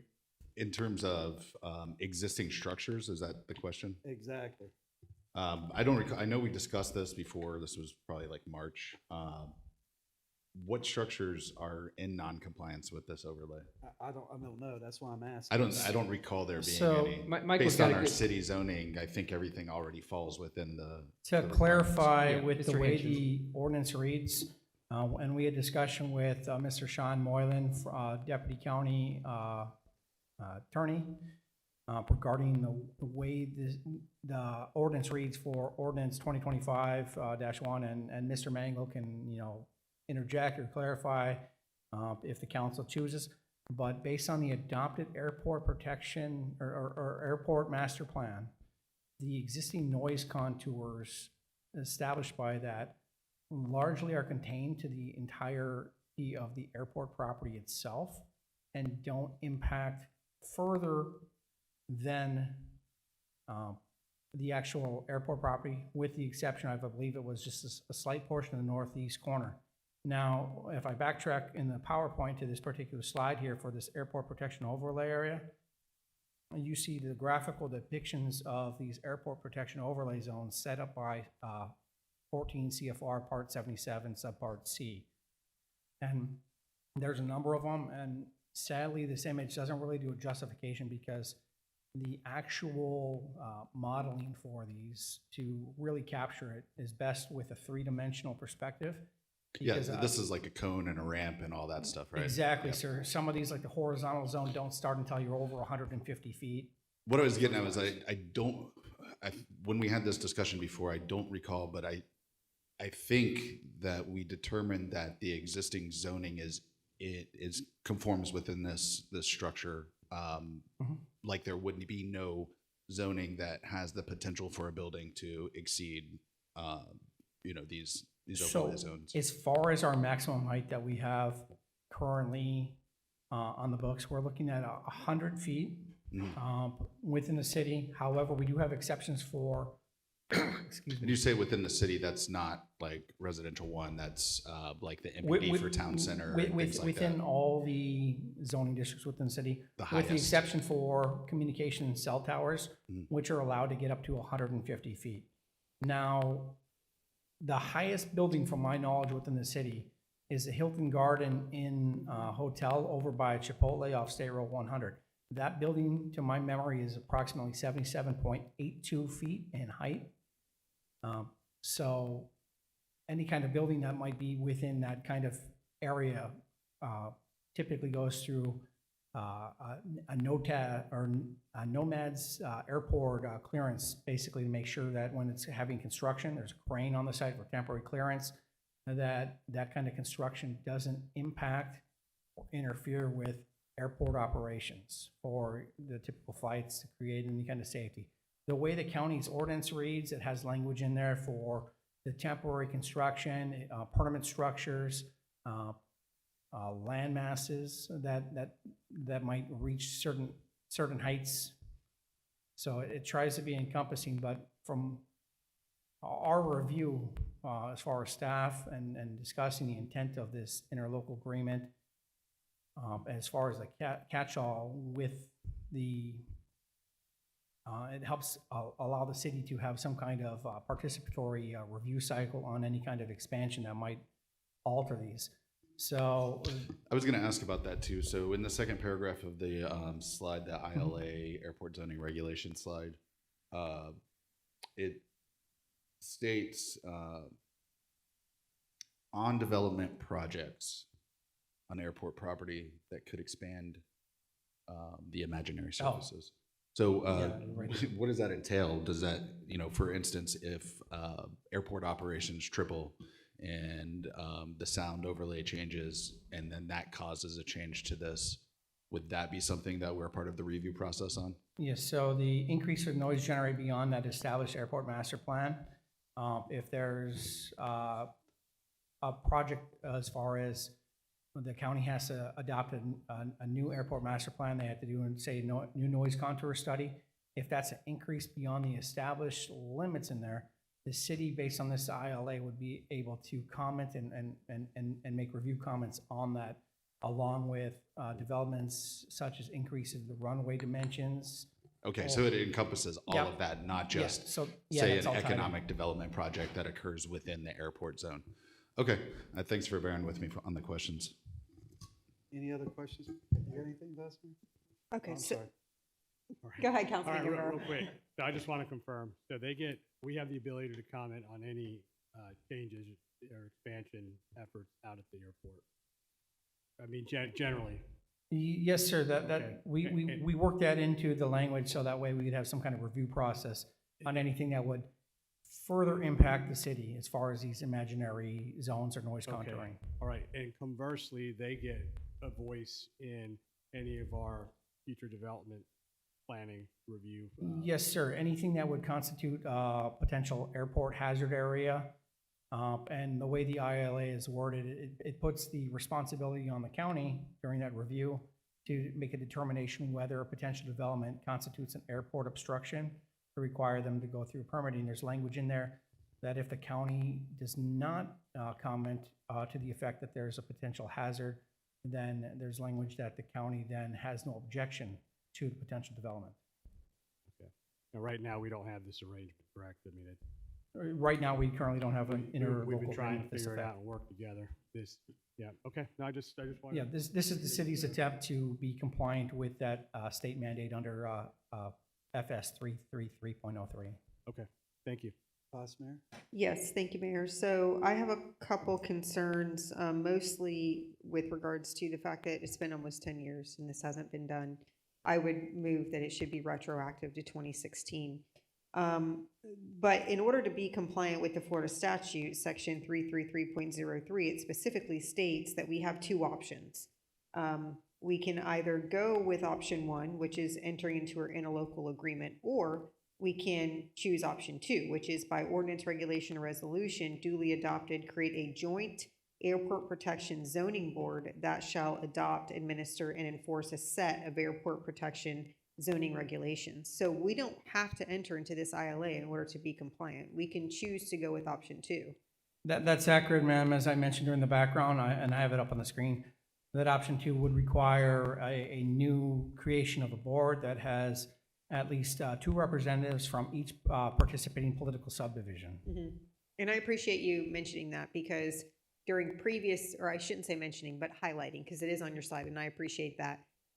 In previous discussions about this ILA, it was almost like it was an ultimatum. We either had to enter into this or we were going to be non-compliant, which is, as we can see from the statute, not true. If we look at the interlocal agreement, I have concerns about entering into it, because essentially it puts the onus on the city to enforce airport zoning regulations that we had no hand in creating. If you look at section 3A, it specifically says that. If you then go to Roman numeral section 2 under 3, it says the city shall require a landowner to obtain airspace obstruction permits. I mean, there's things in here that it puts onus on the city that I'm just not comfortable with. Furthermore, if you look at the county, is supposed to do or has authority over, the city really has no authority to change anything. We just have the right to have input. So, I mean, to me, this is a virtue signal to the city. And I get it, it's a county airport, so of course, we're limited, very much so, which is, I think, a frustration for not just myself up here, but others as well. I think the one thing that we can do to have some say in this is to create this airport protection zoning board, and or make this retroactive back to 2016. If no structures are in violation of this overlay zone, then it shouldn't be an issue. We should be able to make it retroactive back to 2016, and we should be very comfortable with doing that without hesitation. I'm not saying that we are not compliant based on structures. I don't know. This is a very niche area of the law. Aviation law is complicated and convoluted, and I do not pretend to practice in that. But I would say that when we're looking at the options here, I will agree to enter into this ILA if we can make it retroactive, the resolution retroactive back to 2016. Otherwise, my proposal to our board would be to create the protection zoning board. I would be more inclined to go with 2, because we get emails every week. Multiple. Complaints about the airport, noise, height, violation of curfew, and we've already done this. We've already went around with this back when the airport presented, all that stuff to us, and I wasn't pleased at all. And I think that what would we have to do to stand up that committee, Marcus? Well, first, we would have to have the other municipalities agree to it. So the county and the city of Benel would have to agree to that as well. Yeah. That's step 1. So after we get them agree, then it's just, standing up, going through the motions. But we have to have, we'd have to have more parties involved. Yeah, I just feel that we have no influence in what that airport does. So It is on an island, like I said before, and I'll say it again. I believe it should be our airport. It's in Palm Coast. It is on an island. It's not a enclave or anything anymore. It's an island. It is surrounded by our city. I just wanted to ask in terms of the board, what would that board have power to advise on or do? Is it limited only to this overlay? Is it more than that? Well, it says enforce a set of airport protection zone regulations, joint airport protection zone boards. So it sounds like it's just enforcing this overlay zone. Yeah, it would be regarding that. Go ahead, Michael. Yeah, if I can clarify, it would relate solely to the zoning, so the underlying zoning. Such a board from our discussions would not have the ability to impact any kind of airport operations as that's regulated by the FAA. I will say, right now, it's my understanding that there's a noise contour study that is going to be occurring because the airport master plan is being worked on right now. And I know Mr. Seeger previously told us that, yes, this was in the works, I believe he said for the summer, so we're still in that. I thought we would have that back by now. I did confirm that with Mr. Seeger because I figured that would come up this evening. The airport master plan is underway and the contour study will be done as part of that process. It's in the 3rd portion of the process, so it is underway. 3rd of how many portions? I don't know. Yeah, 3rd so of 100 or No. 4th? I'm really, thank you for that, acting Sure. city manager. I'm hesitant to enter into this not knowing what that contour study is going to say as well. And quite frankly, they've waited 10 years. So I don't think we're under any, to tell us now, well, if we don't enter into this now, you're going to be non-compliant with the statute. Well, we've been non-compliant for 9-something years. There's so. no apparent punitive, What I have- nothing's coming back on us if we don't do this. Marcus, I was gonna ask, how comfortable would you be with the retroactive in terms of that, or is more research needed?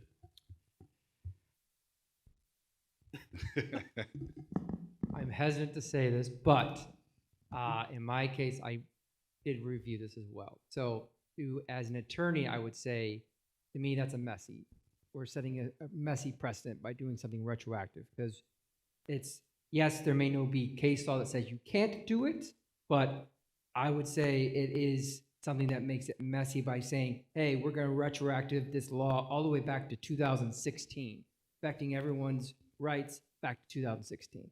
I have a concern with that.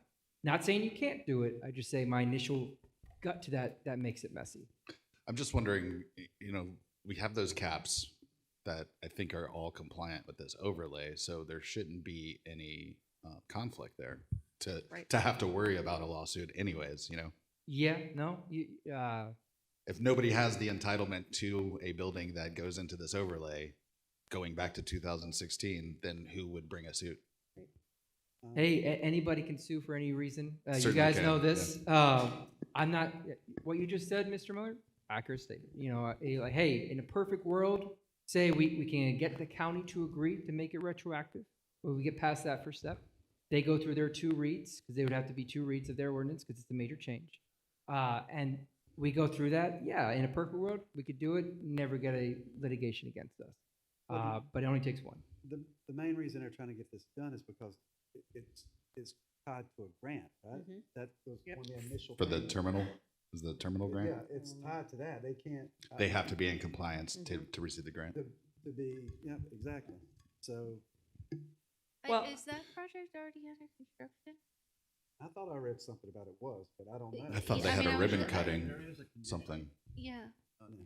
Yeah, this is definitely a condition Or to groundbreaking. getting some type of grant money. I don't remember. I mean, and obviously, as the mayor said, we don't receive any of that tax money for things that occur there, but obviously that will positively impact the economic development for that to continue of the county and the city. Yeah, there's no onus on us, but at some point we have to move forward with this and decide.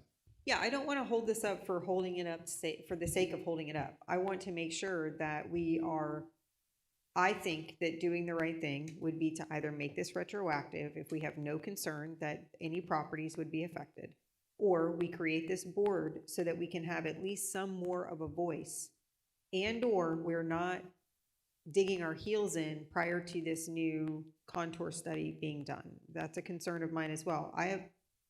Again, I'm not, an airport operator, but I think the contours are going to be pretty telling. At least they should be based on the increase in air traffic since the last contour study. Well, they told us at the meeting that there should be no appreciable change to the contours. But they've also said they've had a lot more airport operations over the years. So I know. It's talking out both sides of their mouths. I agree with you. I asked the same questions during that workshop.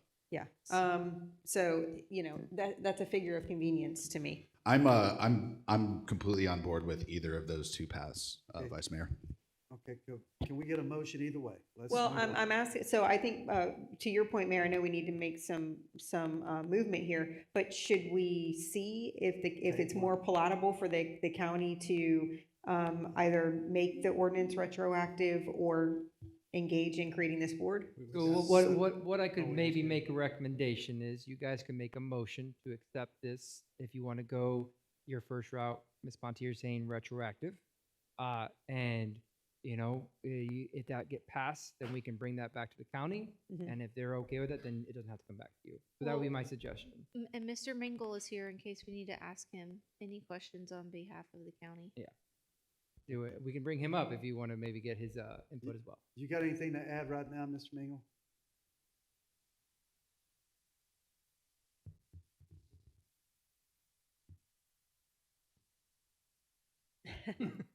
Adam Mangle, Growth Management Director, Mayor, Vice Mayor, council members. We had talked 2016, 2017 about the different options. And so we have had lots of talk about this. And the we was planners from all the jurisdictions. We included in that mix Flagler Beach because we didn't know exactly at that time, still don't really know if they're going to be part of this or not. Ultimately, they may end up buying into this as well. We decided at that time the interlocal agreement made the most sense rather than creating a joint board that would meet at best occasionally. The questions that we were thinking about, and at that time and even now, what structures do we have that exceed the height that require the meeting of the joint board? And my kind of challenge to y'all is, can you think of a cell tower or a structure that you've approved in Palm Coast that's greater than 200 feet? And if the answer is no, then you'll have a joint board that will meet once every 7 years, every 10 years, and they can get together and talk about that tower that's going to happen. Now, no doubt about it, if we change something, and the correct statements that have been made, if we change the noise contour as part of the master plan update, if we elongate a air facility, a runway itself, that affects the air operations, that affects those imaginary surfaces, then we've got to go back and revisit all of the airport zoning again. And that has to be updated, and the city has a key role in that. And we're recognizing that. I'll mention that staff collectively from the city, it's been a hard bit of a bargain. I use as the example, and I'll say it, the City of Ormond Beach's interlocal agreement that they had with Volusia County. They have, as an example, in Volusia County, they have an ILA. They don't have a joint board. I use their ILA as our base document. Bunnell said, hey, that base document's great. Your staff said, no, we want to do some other things here. And we agreed with them after several rounds. And I think it's a good document. I think it's something that does have both parties coming to the table. 16, making it retroactive to 2016, I don't know what that would achieve. I guess if you feel good with doing that, and we have several things right now that are running retroactive. Senate Bill 180 is coming to mind. I don't know what you'd really accomplish with that. And then I guess I've spoken enough about the joint board at this point. Thank you. Well, if making it retroactive to 2016 is benign, do you feel there would be any pushback from the county on that? I don't think in particular, but I'm not sure what it would really achieve. And I don't think the state would look too good at that, because I think they'd come back and say, well, you're passing it now. Why the retroactivity? You didn't have it before. And in reality, let me make sure I say that on the record, the FAA requirements were still being met. The permitting still had to be done by the FDOT Aviation Office in the meantime. So that not having the airport protection zoning didn't mean that the requirements weren't met. It just means that they weren't met locally as required by the statute. So back to the urgency of the timing of when, your view, the county's view, the urgency of getting this local agreed time. Really no push at this point. It may be a little misstated about the grant tie-in, is that we do have one commissioner that mentions in the fine print, which is correct, in the grants that we have through FDOT, through the Aviation Office, it says we shall comply with all requirements, and among those requirements are airport zoning, spelled out explicitly. And so we're attesting them with each of those grants that we're meeting those requirements, and we've done that all along. And maybe to FDOT Aviation's offices, maybe part of their not watching the true nature of what was coming before them. We've had a good success with receiving those grants from them, and I think that they've been a good partner with us. But at the same time, clearly we didn't have the Section 333.03 in place. There's been several throughout the years. Mm-hmm. But plenty, yes, sir. I have a question about the language of the interlocal. So it says, the city shall be able to provide review comments on potential airport zoning regulation amendments or developments that would expand any 14 CFR 7.7 imaginary surface further into the incorporated city limits, or development which increases the noise generated by airport operations beyond the established airport master plan. This language to me is a little subjective, and I could be wrong. I could be wrong. So when we say developments that expand the imaginary surface, that to me, that's calculable, right? Yes, ma'am. I think both of those are. Yeah, Okay. so correct me if I'm wrong, but the overlay is based on data, right? It's generated. So if you extend the runway, then the cone changes shape or size. And Right, so that extends. that's calculable. My concern though comes from which increases the noise generated by airport operations beyond the established airport master plan. That is subjective unless it's specifically based on the contours, right? Because your noise we don't have to have a noise study unless based on the contours. FAA says noise study is warranted, right? That's the way Mr. Seeger explains it. I think the correct response there for me would be anything that would lengthen a horizontal surface at the airport, increasing the length of a runway would then require the noise study, because that noise study would shift because of that. You know, let's say when we shifted the primary runway south and made it longer, that's when the last noise study was done. So as an example, anything that physically changes the operations of the airport itself, the air operations, would require a noise study to be updated. Physical changes. Yes, sir. So changes in operations with the same blueprint or footprint would not warrant a change in those sound overlays or the sound contours. Best I'm aware of, that's correct. But then I also put that caveat on there. The noise study itself is based on, and we knew about this because we've talked about it, it's based on the assumption of a certain size of aircraft that could be used and that utilization rate. The largest possible plane landing on that flight line. So to me, and I had assumed this, so we're talking about just like the overlay is calculable, the sound is also calculable based on the study, but what triggers the study? Correct. And so then you're potentially not seeing that we're now far above the current master plan in terms of that sound. Potential development, if I can interject, could also be measured via decibel readings.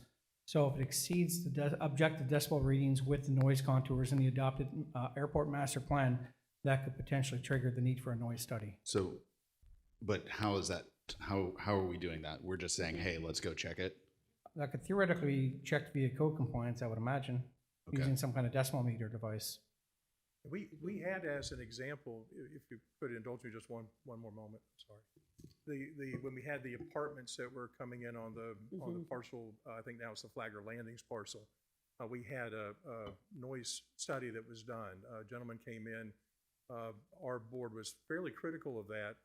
I think one of the items we had was that they had done the study, if I'm not mistaken, kind of in December, when maybe the air operations would not have been as intensive, but arguably the noise would travel greater because of the temperature differential. There was a justification was provided. Point there being is that you can't, just to buttress what was said, you can go and do that level of analysis. And they had done that for that project. They had actually put decibel meters into the trees at the treetop to approximate the height of the apartments, so that can be a tool that's available. Okay, so I guess what I would be looking for, like I said, I mean, I would make this retroactive to 2016, but also I would like to see in subsection B, Roman numeral I, where it says. Is this a motion? Not yet. Okay. I kind of want to get his thoughts Gotcha. on whether or not this language could be possible. Obviously, you can't make a decision without your board, but at least looking at the potential viability of this. Getting language in that last sentence that reflects the fact that if there is a physical expansion of the airport in any way, that the city can provide comment. And when it says the city can provide comment, is that like staff talks to staff, or because based on this, you could presumably just go around the electeds? Or are these the electeds? Is that the intent? Ma'am, the intent was for, during the development process, that essentially the land use administrator or designated planner or staff member would provide comment based on the objective review for the development aspect. Now, as far as your physical dimensional increase, the intent of the language was for any kind of development that expands those 14 CFR Part 77 subsection C, imaginary surfaces. So if Right, the but runway they- expands or Mhm. some kind of operation changes that contouring as far as the shapes on this particular slide, Mhm. then that physical development would trigger that kind of review that we would have. So but would you be reviewing whether that then has any conflict with existing structures in the city? Exactly. So the intent for the city's review on that development was to see if the expansion of these contours would have any kind of effect on existing structures within the city as far as potentially creating them non-conforming based on the county's adopted ordinance under 2025-01. And then can we talk about, this, we're talking about the sound mostly, I think is a lot of my concern. Say there's a change, right? And the sound contours go outside airport property and now are overlaid over residential one. What is that pre-existing residential one, right? What is the impact of that?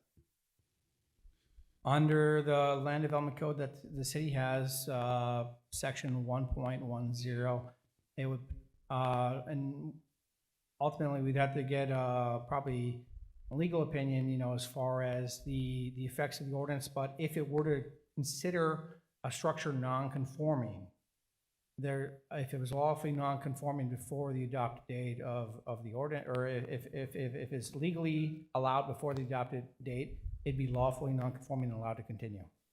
Okay, so the house would exist, but they would then deal with more noise, so to speak.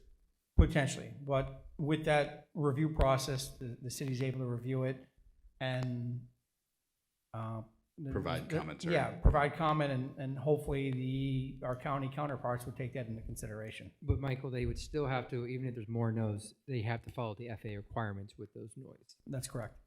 Yeah, none of this supersedes the FAA requirements, correct? At the end of the day. That's correct. We can't Yes, sir. exceed the federal FAA requirements. This is, we're talking about height standards and sound decibel requirements. Now, our single family is limited to no more than 35 feet. Right. So a lot of single family, as far as height requirements, is likely to be not impacted by any of these. Yeah, I don't overlay think the zones, 'cause contours are gonna like the affect- or I horizontal mean, the zone, sir, overlay. it starts at 150 feet up. Yeah.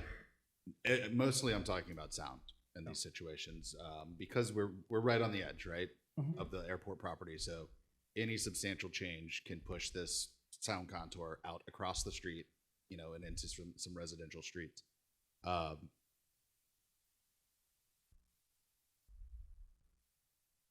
So it would go, we would review it, we would provide commentary saying, hey, this is gonna affect our residents, right? They're gonna be legally non-conforming. And then it would go to county, and it would be up to county to approve the changes at the airport. Is that correct? That's correct. And as it is right now, without this interlocal agreement, it's as if we don't even have a voice at the table. Right. Exactly right. Well, I understand, it's just, commentary is commentary, right? So it's not, you're not Well, holding anybody to anything. Go ahead, Mr. Don't forget that you've had an airport area master plan, I think is what we jointly developed. The city took the lead in 2009, if I'm remembering right. And so it wasn't a master plan for the airport itself, but it was for the area around it. And even won, I think, a couple of planning awards. We were involved with it. City took the lead, and it was something that we were pretty proud of when it got done. And so we've actually, you heard me say it before, we had airport zoning before airport zoning was cool. And so that we had something in place. We were contemplating this. And then to add just one more point, I think, absent the noise contour, I think that's going to be a real concern. But then let's say the RPZ extends out into the neighborhoods, into one of those lots, either developed or undeveloped. I think that there's a strong emphasis on FAA, again, quotable, where maybe I shouldn't be saying this, but for something to be done then, either for that elongation, that increase to the airport's operational area not to happen, or that property to be acquired, because you're impacting that property directly then. Whether it's RPZ or then the noise contour, that's something that the county's operations, through extending that airport runway, then have caused an impact on a private property owner. That just gives me more concern, right? Yeah. So now we're talking about seizing someone's house because we want to elongate the runway. But it won't be seizing, it would be working out a purchase if that's possible, and then if not, then maybe that runway extension won't happen.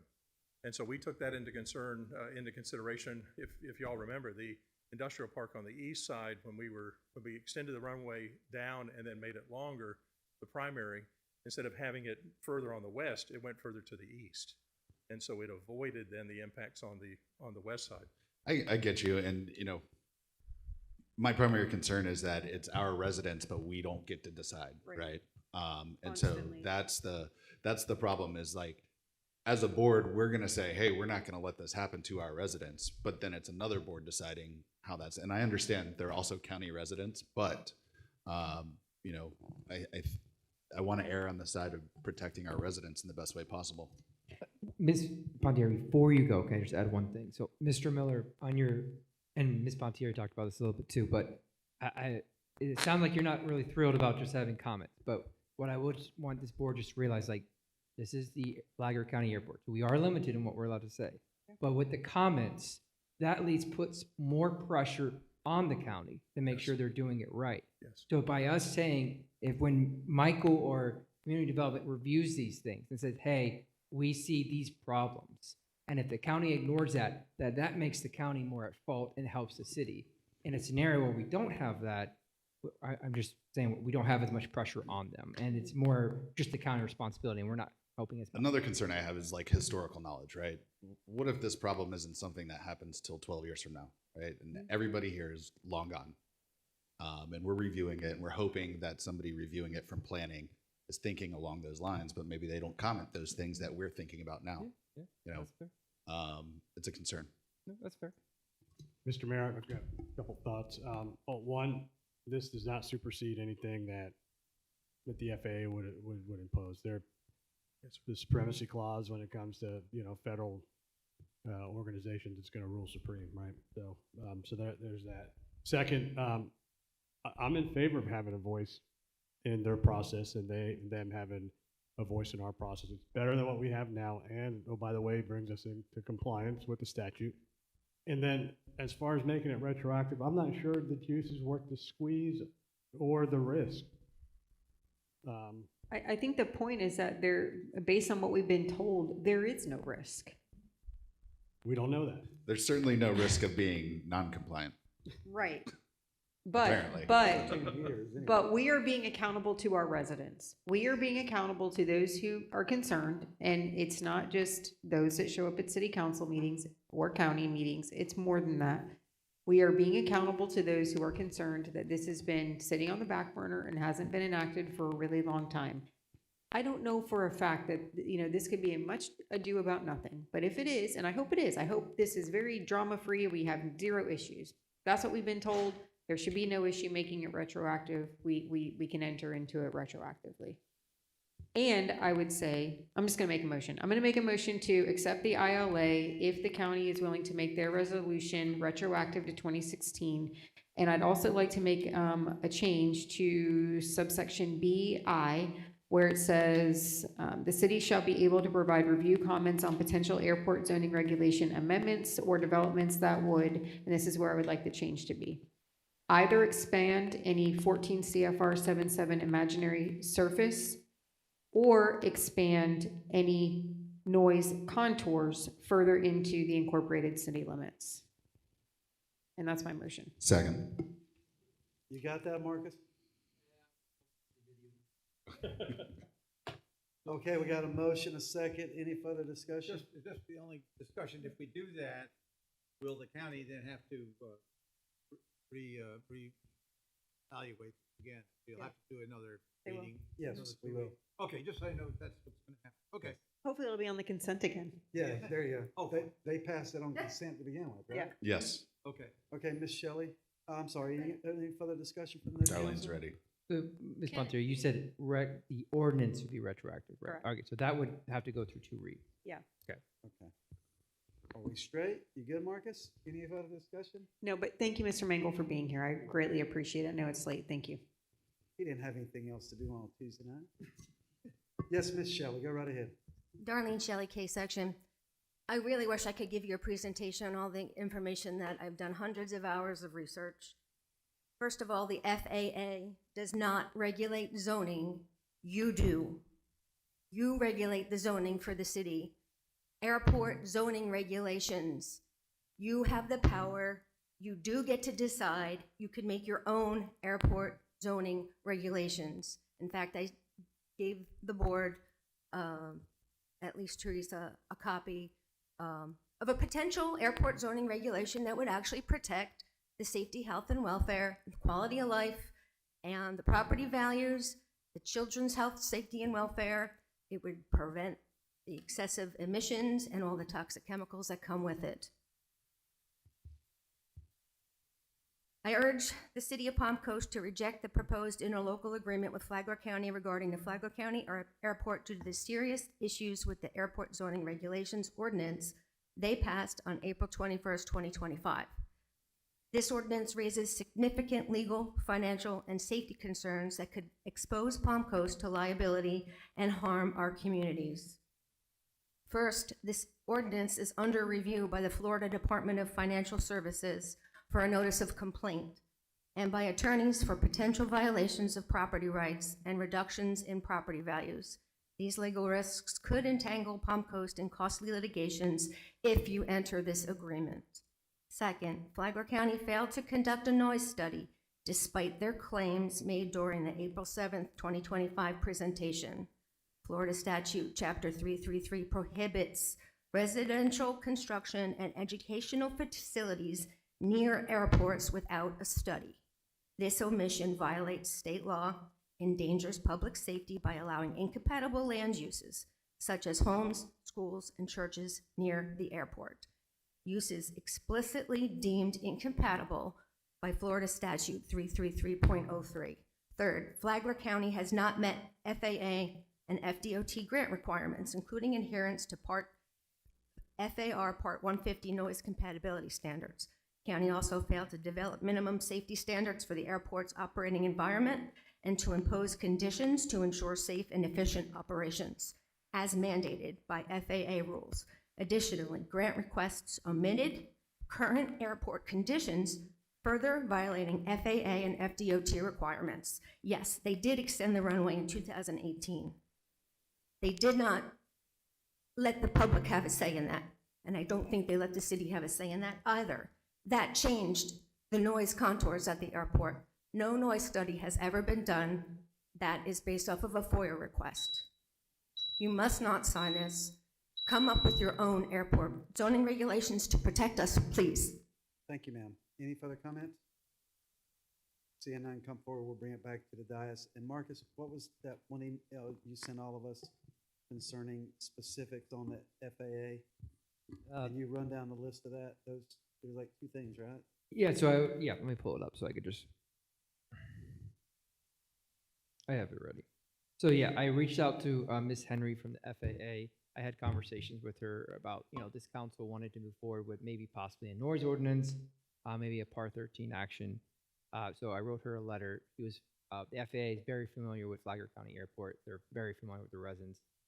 She said in a nutshell that we are preempted from enacting a noise ordinance, and then we're also that we would not be, she said that a Part 13 would not fit what we're asking for. I also asked if the FAA would be willing to come out here and meet with you guys as a council individually, and they said that's not something they do.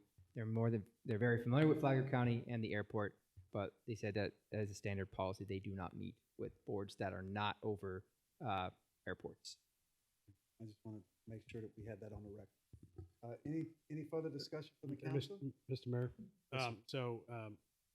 this action is a resolution. Did we change it to an ordinance?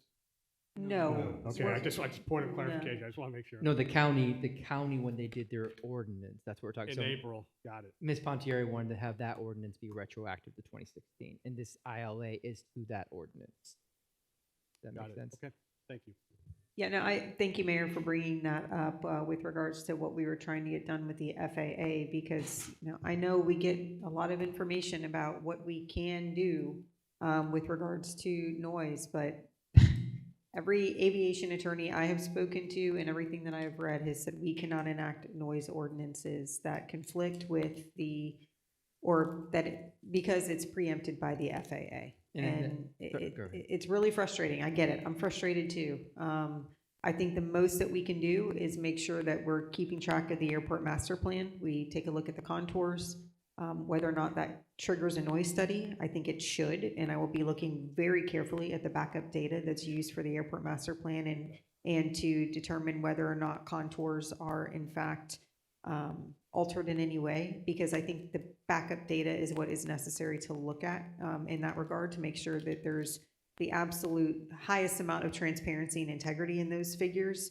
And that's the most that we can do in order to help our city and our residents. And I think too, maybe adding, hopefully the county will accept this language so that if we do see a change in the noise contours, we get at least a voice at the table. Say, yeah.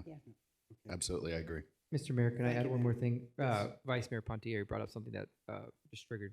The FAA's response also said that we are not allowed to enact an ordinance that's complementary to their policy. So that means that we can't enact any ordinance that enforces their policy. So only they are allowed to enforce noise ordinance or anything like that. We cannot enact anything that says this is the FAA requirement, you're required to do that. Only the FAA can do that. Dissimilar to, say, state law, where we're enacting to comply with their law, we can't do that at all. And it's not like the military where you can add to but not take away. Okay. So we're with the resolution as stated.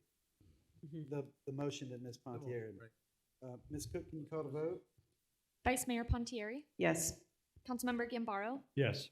Councilmember Miller, Yes. Councilmember Sullivan, Yes. Mayor Norris. Yes. The motion passes unanimously. Okay, thank you. We're moving on to item 9. City Attorney? Yes, thank you. All right, item 9. We have a 2025 resolution approving the interlocal agreement with the Flagler County for transfer of transportation impact fees for the Cornerstone at Seminole Woods Development. Thank you, Michael, for all of your presentations. And Yes, have now a good night, Mike. we Thank have you. Fong. This is some good news. We are working with Flagler County on transferring some of their impact fees to make improvements onto Seminole Woods Boulevard. So Fong has a brief presentation for you. Yeah, good evening again, Mayor and City Council. I hope this is on a positive note that we are receiving transportation impact fee from Flagler County. Some background for you: the Cornerstone at Seminole Woods development was permitted by Flagler County. The development generated transportation impact fees from BJ's Wholesale and the 5 out parcels. To date, Flagler County has collected transportation impact fee from BJ's, Chase Bank, Miller's Ale House, Chick-fil-A, and Longhorn Steakhouse. There's one out parcel remaining that's currently under construction. Both Flagler County and the city determined that improvements are necessary at the intersection of State Road 100 and Seminole Woods to address impacts. The county desires to provide the city with the collected transportation impact fees from the Cornerstone at Seminole Woods development for the city's use in improving the south portion of the intersection of State Road 100 and Seminole Woods. I underline south portion because there's another lake that is also failing, and I'll discuss that. Both the county and the city mutually agree that the city is best suited to expend these funds and believe collectively in the best interest to enter into this ILA. The current transportation impact fee collected by Flagler County is approximately $350,000. And to date, I just want to recognize that earlier this evening, Flagler County Commission Chair Andy Dance was in attendance, but he had other engagements, so he left early. But we also still have Mr. Adam Mangles, Growth Management Director, is still here with us. Yesterday, Flagler County Commission approved the ILA to transfer the impact. So here is the intersection that you can see on an aerial. You see 100, and on the south leg is Seminole Wood. So this is very preliminary concept plan. So one of the improvement, so what is failing is the northbound left turn lane is needed. Another one is needed. In the morning and the afternoon, The northbound left turn lane is basically encroaching into the through lane. So that's an issue. So we need another one. So what we can do is that we can add another left turn lane in the Gore area. That's one option. But that option may trigger a replacement of the northeast corner Mass Arm Foundation. You're looking at approximately $300,000 or so in order to do that. Another option that we looked at is, there are existing northbound 3 lanes, northbound, left lane, through lane, and a right turn lane. So what we are looking at is that we convert the through lane into a left lane and the right turn lane into a through lane. And then we'll add another right turn lane. That way, we don't have to touch the Mass Arm Foundation. And in addition to that, we also would like to connect that 200 feet of connection between the drive aisle in front of BJ's as depicted on the horizontally arrows there to connect it to Seminole Woods. But we encounter a legal challenge. Basically, the easement currently is in an association, and we're still currently working with the association in order to have legal means of access there. And if that's happened, then we can use the funding in order to make another connection. Excuse me, sorry. There. The easement for the right turn lane or the easement for the connection through the BJ's? The easement for the connection. Okay. Yeah, there's an association that currently has legal access to that. Whether we need to get their approval or not, that's in order for us to move through. Is that not an easement by necessity? Cool. Yeah. Maybe? I mean, so what association has that? Well, there's 3 property owners there. One of them included a racetrack. Are they separate from the original property owners of the BJ's? Yes, they are. They're different people. This Okay. has been a problem. Yeah, it's been a problem for a long time. Yeah, I know. This isn't a new During the problem. development of BJ's, this was proposed and worked on and all that stuff as well. Yeah. You know, we got to get through this because that's going to improve the flow of traffic in that area immensely because Has anything happened, changed in that negotiation? Not yet, sir. We're still working on it. is it simply they're wanting monetary compensation They and, don't want to do it. you know, what's the holdup They're here? gonna Yeah. lose business. They're gonna lose business to the BJ's gas. Oh, they own the That's gas the reason. station? Right. They own the gas station. Ah.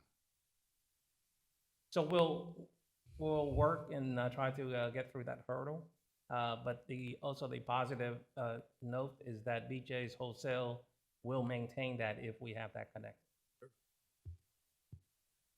And here's a depiction of the north, looking north of the 3 lanes there from on Seminole Woods. In terms of that right lane addition, as we see it there, would this result in having to move any of those utilities in the sidewalk? Yeah, we have not engaged into that details yet, Okay. but we will as part of the. It looks like it's pretty tight for one lane. I know you can throw curbing up there and maybe not move everything, but I'm Right, not sure yeah. what the requirements are for that. So contrary to the way this picture looks, there'll be 4 lanes going north. That's correct, yes, sir. Yeah, what you were saying is we would throw a right turn lane where the grass is. Oh, on up the here. grass area, Yeah. that's correct. And then make the other one a through, or actually make one a left, make the right turn lane a through. And that's through. Yeah. Correct. In that way, we don't have to touch the traffic signal. Right. Nothing else on the left. I just want to come back to here. There's another a lake, which is the East Lake on 100, also needs another westbound left turn. But that is a separate project that we're going to pursue. So the county, so the commitments in the ILA is this, that the county shall, within 30 days of the effective date of this ILA, remit to the city the full amount of the transportation impact fee collected, minus any administrative fee retained by the county. On the other hand, the city shall deliver an improvement within 5 years of the effective date of this ILA or prior to December 31st, 2030, whichever last occurred. The ILA also stipulates how the city can expend the Transportation Impact Fee Fund. Part of that is that if we do nothing by December 31st, 2030, we'll have to return it to the county. And if we have any balance, we can also apply that to any of the intersection along 100 from Belterre to O'Kane Road. In the ILA, there's no specific details on the improvements on Seminole Woods. It just basically provides an improvement to enhance traffic. And with that, staff recommends that the City Council adopt Resolution 2025 approving the ILA with Flagler County for the transfer of transportation impact fees collected from the Cornerstone at Seminole Woods development. Okay, thank you, Fawn. Any further discussion for the council? Yeah, just one question, not to belabor this non-contentious topic of accepting money, but the history, how does the county have the impact fees? Was this developed first and then annexed within the city? Is that why they're in possession of the impact fees from this Cornerstone? That's correct. Okay. Through the development permit, they go one with the county, and then one is that part of that they also have interlocal agreement with us that it will be annexed into the city. Right. So Okay. right now, BJ's is already in the city, but except the 5 out parcel. And once the 5th out parcel has sealed, then 60 days after that, it will be annexed into the city. And just for future, when these annexation come in, it's important to collect the impact fees up front because this is only one of them. You just approved a fire impact fee, and so these larger parcels with commercial buildings that we will be servicing for fire protection services, is important to collect those impact fees up front.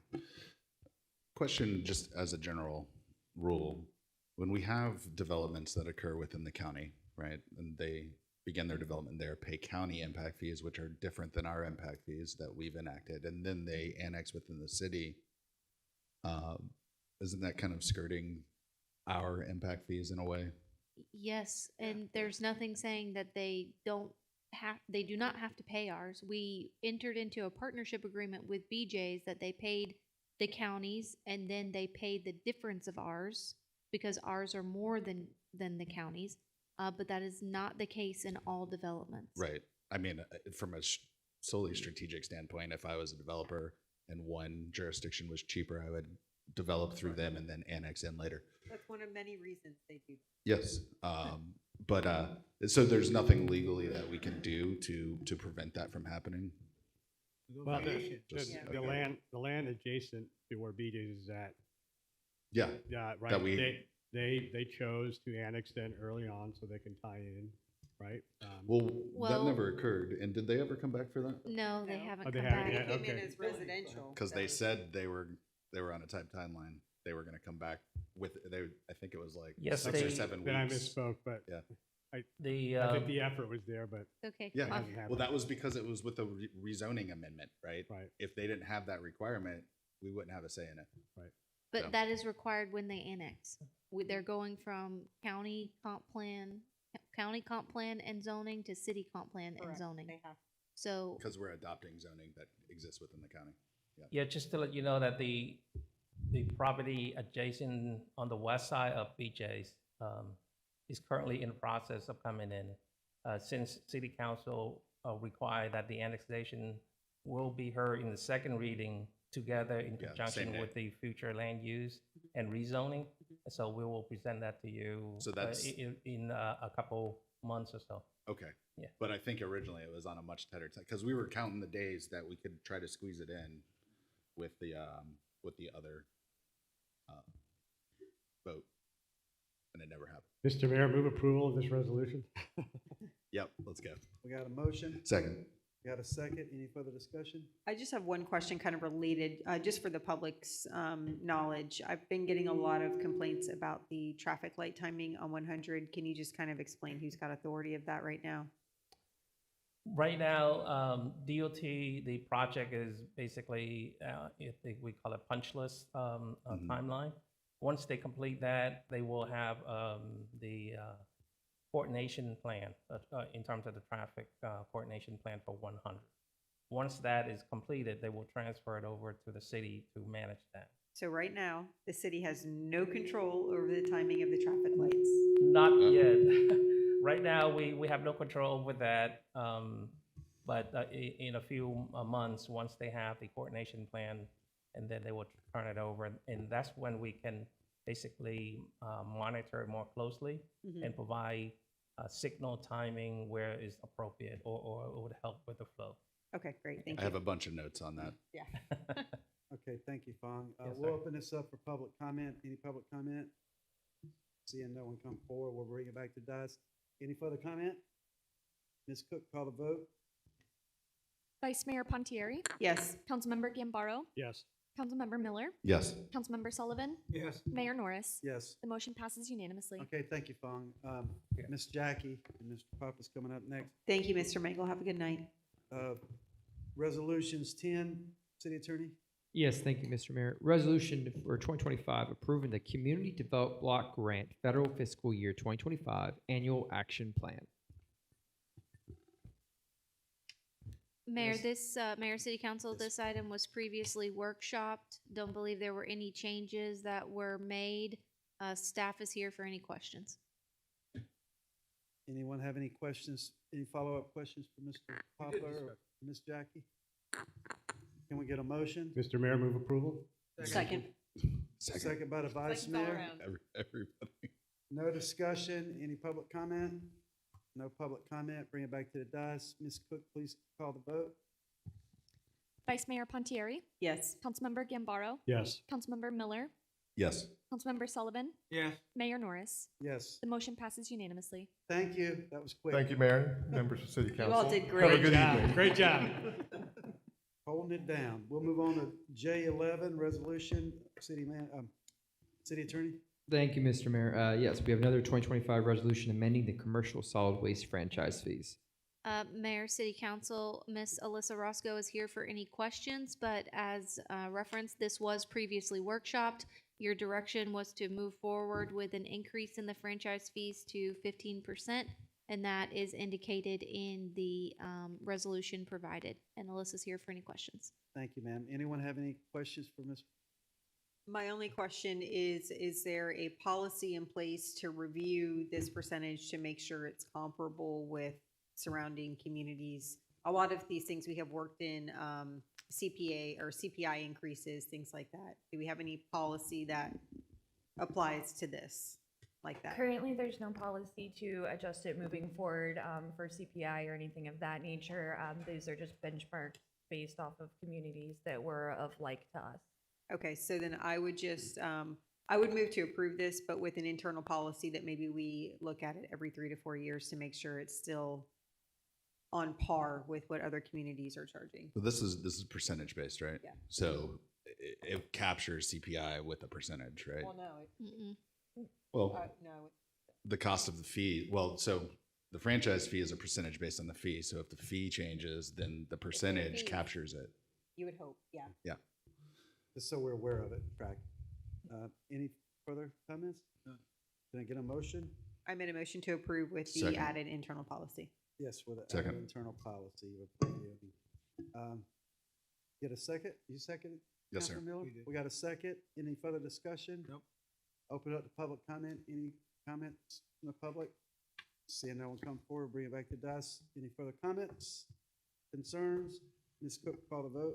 Vice Mayor Pontieri? Yes. Councilmember Gambaro? Yes. Councilmember Miller? Yes. Councilmember Sullivan? Yes. Mayor Norris? Yes. The motion passes unanimously. Okay, we'll move on to the consent agenda. Anyone have any issues relating to the items, this whole host of list of items that are on the consent agenda? Mayor Norris, I would just like to highlight the approval of the grant agreement with FIND, our Florida Inland Navigation District, for the 2025 Palm Coast Waterway Cleanup. And Alyssa, I'm going to make you come back up here. I want to thank FIND once again for sponsoring such a wonderful event. Is Ray going to be cooking hot dogs again? City Manager? Yes, Okay. he always loves to put his apron on. Yes. So it's a really cool event. I invite the public to definitely come out. But the reason I specifically asked Alyssa up is this year's mascot appears to be an alligator, and children name the alligator, correct? Yes. And what is our name this year? Gus. Okay, awesome. So Gus the Gator. I love it. Gus the Gator. Thank you for your work in this, and looking forward to it. It's a great event. And thank you to Find, and of course, always Commissioner Saperford for his support. Absolutely. I mean, I was hoping Albert or Alberta or some sort Right, of. it's you very know? reminiscent. Those are great. No. Go Gators. Go Gators. I would veto that. Any other issues from the council? I have one. John, do you have you looked at this resolution for the Northeast Florida Regional Council, $55,000 for that plan, economic plan? That's mine, Mayor. Okay, I can speak to that. okay, do we, Per your comprehensive plan, you are to develop an economic development plan. We have partnered with the regional council to conduct this community-driven economic development plan. We often hear in this council about development projects that residents and businesses like and don't like, and so this targeted and focused plan will receive that feedback from them, as well as review the already completed targeted industry feasibility study and the other necessary comprehensive plan policies that is in your adopted 2050 plan. yeah, I don't want us to be shelling out money for stuff that we've already tackled. Understood. Previously, we had a plan called Prosperity 2021, and it was a way for mayor, you, and city council to go on the road and highlight the successes of economic development and how it means more with just what businesses we're bringing in, but comprehensively the effects that it has on the community. Businesses want, and higher paying jobs want to make sure our quality of life is there. So we've begun stakeholder meetings for Prosperity 2035, and I think it's going to be something you're going to be proud of. Mr. Mayor, I would just say real quick that, as this council's representative on the Northeast Florida Regional Council, city manager, correct me if I'm wrong, but they did do this similar type of study in St. Johns County, or was it the city of St. Augustine? City of St. Augustine. Yeah, and the feedback that we got at our regional council meeting was very positive. So they did, initial feedback from what we're asking them to go do was good from another municipality. St. Augustine's happy with the product. They are. Yes. Yeah, okay. All right, anybody have any other issues? I was just gonna ask Matt, this debris collection is our backup, right? No, it's sorry, I'm just going to Yeah. save staff the coming up. It's our primary in our cooperative agreement with Flagler County.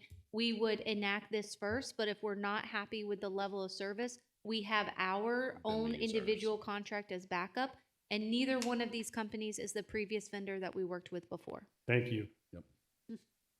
So, any other discussion? Yes, I just want to also discuss the resolution approving master services agreement with Power DMS by NeoGov. It's my understanding that this software will help us, I should say, combine a few other processes.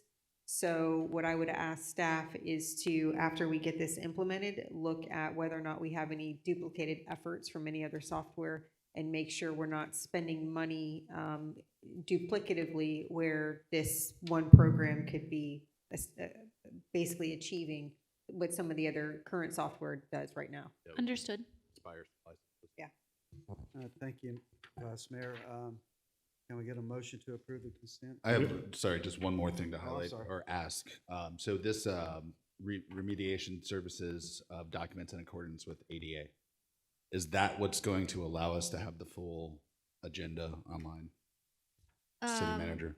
No, it is a case-by-case basis. This is just targeted to, I believe, the stuff in community development. Many of our plans, anything that's on our website has to be ADA compliant. Right. So it's helping those forms, a lot of our applications and all of that. This product is going to help with that. Okay, so this is building department related. Community development, sorry. yes. That's all. Any other discussion? Well, the last item, 22, is our overall attempts to improve wastewater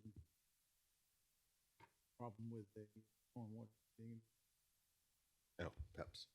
not insignificant. Yeah, no, it's not. Any issues? Any issues? No, sir. Motion, can someone motion to approve the consent? Make a motion to approve the consent agenda. Second. We got a second. Do we have to open this up? We open the consent agenda up for public comment? Yes, Ms. Jeannie.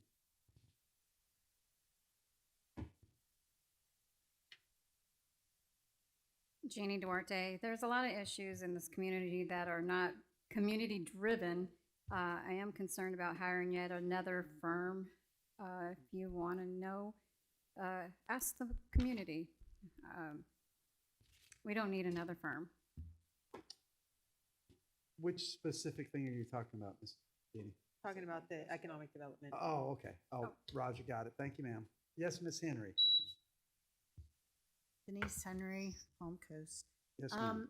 The only, I mean, it's just a question as I was studying through the agenda.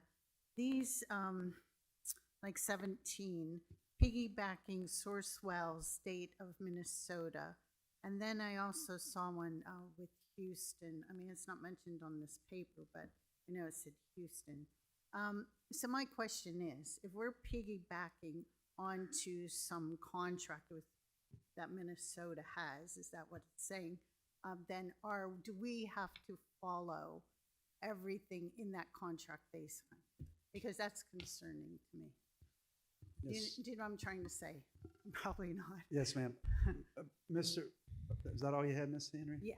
Okay, I we'll just try to kinda want get that. an answer on that. I can actually answer that, Mr. Yes, Mayor. yes, So yeah, sir. it's a piggyback contract. We're limited to what's in that contract. However, our staff has other stuff in there, those contracts, when it's out of state, that those contracts apply to Florida law, our sunshine law, and then also we make sure that we don't pay any additional taxes or tariffs on those contracts. But in a general nutshell, we're limited to what that contract is. And they've been reviewed to make Yes. sure that there's no conflicts or anything. Yes, sir. They're meeting the requirements that we need. Yes, sir. Okay. That's, anything else? Oh, I'm sorry. Any other discussion? Call the vote, Ms. Cook? Vice Mayor Pontieri? Yes. Councilmember Gambaro? Yes. Councilmember Miller? Yes. Councilmember Sullivan? Yes. Mayor Norris? Yes. The motion passes unanimously. Okay, we're through the consent agenda. We'll open up for final public comment. Anyone with any further public comment? Items that were not on the agenda. Seeing no one come forward, we'll bring it back to the dais. Discussion of city council matters not on the agenda.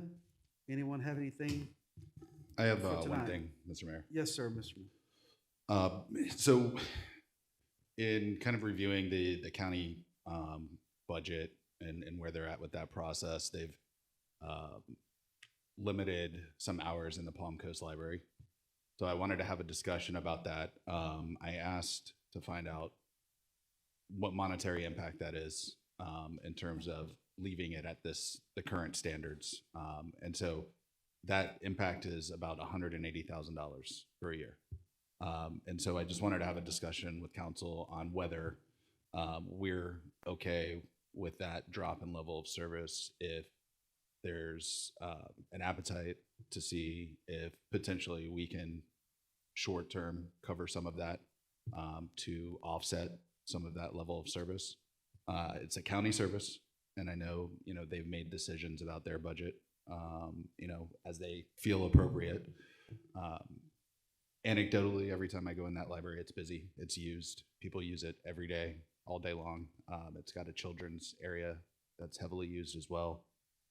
So I feel like there's gonna be an impact on our residents. Obviously, they're opening up a second branch, so to speak, on this side that will better serve some of our other residents. But it's gonna limit some of those times that the north end of town has available to them in our library. So I just wanted to see what everybody thought about that. I had some discussion with the city manager about whether this is even possible, what we can do. I think the city manager feels confident that if we would like to try to offset that drop in service level in some way that she can find that within the current budget. Just want to make sure I'm not misrepresenting. I can try. I got to go run some numbers, but we need the consensus of council that that's what you'd like for us to do. Right. So just wanted to have that talk and see, if anybody else feels the same way. Yeah, I've been heavily involved with the library over the years. It's unfortunate that the county did not fully fund and reduce the hours at the library here. I'm very cautious about how we would go about doing this for a whole bunch of reasons. Well, I including- want to make it clear that this would be a one-time thing. We Yeah, would, because I don't want it to become like, oh, it's standard that they're now funding 10% of the current- libraries or something. The current county commission just might say, well, if you're gonna give us that money, then we can put that back in our budget. Well, it's robbing Peter to pay Paul. Yeah, I mean, it's, We're already. it's all coming out of the same It's pockets, all- Yeah. I think it's a good idea. How you go about doing that, I think is a little more, I mean, Yeah. it should just be a one-time thing. We could. No, 100%. I have no interest in this being past this one budget.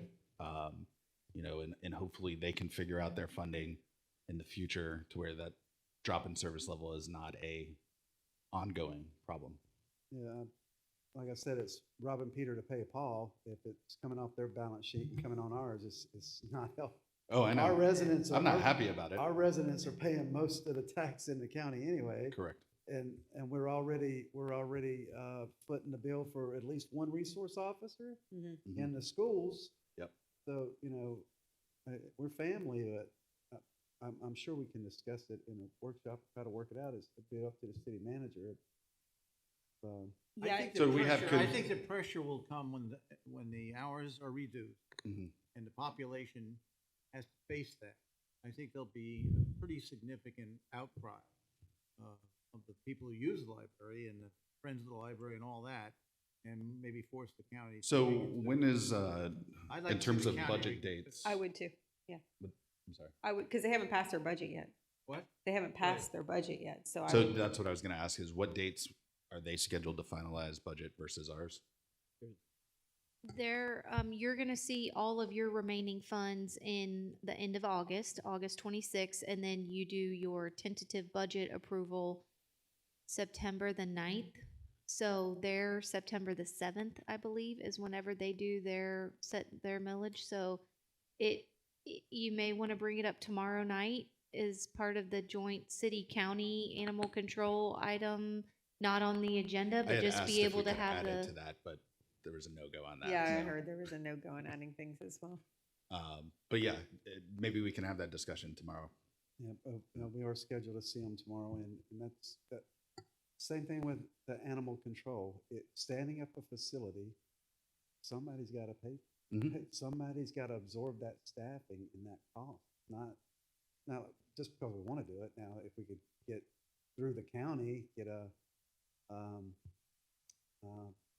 public-private partnership with like SMART and the other organizations to stand up a facility, especially when it comes to staff. Putting a building up is one thing.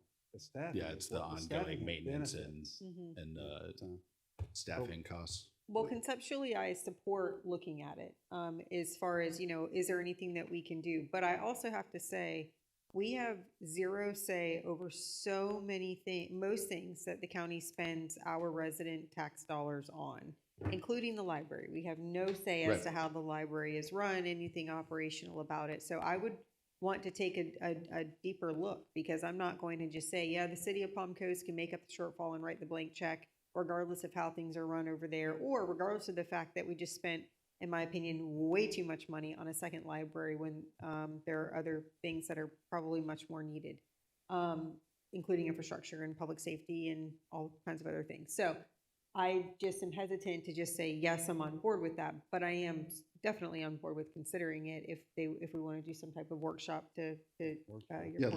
let's talk it out and see what the options are. Right. Yeah, I know. Something in return. In Right, other words, yeah. We do that once, believe me, it'll be hard to stop. Oh, yeah, I think that this could be let's whittle down some city services. Maybe they'll step in. I mean, Right. there's already talk from the dais about making us pay more towards, for the sheriff, which we know we already pay a lot more.